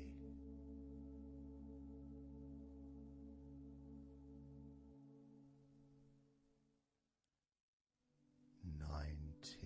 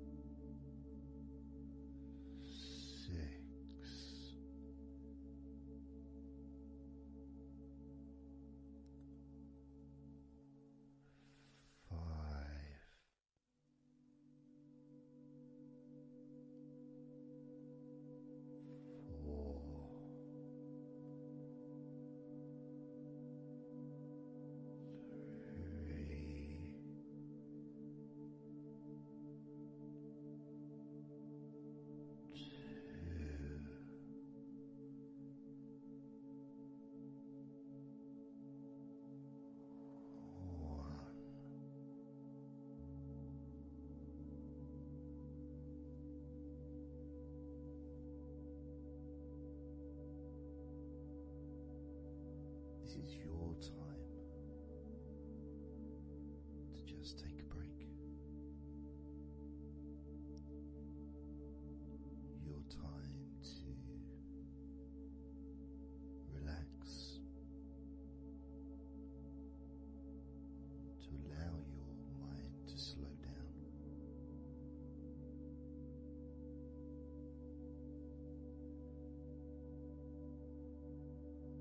To give yourself permission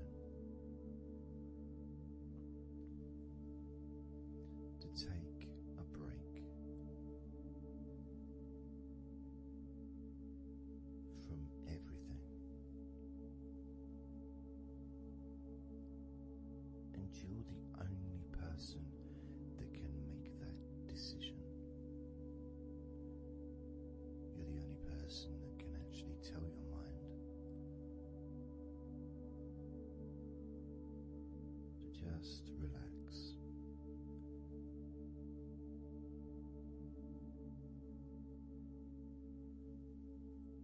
To just take some time off.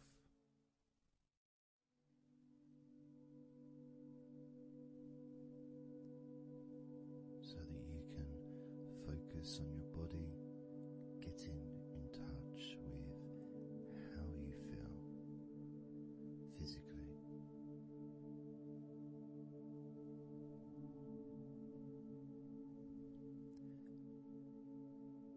And in the process of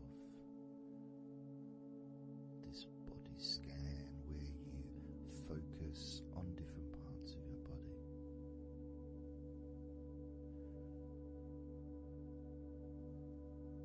those parts that you focus on and observe, even though you're not purposely requesting for those parts of your body to relax, it's kind of expected. You expect, when you listen to my voice, to feel more relaxed naturally.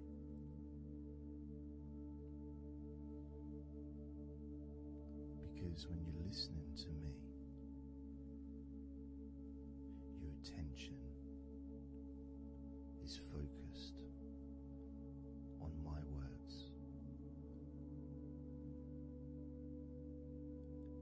And as my words guide you to focus on those parts of your body, your focus increases.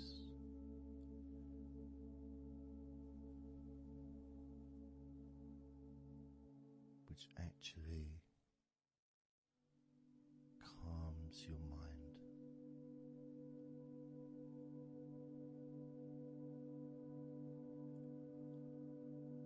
And when your mind calms down, your body relaxes.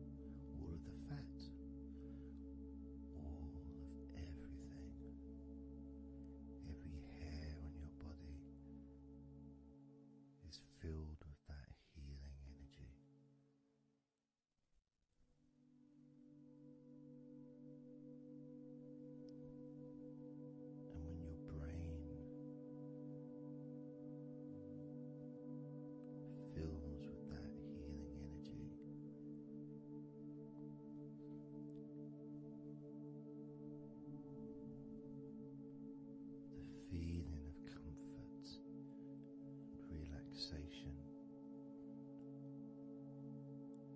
increases.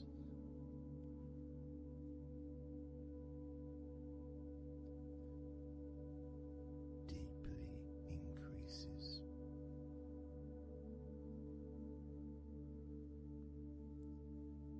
In a way that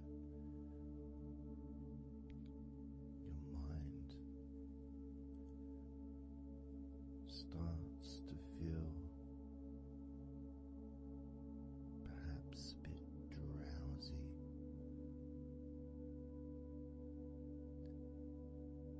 because it's not needed, and it may start to drift.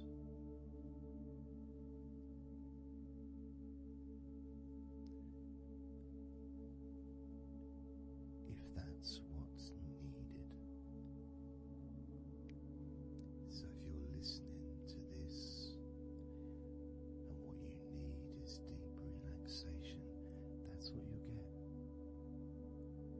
If what you need is to fall asleep naturally and easily as your mind drifts,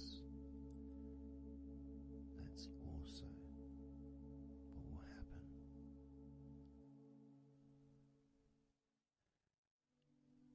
Because by pressing that play button on the podcast and listening to me, you give permission for your body and your mind. In fact, you give the command to your body and your mind to relax deeply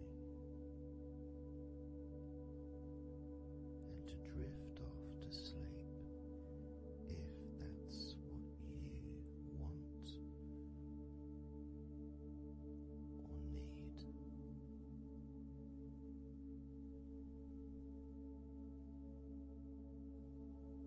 And as I focus on the different parts of your body,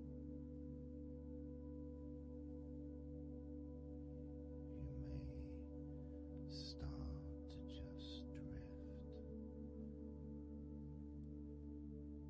and then you come back again and you hear me talking and I'm focusing on a different part of your body.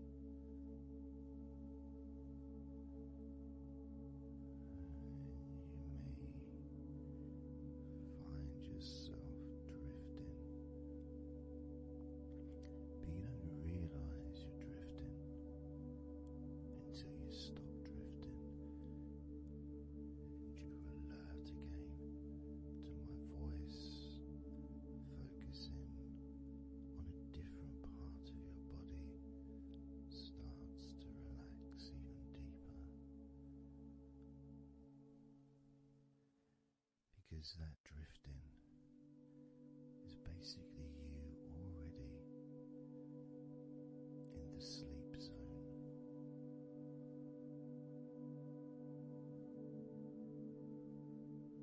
And the more you drift, the longer you drift, and the longer you drift,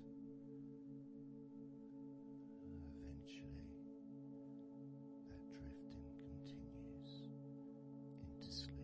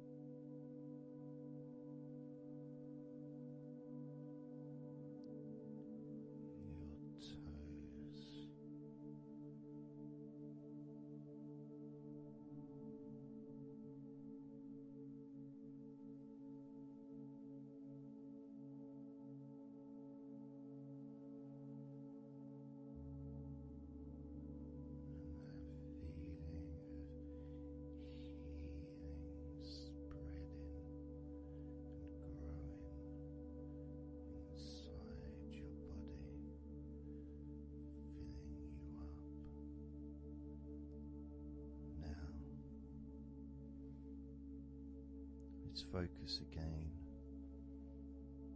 on parts of your body. Focusing this time on your forehead.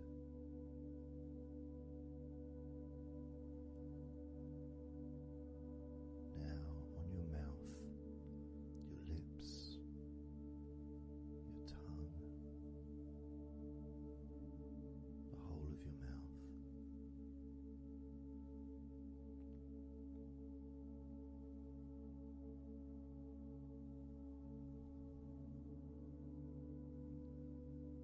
Focus in on your fingers.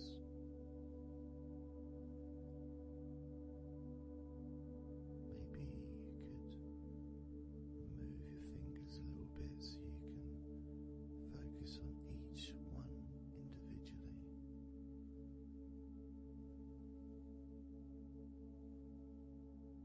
Both hands. And even though as you focus on both of your hands now, they almost seem to just melt into one.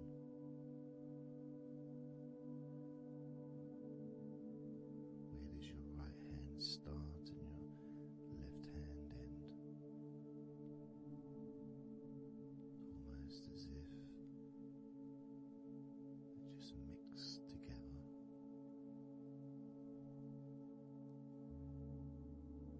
Now focusing on your knees.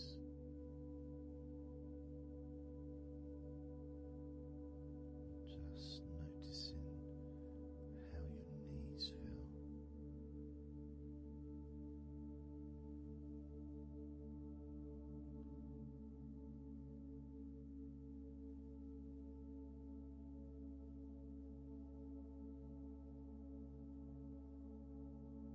Now focusing on your elbows. Focusing on both of your elbows.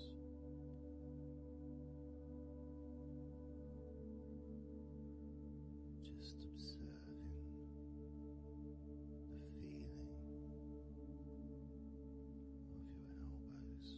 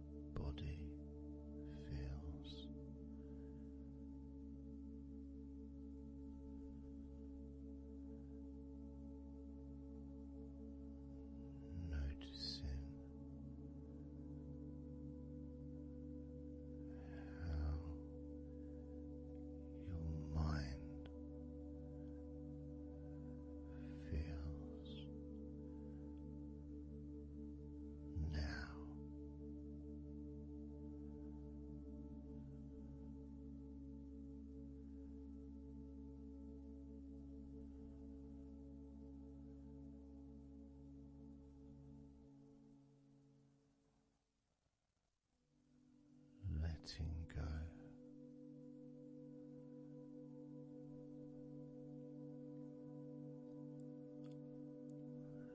Letting go.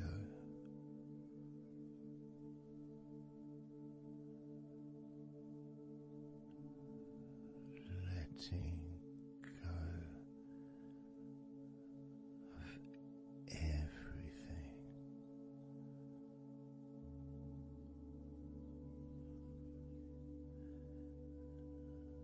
Letting go.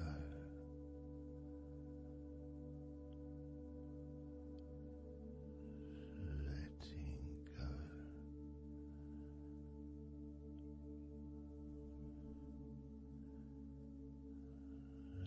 Letting go of everything.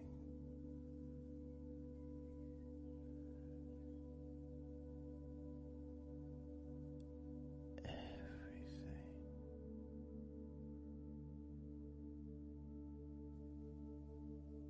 I'm going to start now, and I'd like you just first of all just to see yourself lying down on that massage table, lying on your front, your head is supported, your arms are supported, and you feel comfortable, and breathing is really easy, and you feel confident in how you look as well. So there's none of that issue of body problems or shyness, because I'm a professional and this is a therapy session, so none of that stuff matters whatsoever. This is about you. This is about how you feel and how you can enjoy that sense of comfort and relaxation that comes from letting go and allowing my hands and my fingers to relax you by massaging your body.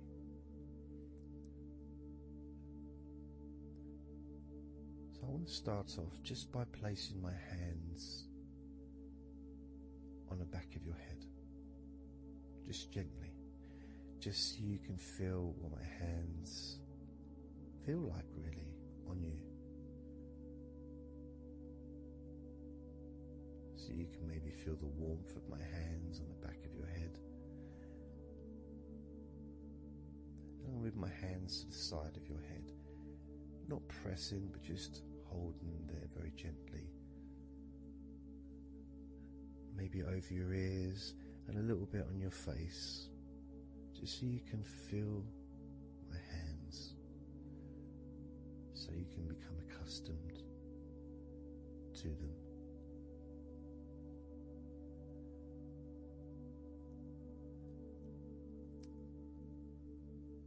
And now put my hands on the back of your head again and gently let them slide down onto the back of your neck.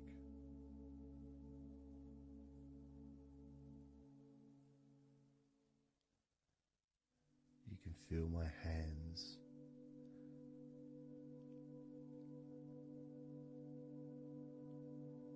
gently stroking the back of your neck to start with,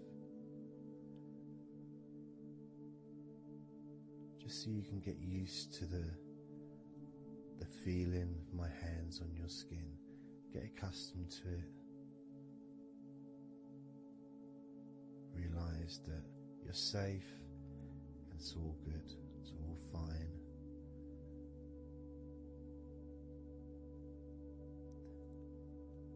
And I'm going to start gently massaging the muscles in the back of your neck.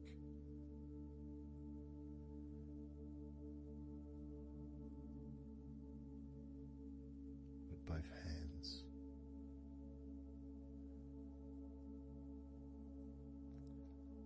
And this is a very trusting situation, really, because our necks are so fragile, and to have someone have their hands around your neck in that way can sometimes be problematic for people, which is why massages are quite good, because it allows you to relax and to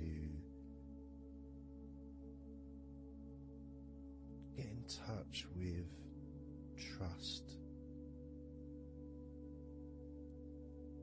to feel peaceful and calm.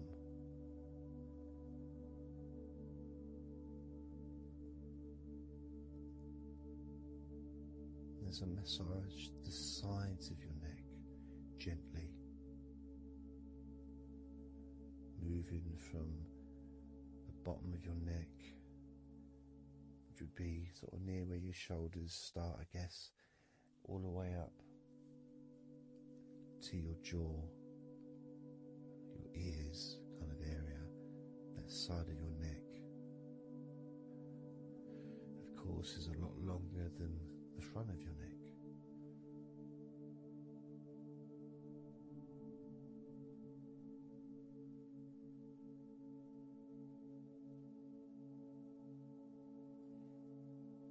And massaging the back of your neck,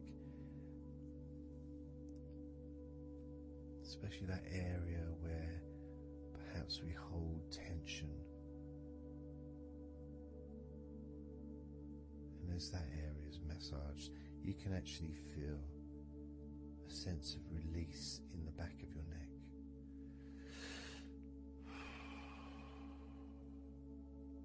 And maybe you can breathe it out as well.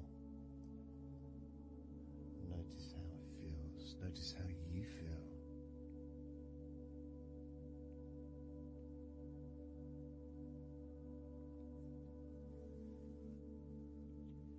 Then moving down to that area between your neck and your shoulders, that muscly area, starting to massage that area on both sides. I mean, this would be the area that a lot of people would massage if they were going to give you like a shoulder massage. Even that's not technically the shoulders, but it's all the muscles that lead to the shoulders, from the neck,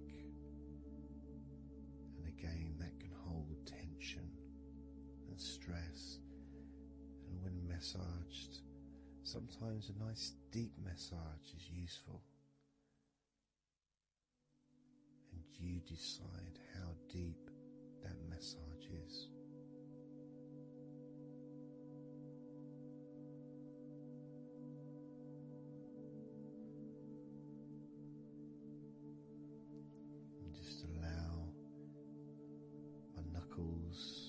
Just to dig in, to get to those muscles and to really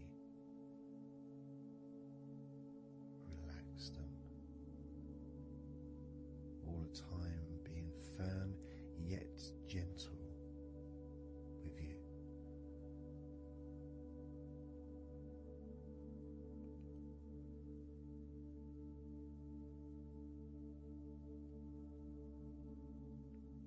Just stroking down that area to your actual shoulders, moving to the muscles of your shoulders,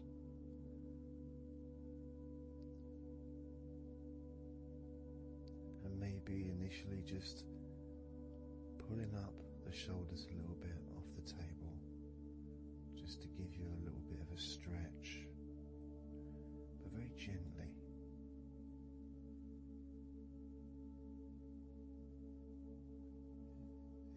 Muscles at the front of your shoulders, the sides and the back.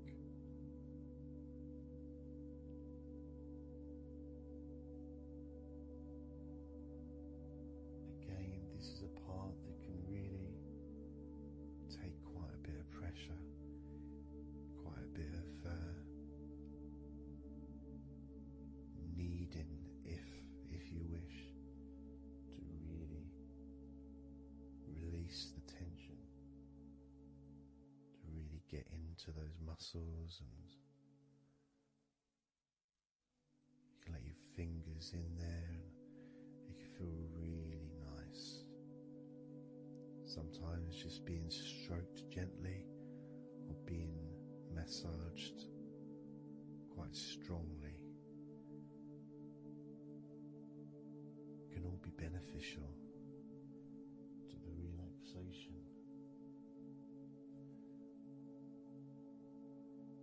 of the muscles in your shoulders.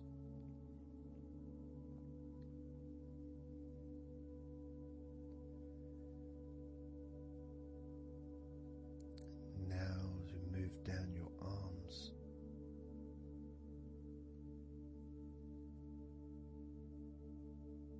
we'll do one arm at a time, starting with your right arm.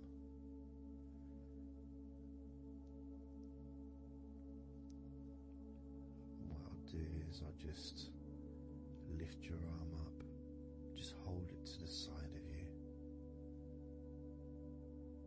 Don't worry, it'll still be attached. And I just massage the tops of your arms.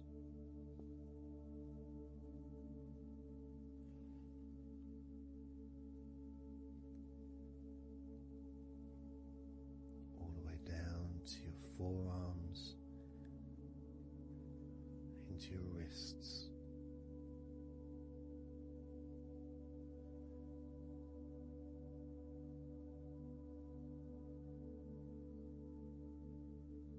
Gently massaging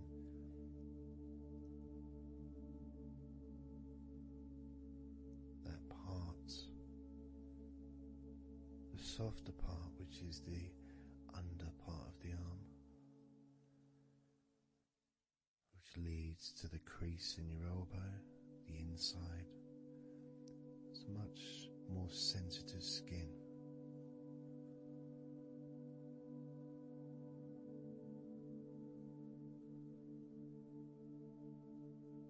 Sometimes just having that stroked can feel really nice, pleasurable and relaxing.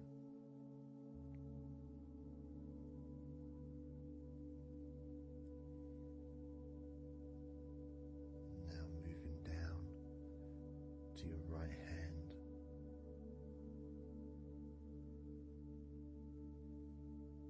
Just holding your hand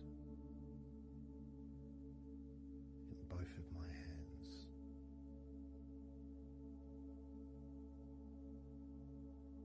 Just pressing gently on the back of your hand and stretching your fingers ever so lightly. At the same time, pressing down and massaging each finger.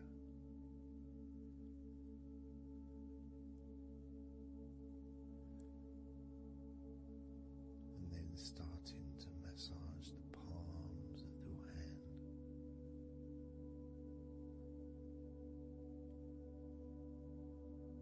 Just turning the hand gently, stretching it gently.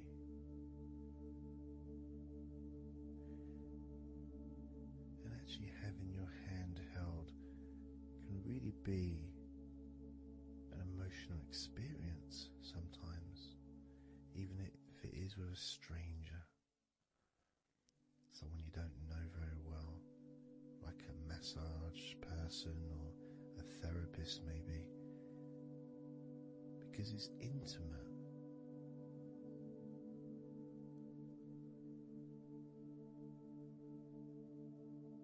It can feel nice, and you can feel safe.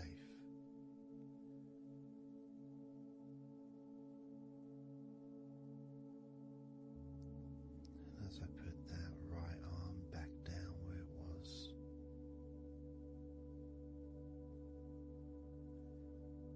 we're going to do the same with your left arm. Exactly the same. Massaging the muscles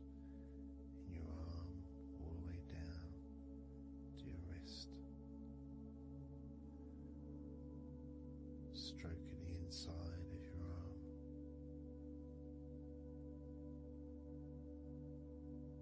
Just being gentle or as firm as you require.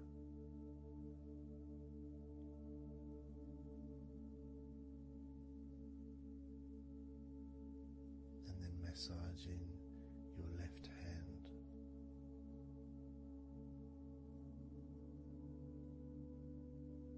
Stretching the fingers gently, massaging the palm of your left hand.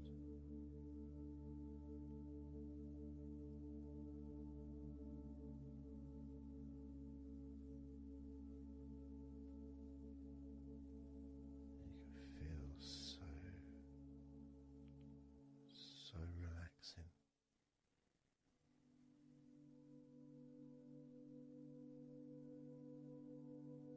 So comforting.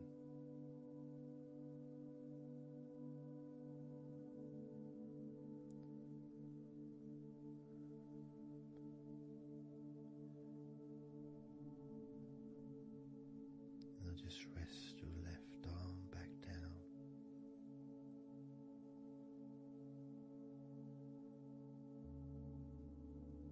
Start to massage your back, the biggest part of your body.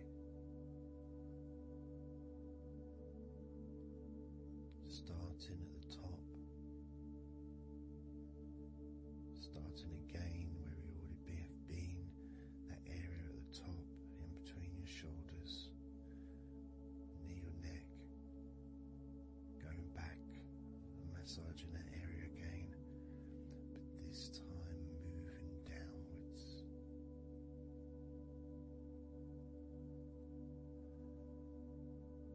Making a downward stroke to the middle of your back, working from the outside inwards, so massaging your back, but the outsides of your back, the parts where your arms would maybe rest against.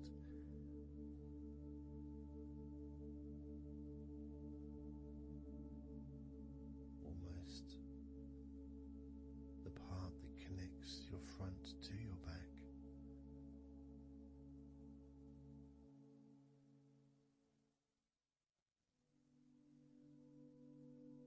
And just massaging down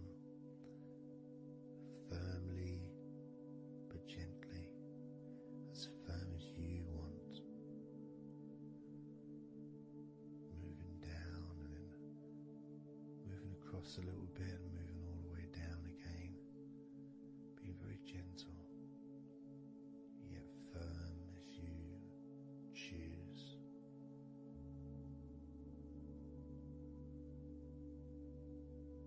Eventually we get to the spine.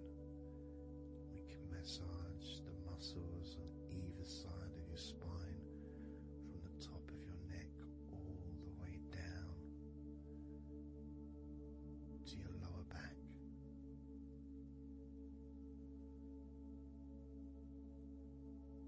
We can do that a few times. Sometimes people would use the knuckle or the two fingers and just go either side of the spine, almost just push down, go all the way down to the bottom of the spine, each time releasing tension and opening up the body, stretching your body so that you feel more relaxed, but at the same time rejuvenated.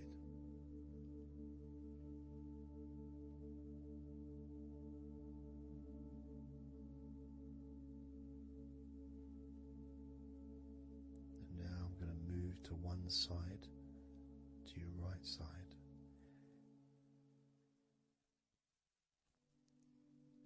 bottom of your ribs to your pelvis. I'm going to massage that area of your back. I'll stretch over the other side and I will pull the muscles gently and massage and push from one end, that side, all the way to my side. To the middle, in fact, to where your spine is. Massaging that side of your spine, the opposite side to where I'm standing. It's almost like kneading bread. There's that big area which is firm, yet lots there to massage. Potentially one of the most important places to actually have a massage, because you really feel it. You really feel the release and the pleasure of having your lower back massaged. It releases so much from your body that's not useful, starting a healing process which will continue long after this recording is over.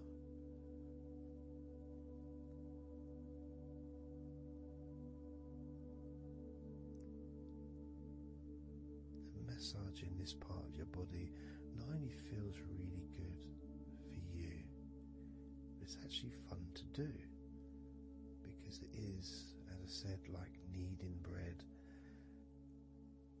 It's a part that you can really get a hold of and really massage deeply, if that's your choice.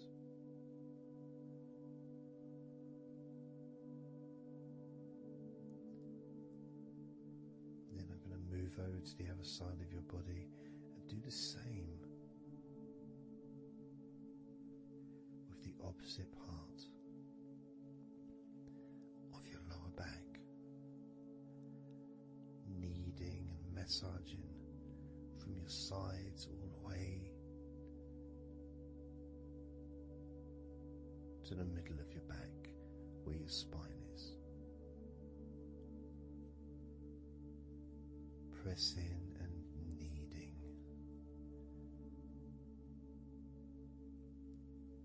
Firm and gentle at the same time. It feels so releasing. This mixture of pleasure, comfort, release, calmness, relaxation, all mixed together.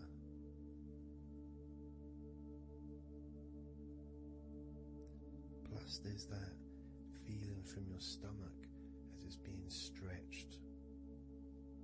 Even though you're on your stomach now, you can feel it being stretched because that whole area is connected to your stomach.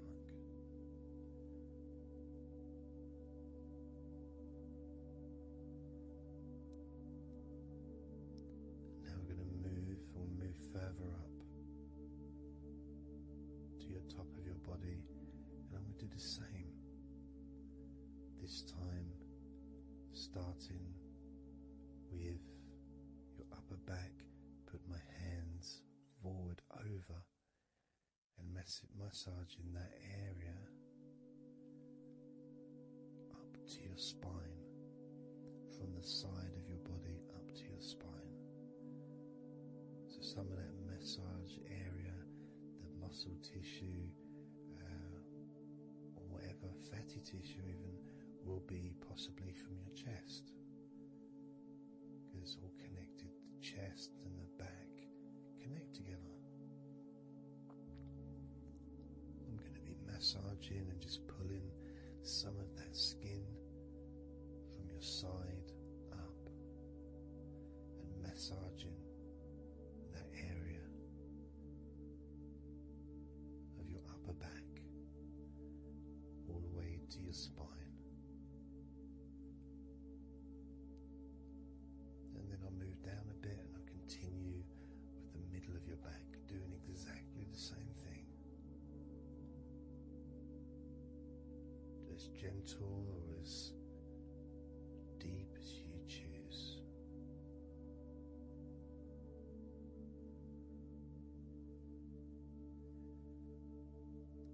Now I'll move the other side again and do the exact same thing with the top of your back on the other side, from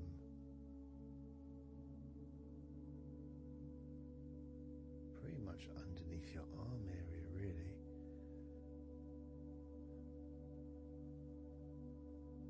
to your spine.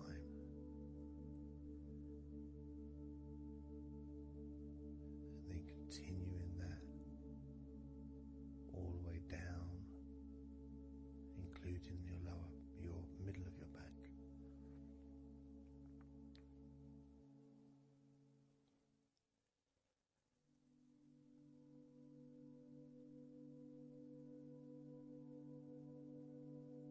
Now I'm gonna go to your thighs, the backs of your thighs, and the sides of your thighs. Starting with your right leg, massaging the back and the sides of your thighs, gently and firmly. There's a lot of muscles there. It's an area that can be very tense at times and maybe needs a little bit more pressure than the rest of the body. But that's up to you.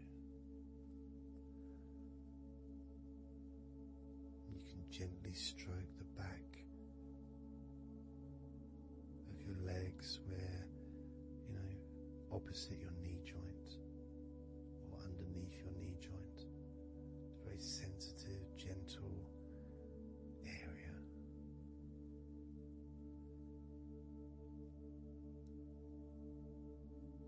And working down to your calf muscles, massaging your calf muscles thoroughly and deeply if you choose, using both hands and fingers, digging deep.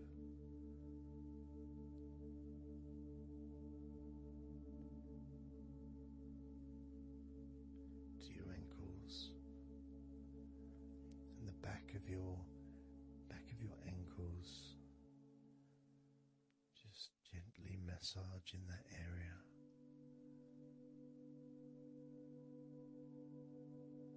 Maybe lifting the leg and stretching it a little bit.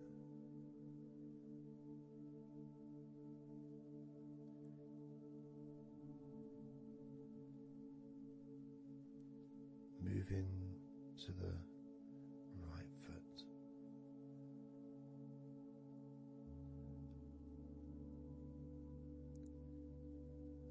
Massaging the bottom of your feet and the sides of your feet.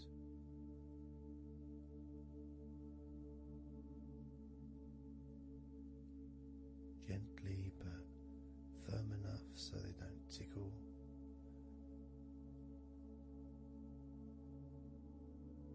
And just allow the pleasure that you get from having your feet massaged to just overtake you. As I continue to massage your feet, the bottoms of your feet, the sides, your arches, your heel. You can put a lot of pressure into your heel and it feels amazing. Yet the arches need to be a bit more gentle. Stretching your toes gently and massaging the bottoms of your toes with my fingers, each one individually.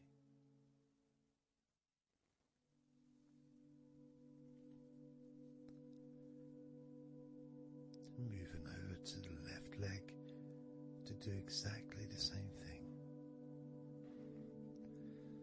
Starting at the top of the thighs, working the back of the thighs and the sides, massaging deeply and gently that whole area, working all the way down.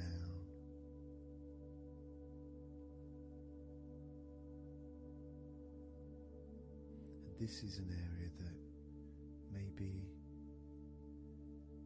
you could like to spend more time relaxing and massaging.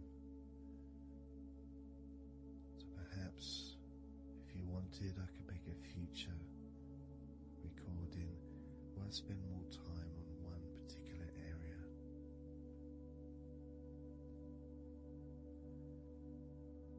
As you move down to your calf muscles,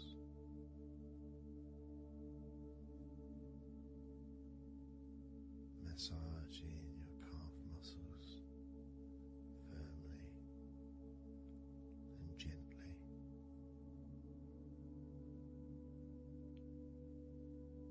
Moving down your ankle and to your feet, massaging the backs of your feet, the bottoms of your feet, stretching your toes and massaging each toe individually. And that feeling of pleasure and release that you experience when you're having your feet massaged feels really good.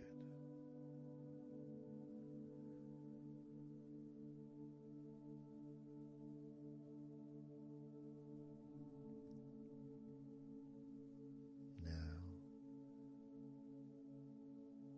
as you turn over in your mind, laying on your back,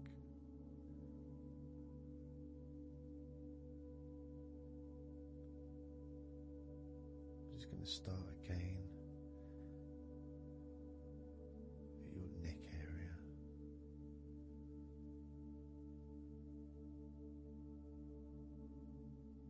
And your shoulders, just to get back in touch with that area.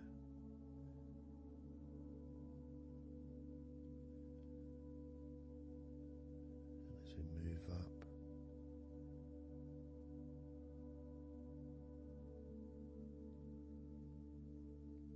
I can clean my hands, make them all fresh, because now I'm going to massage your face gently. Starting off with your forehead,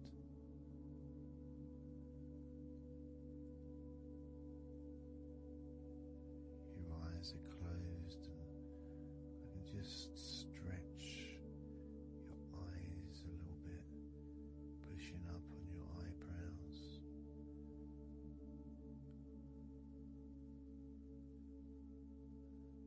just massaging around your scalp.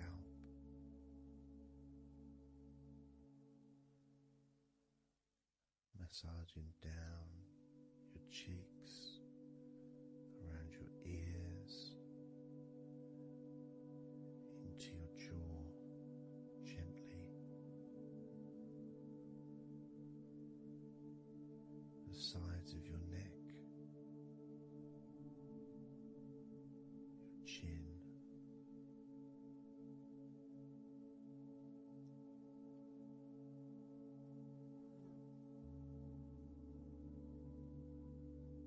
just moving down from your neck down to your chest, starting by massaging the very top of your chest, where the collarbone is, either side of the collarbone.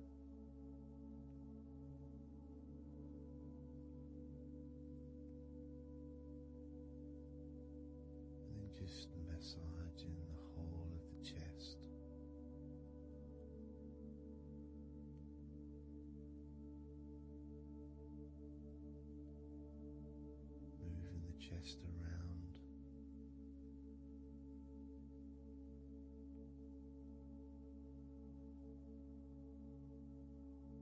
because it's quite a large area, you can move from one side to the next, moving my hands underneath pretty much where your arms are, stretching up, stretching some of the muscles of your back in the process.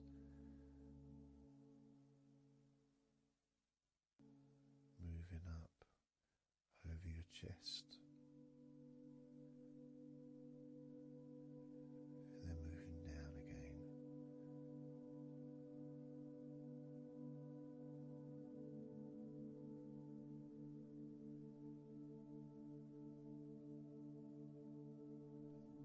And then allowing my hands to just massage gently and slide down towards your stomach, starting in the middle of your chest, and then gradually my hands moving apart and massaging and sliding at the same time, moving down to just below your rib cage.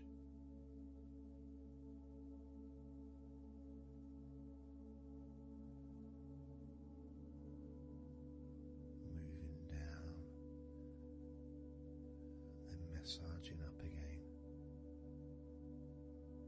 giving your chest all the attention that it needs to feel completely relaxed.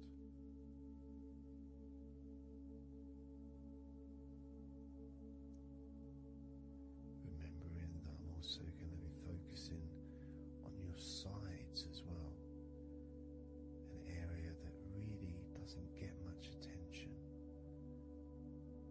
but feels really good when it's massaged. Just stroking my hands down the sides of your body, just below your arms, all the way down to your hips.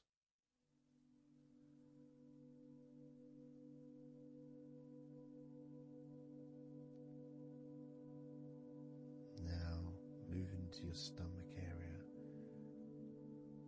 I'm going to stand one side of you like I did when I did your lower back. I'm going to do a similar process of just stretching the muscles from your side, gently massaging from one side to the next, moving that whole area from below your ribs all the way down to below your belly button.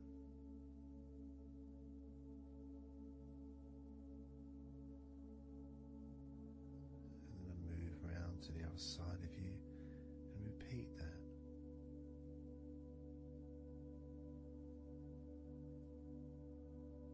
Process of relaxing deeply, calmly. You feel loose, you feel free, and there's something about having your stomach massaged that's different from any other part, because we do have a tendency of holding a different kind of stress in our stomachs that we may not be aware of.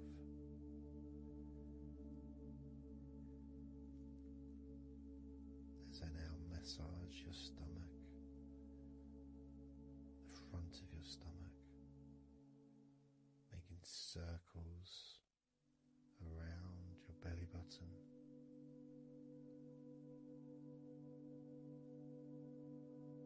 and then going the other way around.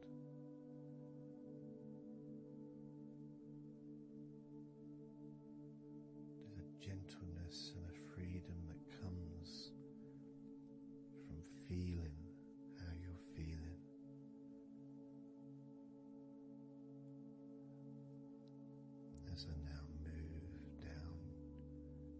tops of your thighs, the muscles, massaging them.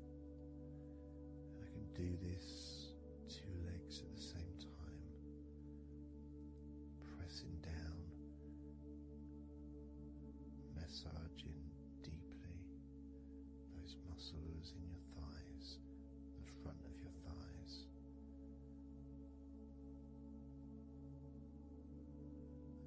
Moving down to your knees, gently massaging your knees. Sliding down your shins, putting pressure on either side of your shin, gently, softly but firmly. Moving down to your ankles, stroking the tops of your feet.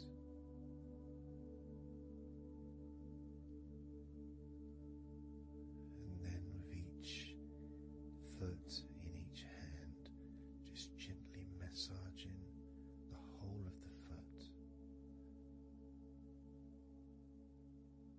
The top, the bottom, your heel, your ankle, your toes. Massaging every part of your feet. It feels so good just to let go and enjoy the process.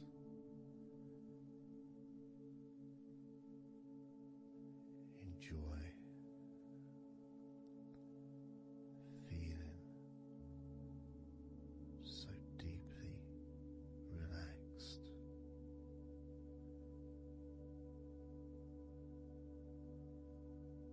So much comfort and so many feelings that come just from touching your skin.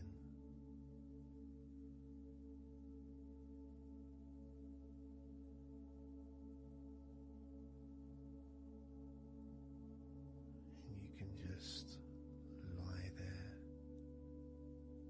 for as long as you choose, enjoying the feeling of deep comfort from being massaged by me.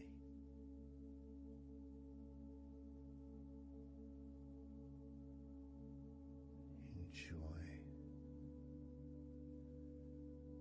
feeling deeply relaxed.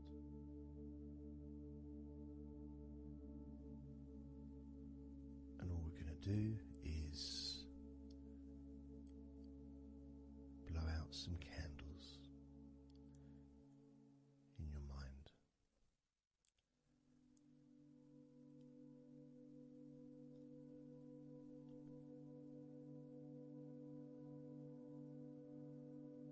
There are going to be 100 candles.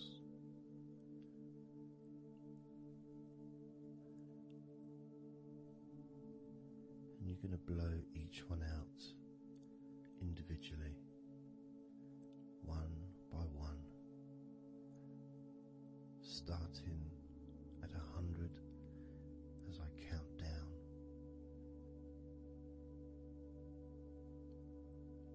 All the way down to 1. And each time I say a number,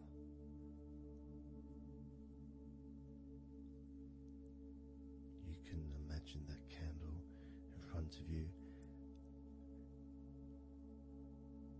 and I'd like you to actually physically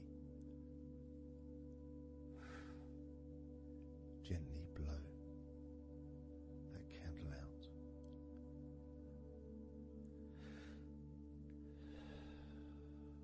Just so it's not a big blow, it's just a gentle,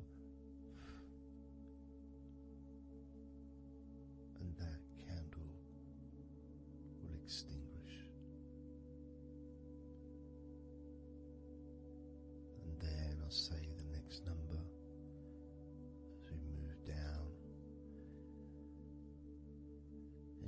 just blow that one out as well.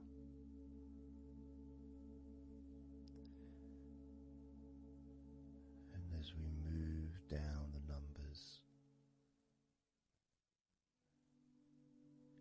you'll find yourself feeling more and more relaxed. And if you need to sleep, you'll also find yourself becoming incredibly tired and sleepy. In fact, you may struggle to blow out all 100 of these candles.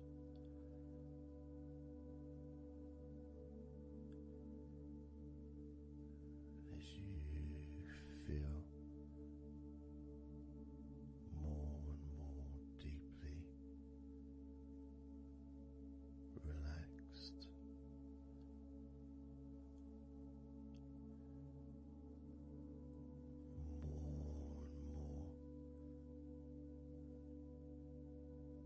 deeply tired, and the further you go down, the more your mind starts to drift.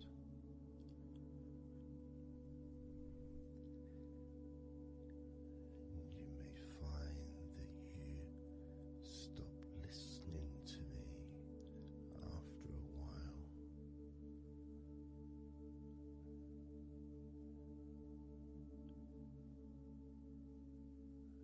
And even though there may be background sounds where you are, you'll be aware of those sounds at the moment.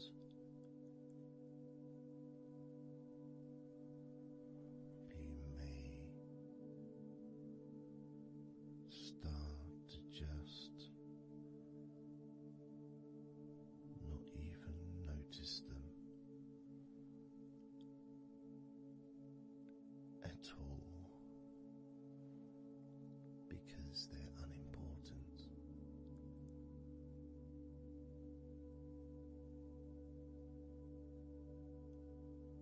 Where I am,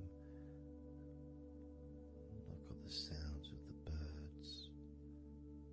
There's Horace the pigeon, who likes to say hello sometimes. And there's the odd plane that goes by. Maybe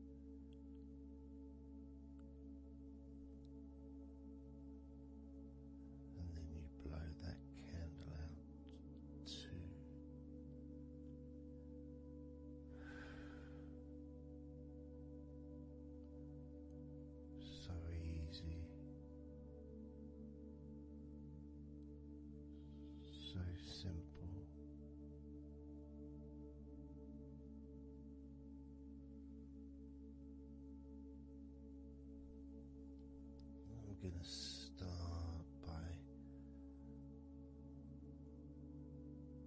introducing the first candle,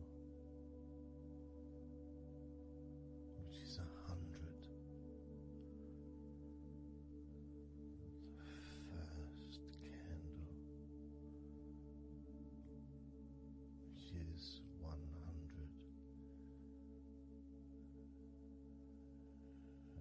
When you blow that candle out,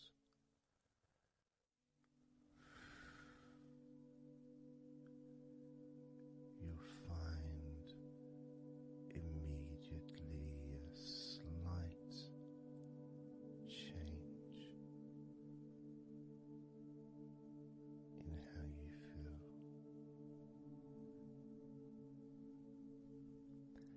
as well as a real sense of positivity growing within you.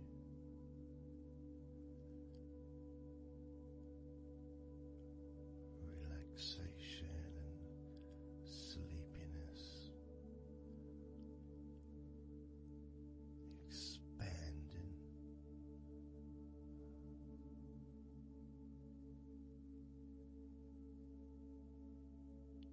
starting with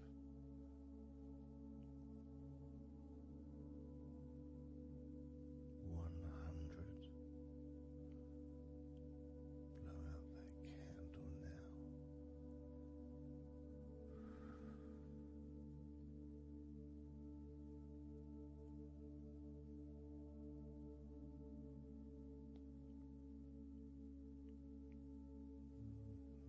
99.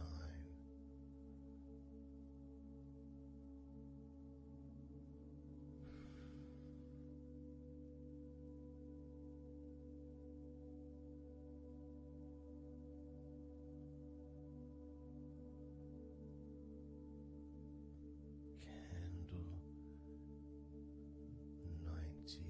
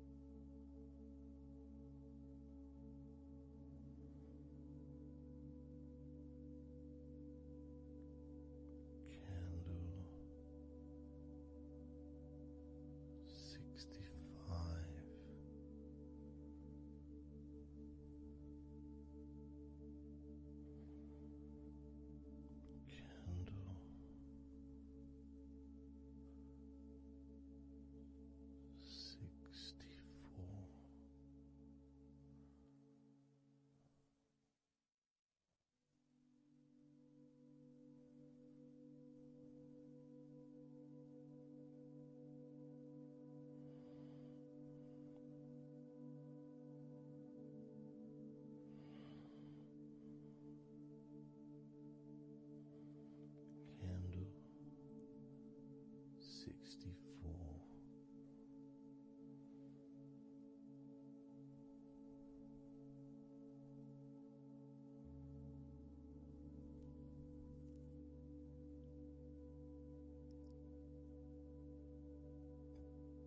candle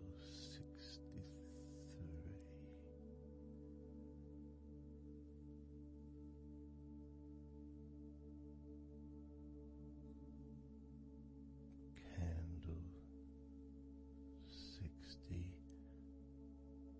candle 62, candle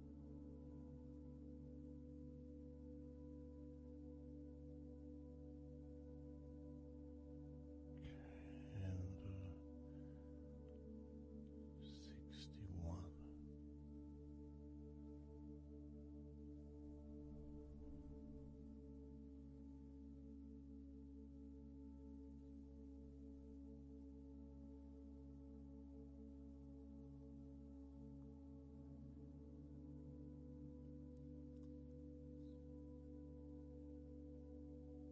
candle 60,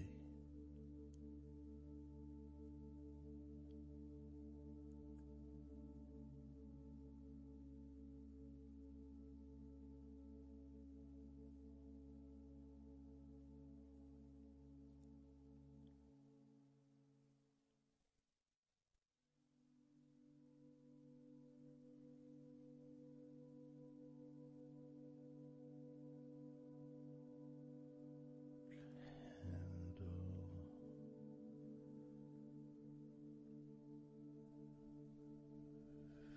59,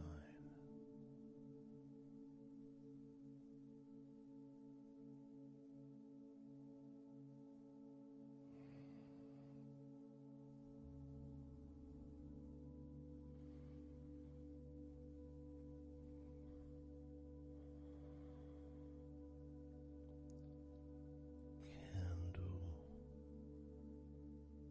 58,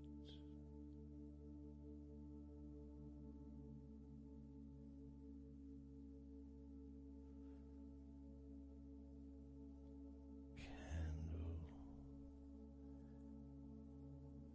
57,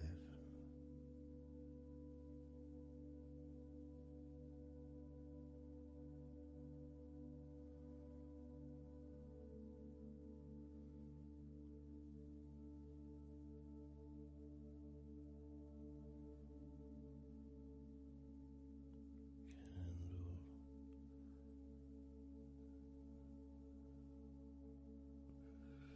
56,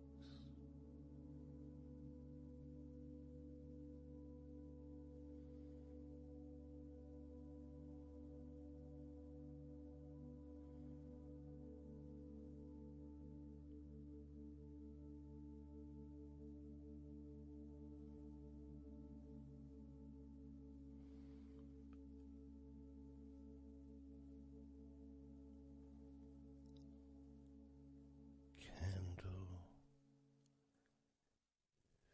55,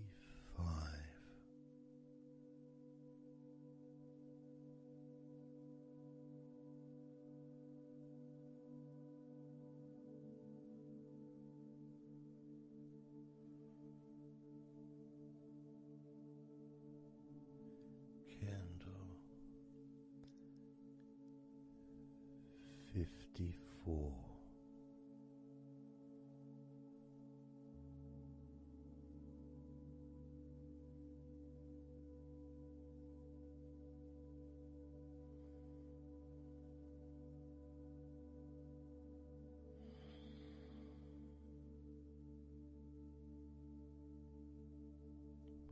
candle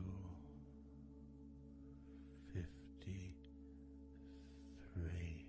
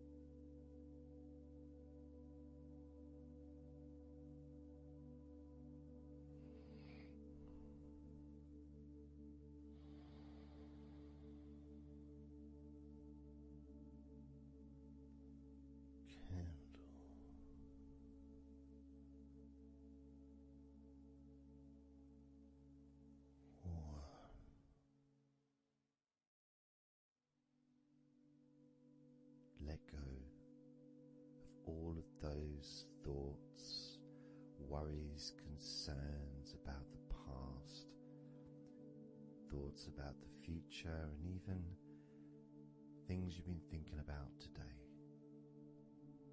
Just let it all go, because none of it is useful in this moment.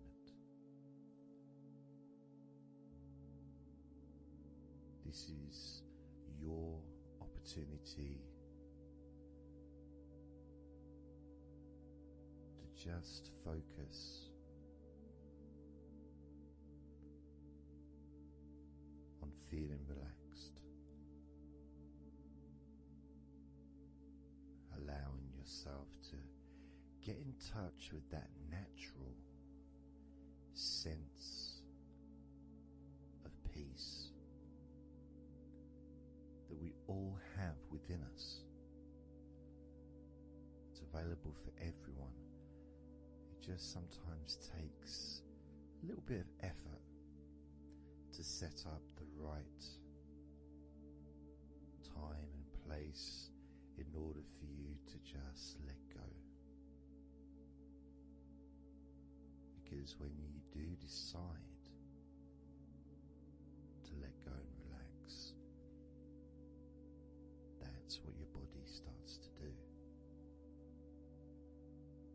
Because you've chosen to just allow your body to unwind, and your mind starts to slow down. And it's a nice feeling. It's a nice feeling at the beginning just to know that you have chosen to decide to relax deeply. And because you've made that decision, your body will just follow suit. Because sometimes all the muscles in your body need is just permission from you to relax. Because so often we're busy, we're going from here to there, we're walking around and we're doing stuff, and the body doesn't have any time or space to really relax deeply. So it kind of waits for you to lead the way, waits for your permission. And when you do give your permission, when you give the say-so, when you say, okay, it's time for your body to let go completely and relax totally, your body just follows. It's almost like a breath of relief. Ah, good, I can now relax. That feeling at the end of a day, of a very physical day that you may experience in the past, where you get home and you just sit down on a chair, maybe you kick your shoes off and feels so nice. Knowing that you don't have to get up again for a little while at least. And if you choose, you can just sit there for maybe an hour or two. It feels blissful. And just by sitting down like that, your body knows that it's time to relax. Your body has been given permission from you, because it's a mindset in your mind. You're prepared to let go of everything and just completely allow all of the stress of your body to evaporate.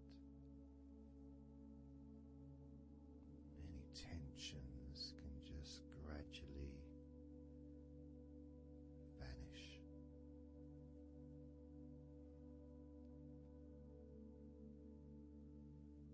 It's like magic, really.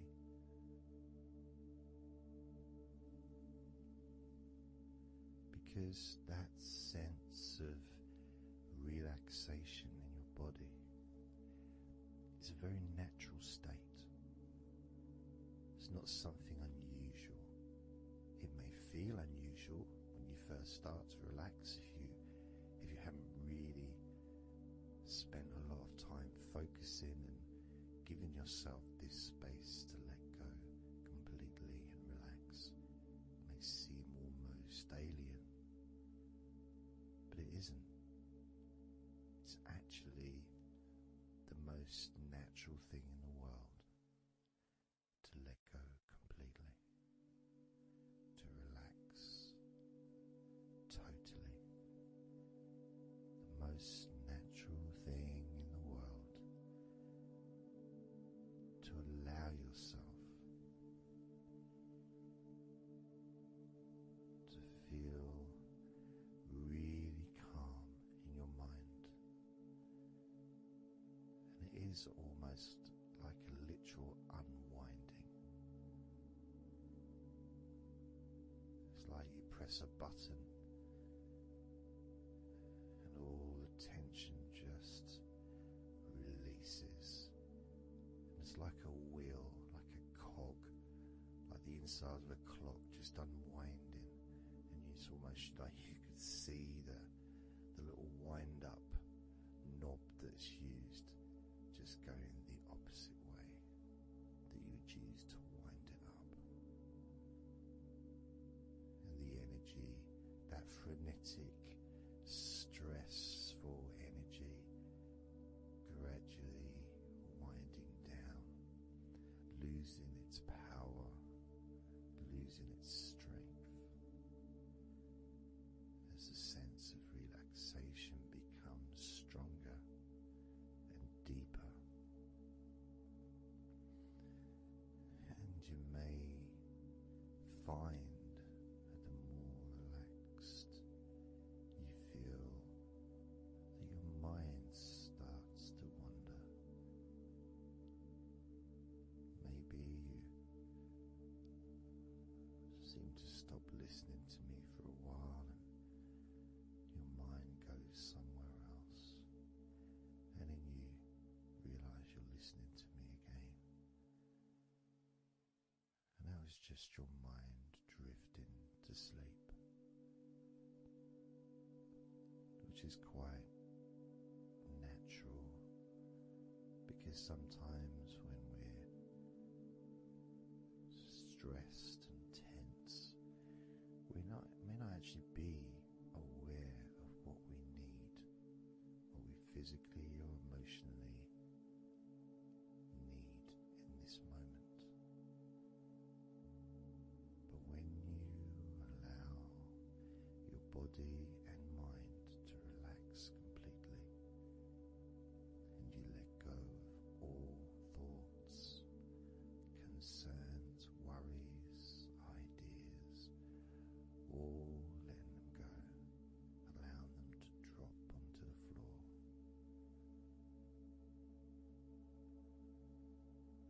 You start to get in touch with the feelings of such relaxation. It feels so nice to be in touch with the calmness of the different body parts as they become looser and looser. Even your breathing seems easier and more natural, effortless, as that cool air enters through your mouth or nose into your lungs, breathing in comfort and relaxation, and then just breathing out any excess remaining tension or stress from every part of your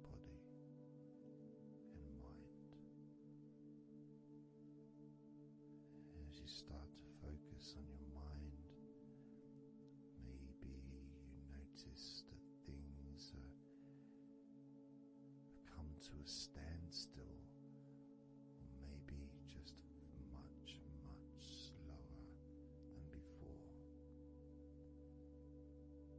because your mind is not really needed when listening to my voice,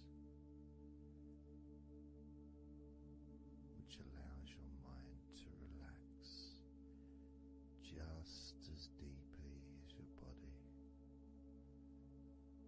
And that synchronicity between the relaxation of your body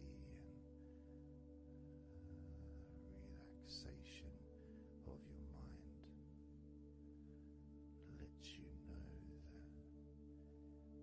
feeling completely calm, loose and relaxed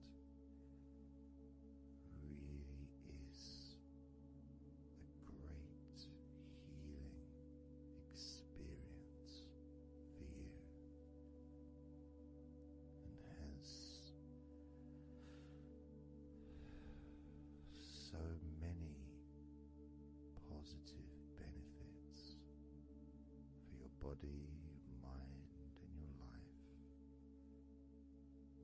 to be able to let go of everything and to relax completely in all parts of your body and mind.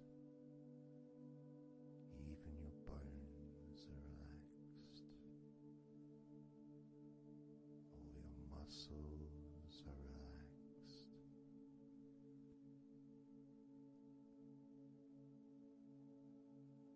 even the skin that covers your body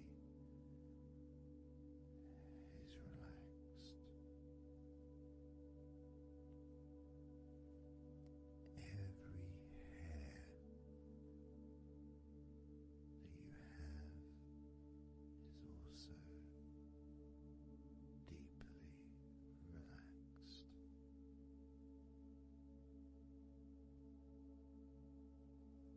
And your brain really starts to feel the benefit of this healing relaxation.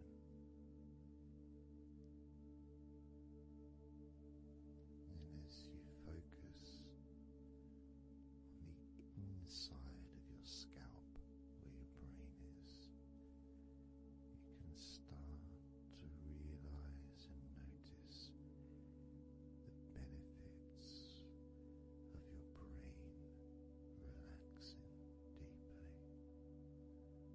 And as your brain continues to relax, it sends those messages to the rest of your body and your mind to really relax even more deeply, relaxing even more completely, letting go of any remaining thoughts or concerns. Allow them just to drop onto the floor, because they're no longer necessary in this moment. This moment of deep relaxation and calmness, filling your brain with deep, concentrated healing.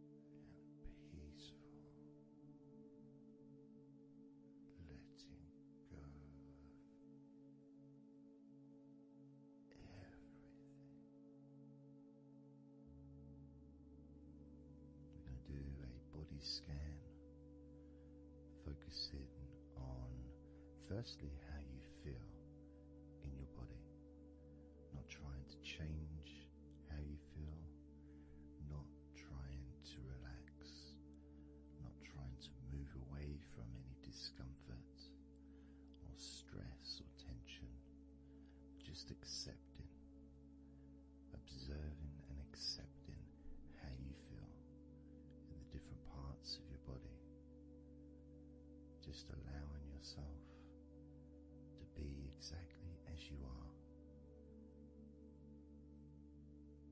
to notice, to get in touch with how you actually feel in this moment. So we're going to start off by focusing on your hands. Just be aware of your hands.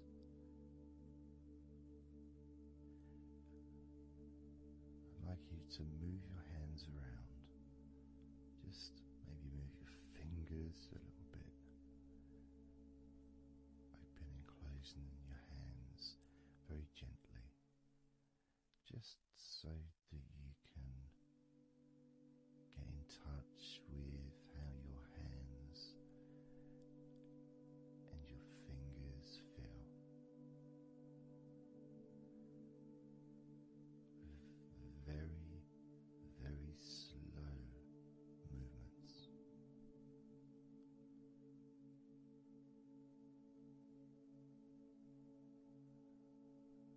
Focusing now on your feet. And if you can, just do kind of an equivalent with your feet as you've just done with your hands. Maybe turning your ankles, moving your feet around, moving your toes gently, but only very gently and very slowly, noticing how your feet feel in this moment.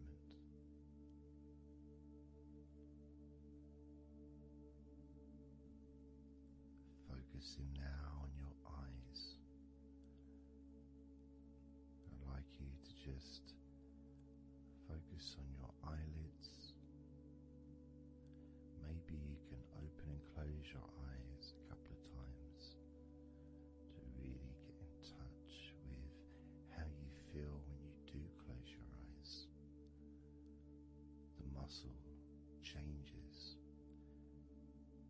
in your eyes when you do close them. Maybe raising your eyebrows, which stretches the tops of your eyes. Perhaps squinting your eyes, scrunching up your eyes, just so you can really get in touch with all aspects of how your eyes feel right now.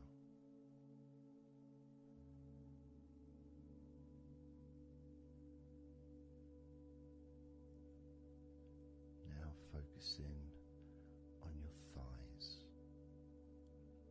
and I'm going to just ask you to gently tense your thighs, just very, very gently, just enough so you can become more attuned to the physical sensation of your upper legs, the front of your thighs,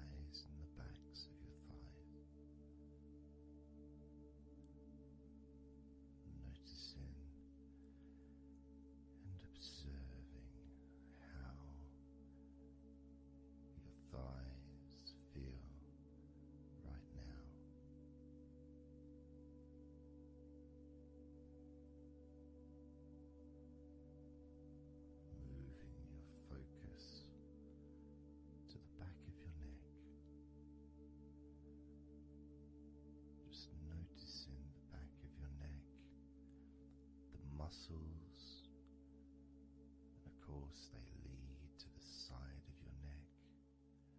They also lead to the top of your back, which lead to your shoulders. So as you focus on the back of your neck, maybe you can move your head gently upwards as if you were looking up. Maybe moving your head down as if you were looking down. Perhaps moving your head side to side, right to left, but only very slowly and very gently. Not trying to force anything. It has to be very, very gentle, just so that you can be more in touch with the feelings, with the sensations, the physical sensations of how the back of your neck feels right now.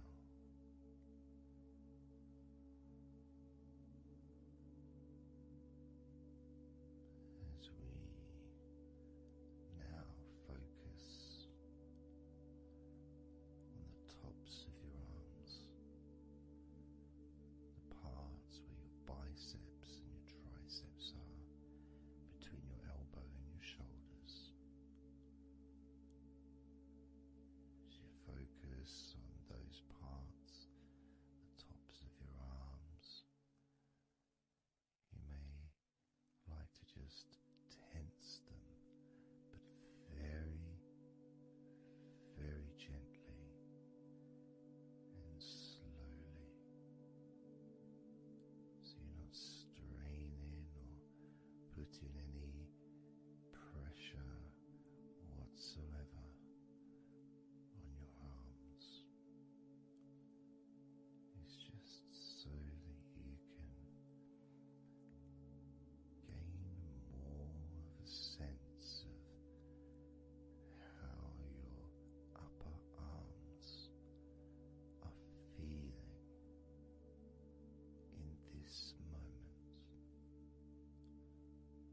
And just noticing as you gently, very gently and slowly tighten the muscles and then let go. Notice how the tops of your arms feel right now.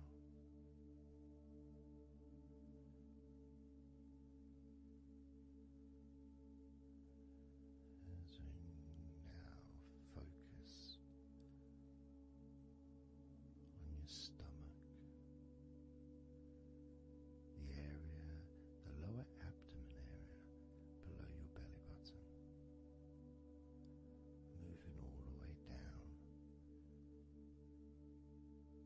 to your hips, just above your groin.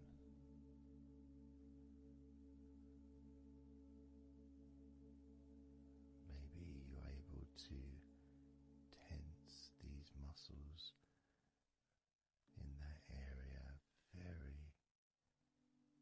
very gently and slowly.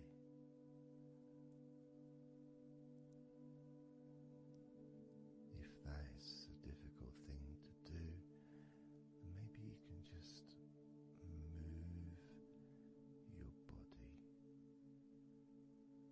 pushing your stomach up, maybe moving a little bit to the side, using your hips, just so that you can get more in tune with how your lower abdomen area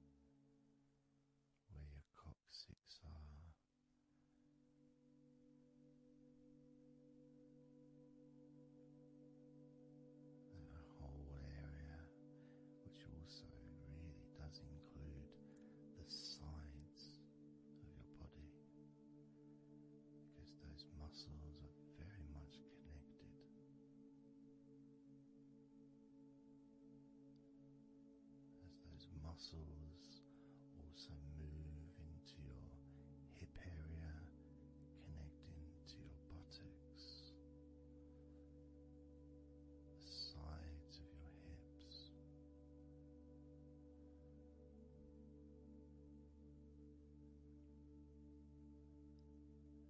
And if you're physically able to do so, maybe you can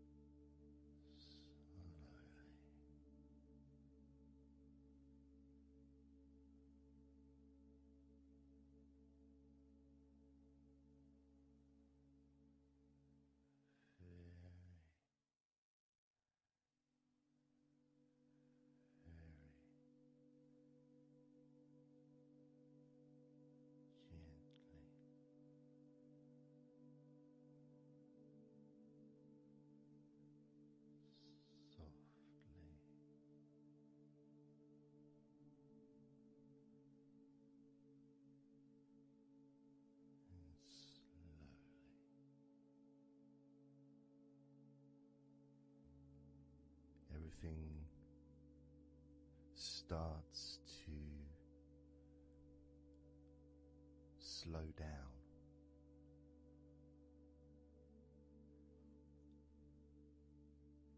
Including the thoughts in your mind and your mind itself just starts to gradually, it doesn't have to be instant, but just gradually starting to, it's almost like time is stretching.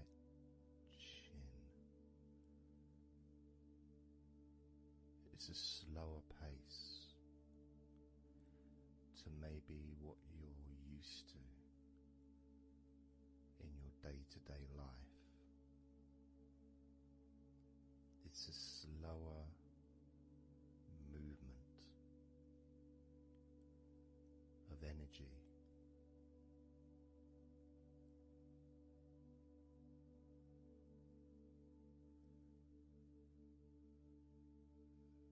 Very small movements which make up the larger movements, which is always the case. You know, when you move your hand, it might seem like it's one movement, but it's lots of minute different muscles moving in accordance with each other, and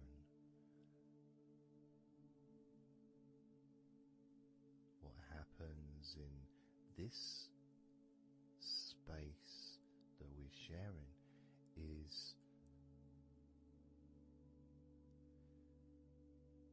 we move from that big movement into those smaller movements.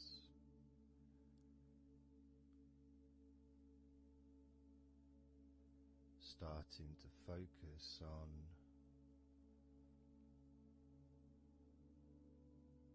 how your body feels, but not just as a whole, not just, oh, I'm feeling this way, I'm feeling stressed or tense, or I'm feeling relaxed and calm, I'm feeling this way, I'm feeling that way. But starting to notice that your body begins to present to you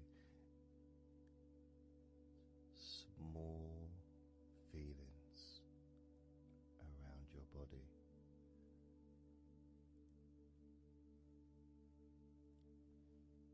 Small physical sensations in your legs, whether pleasurable or not.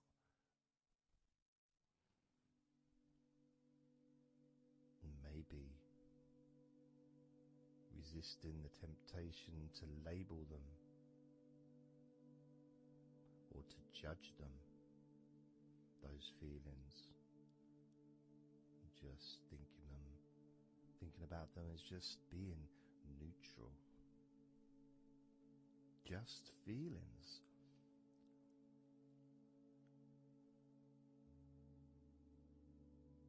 Not being particularly concerned, but just noticing what your body is telling you.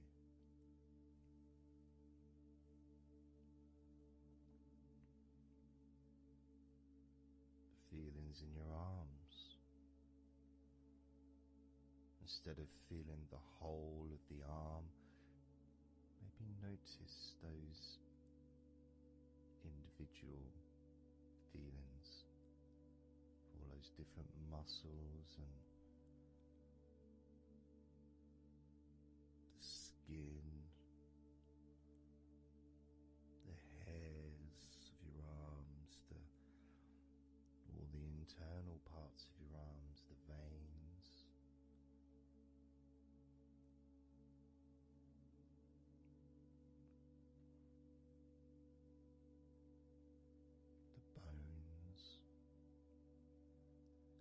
Just being aware of maybe your elbow on your right arm has a certain feeling. Maybe your left wrist also has its own individual physical sensation.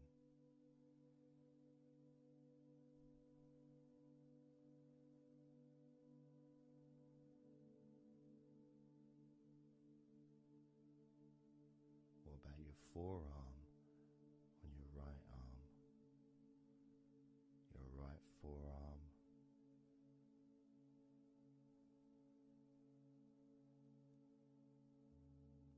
There may not be any particular feeling that you could even give a name to. May not feel like anything other than just a feeling. You know, it's there.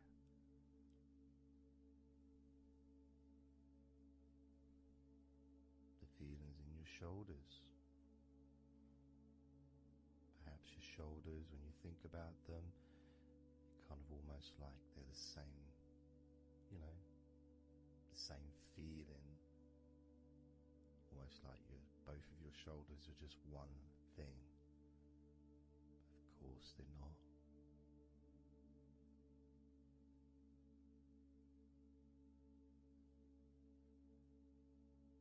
And when you focus on your left shoulder and then on your right shoulder, maybe you find that you move the muscles a little bit. Maybe tense the muscles gently.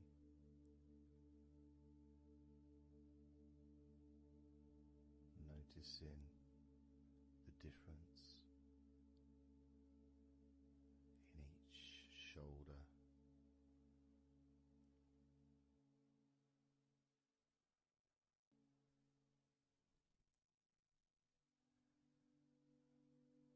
Your lower back.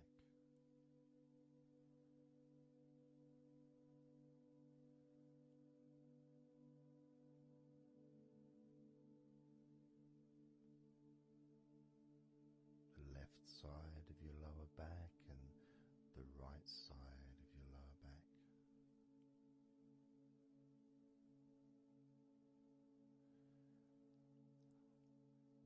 Of course, that connection to your buttocks and to your hips.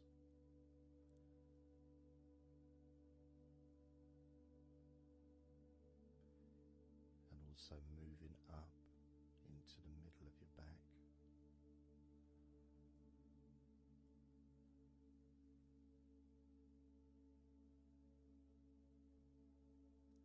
And sometimes, like right now actually, when I focus on that part, when I focused on my buttocks, and then I focused on the middle of my back, it almost felt like the muscles in my lower back were being stretched very gently,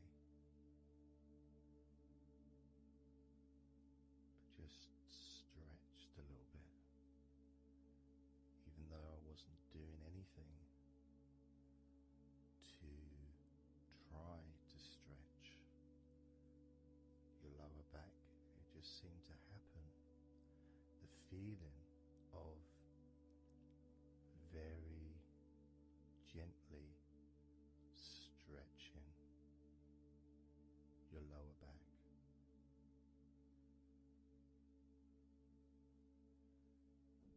Comes along. That feeling.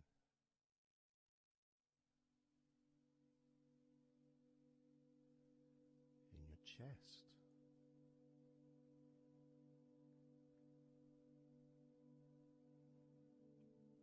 Just noticing what sensations you are experiencing in your chest right now.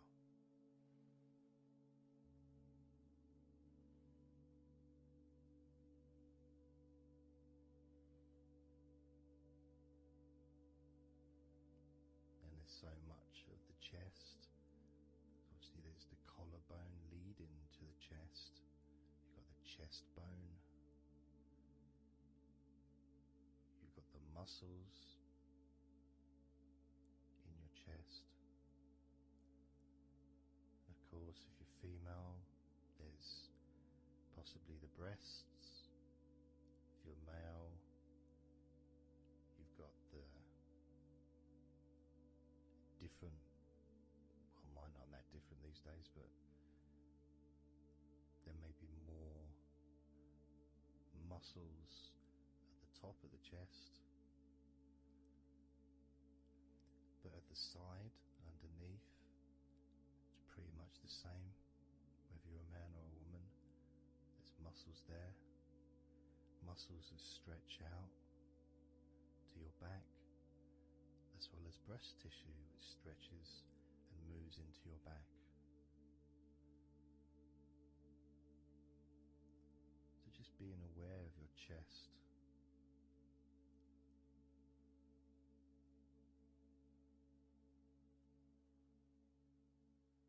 Being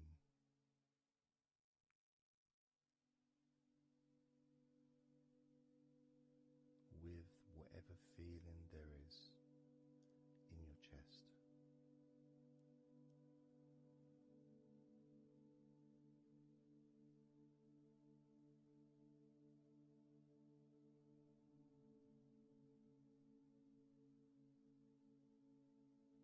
And when I notice that I focus on my chest,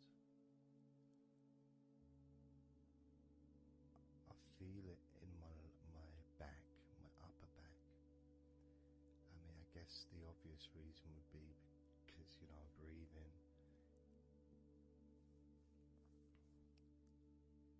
in, and it stretches my chest and my back at the same time.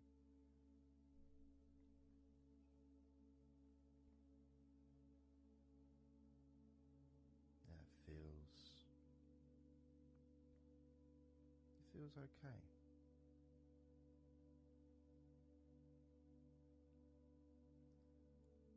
Doesn't feel. I got a little bit of pain in my right chest. A little bit, not pain, but little discomfort, maybe stiffness, possibly. I don't know. I notice my shoulders are also wanting to flex for some reason. I think that's probably part of my upper back.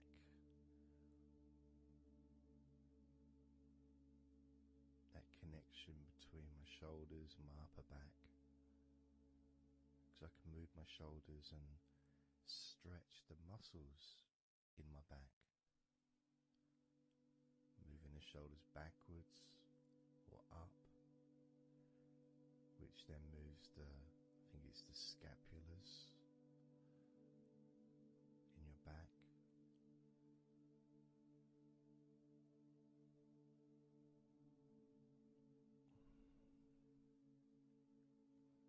It feels quite nice, actually.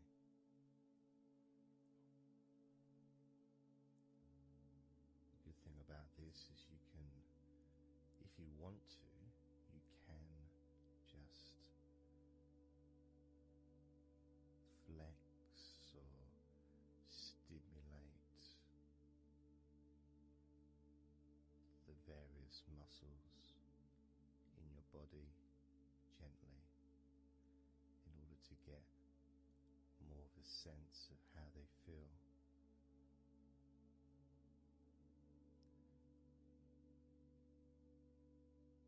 And when you're relaxing, when you do tense a muscle and you let it go and you let it relaxes way more than it would normally.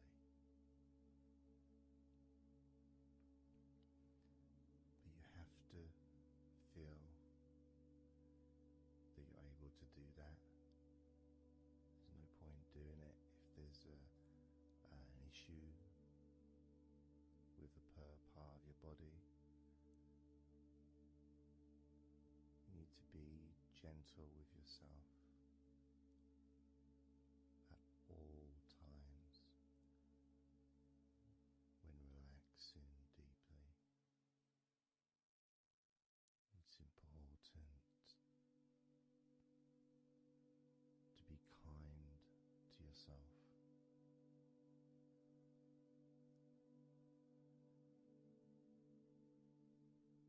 As you notice your mind, how much has your mind slowed down since we started this recording?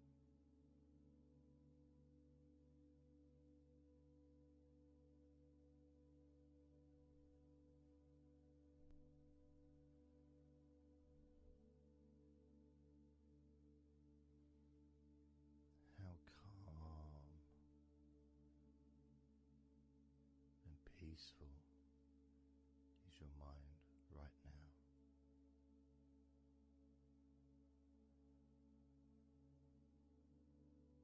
With nothing to think about, and just my voice to listen to, because you know the intention behind this recording is relaxation. At the very least, for you to feel more relaxed at the end of the recording than you did at the beginning.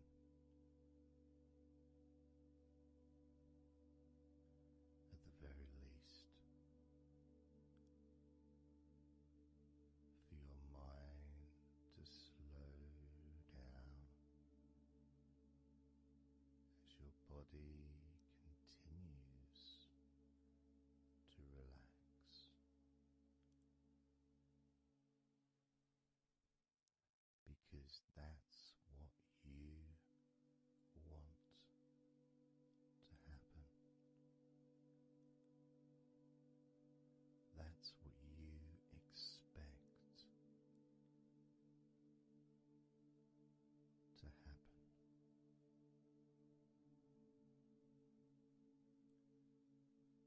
For relaxation to fill your body.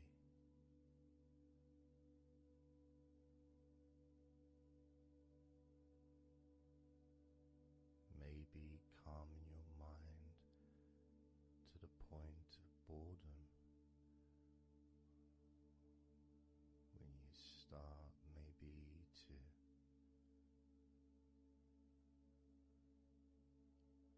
drift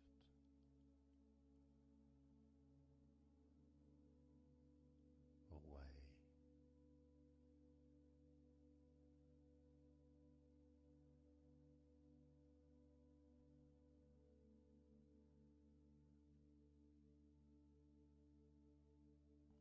Drifting.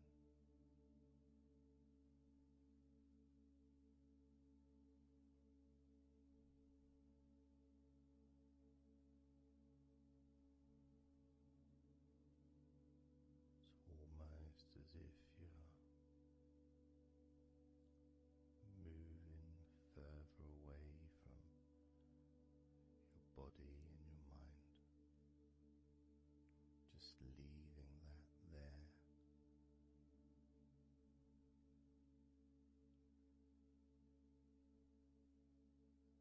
Kind of like an escape pod in a spaceship and movie. Space movie, you know, when they get into that little pod and it sends them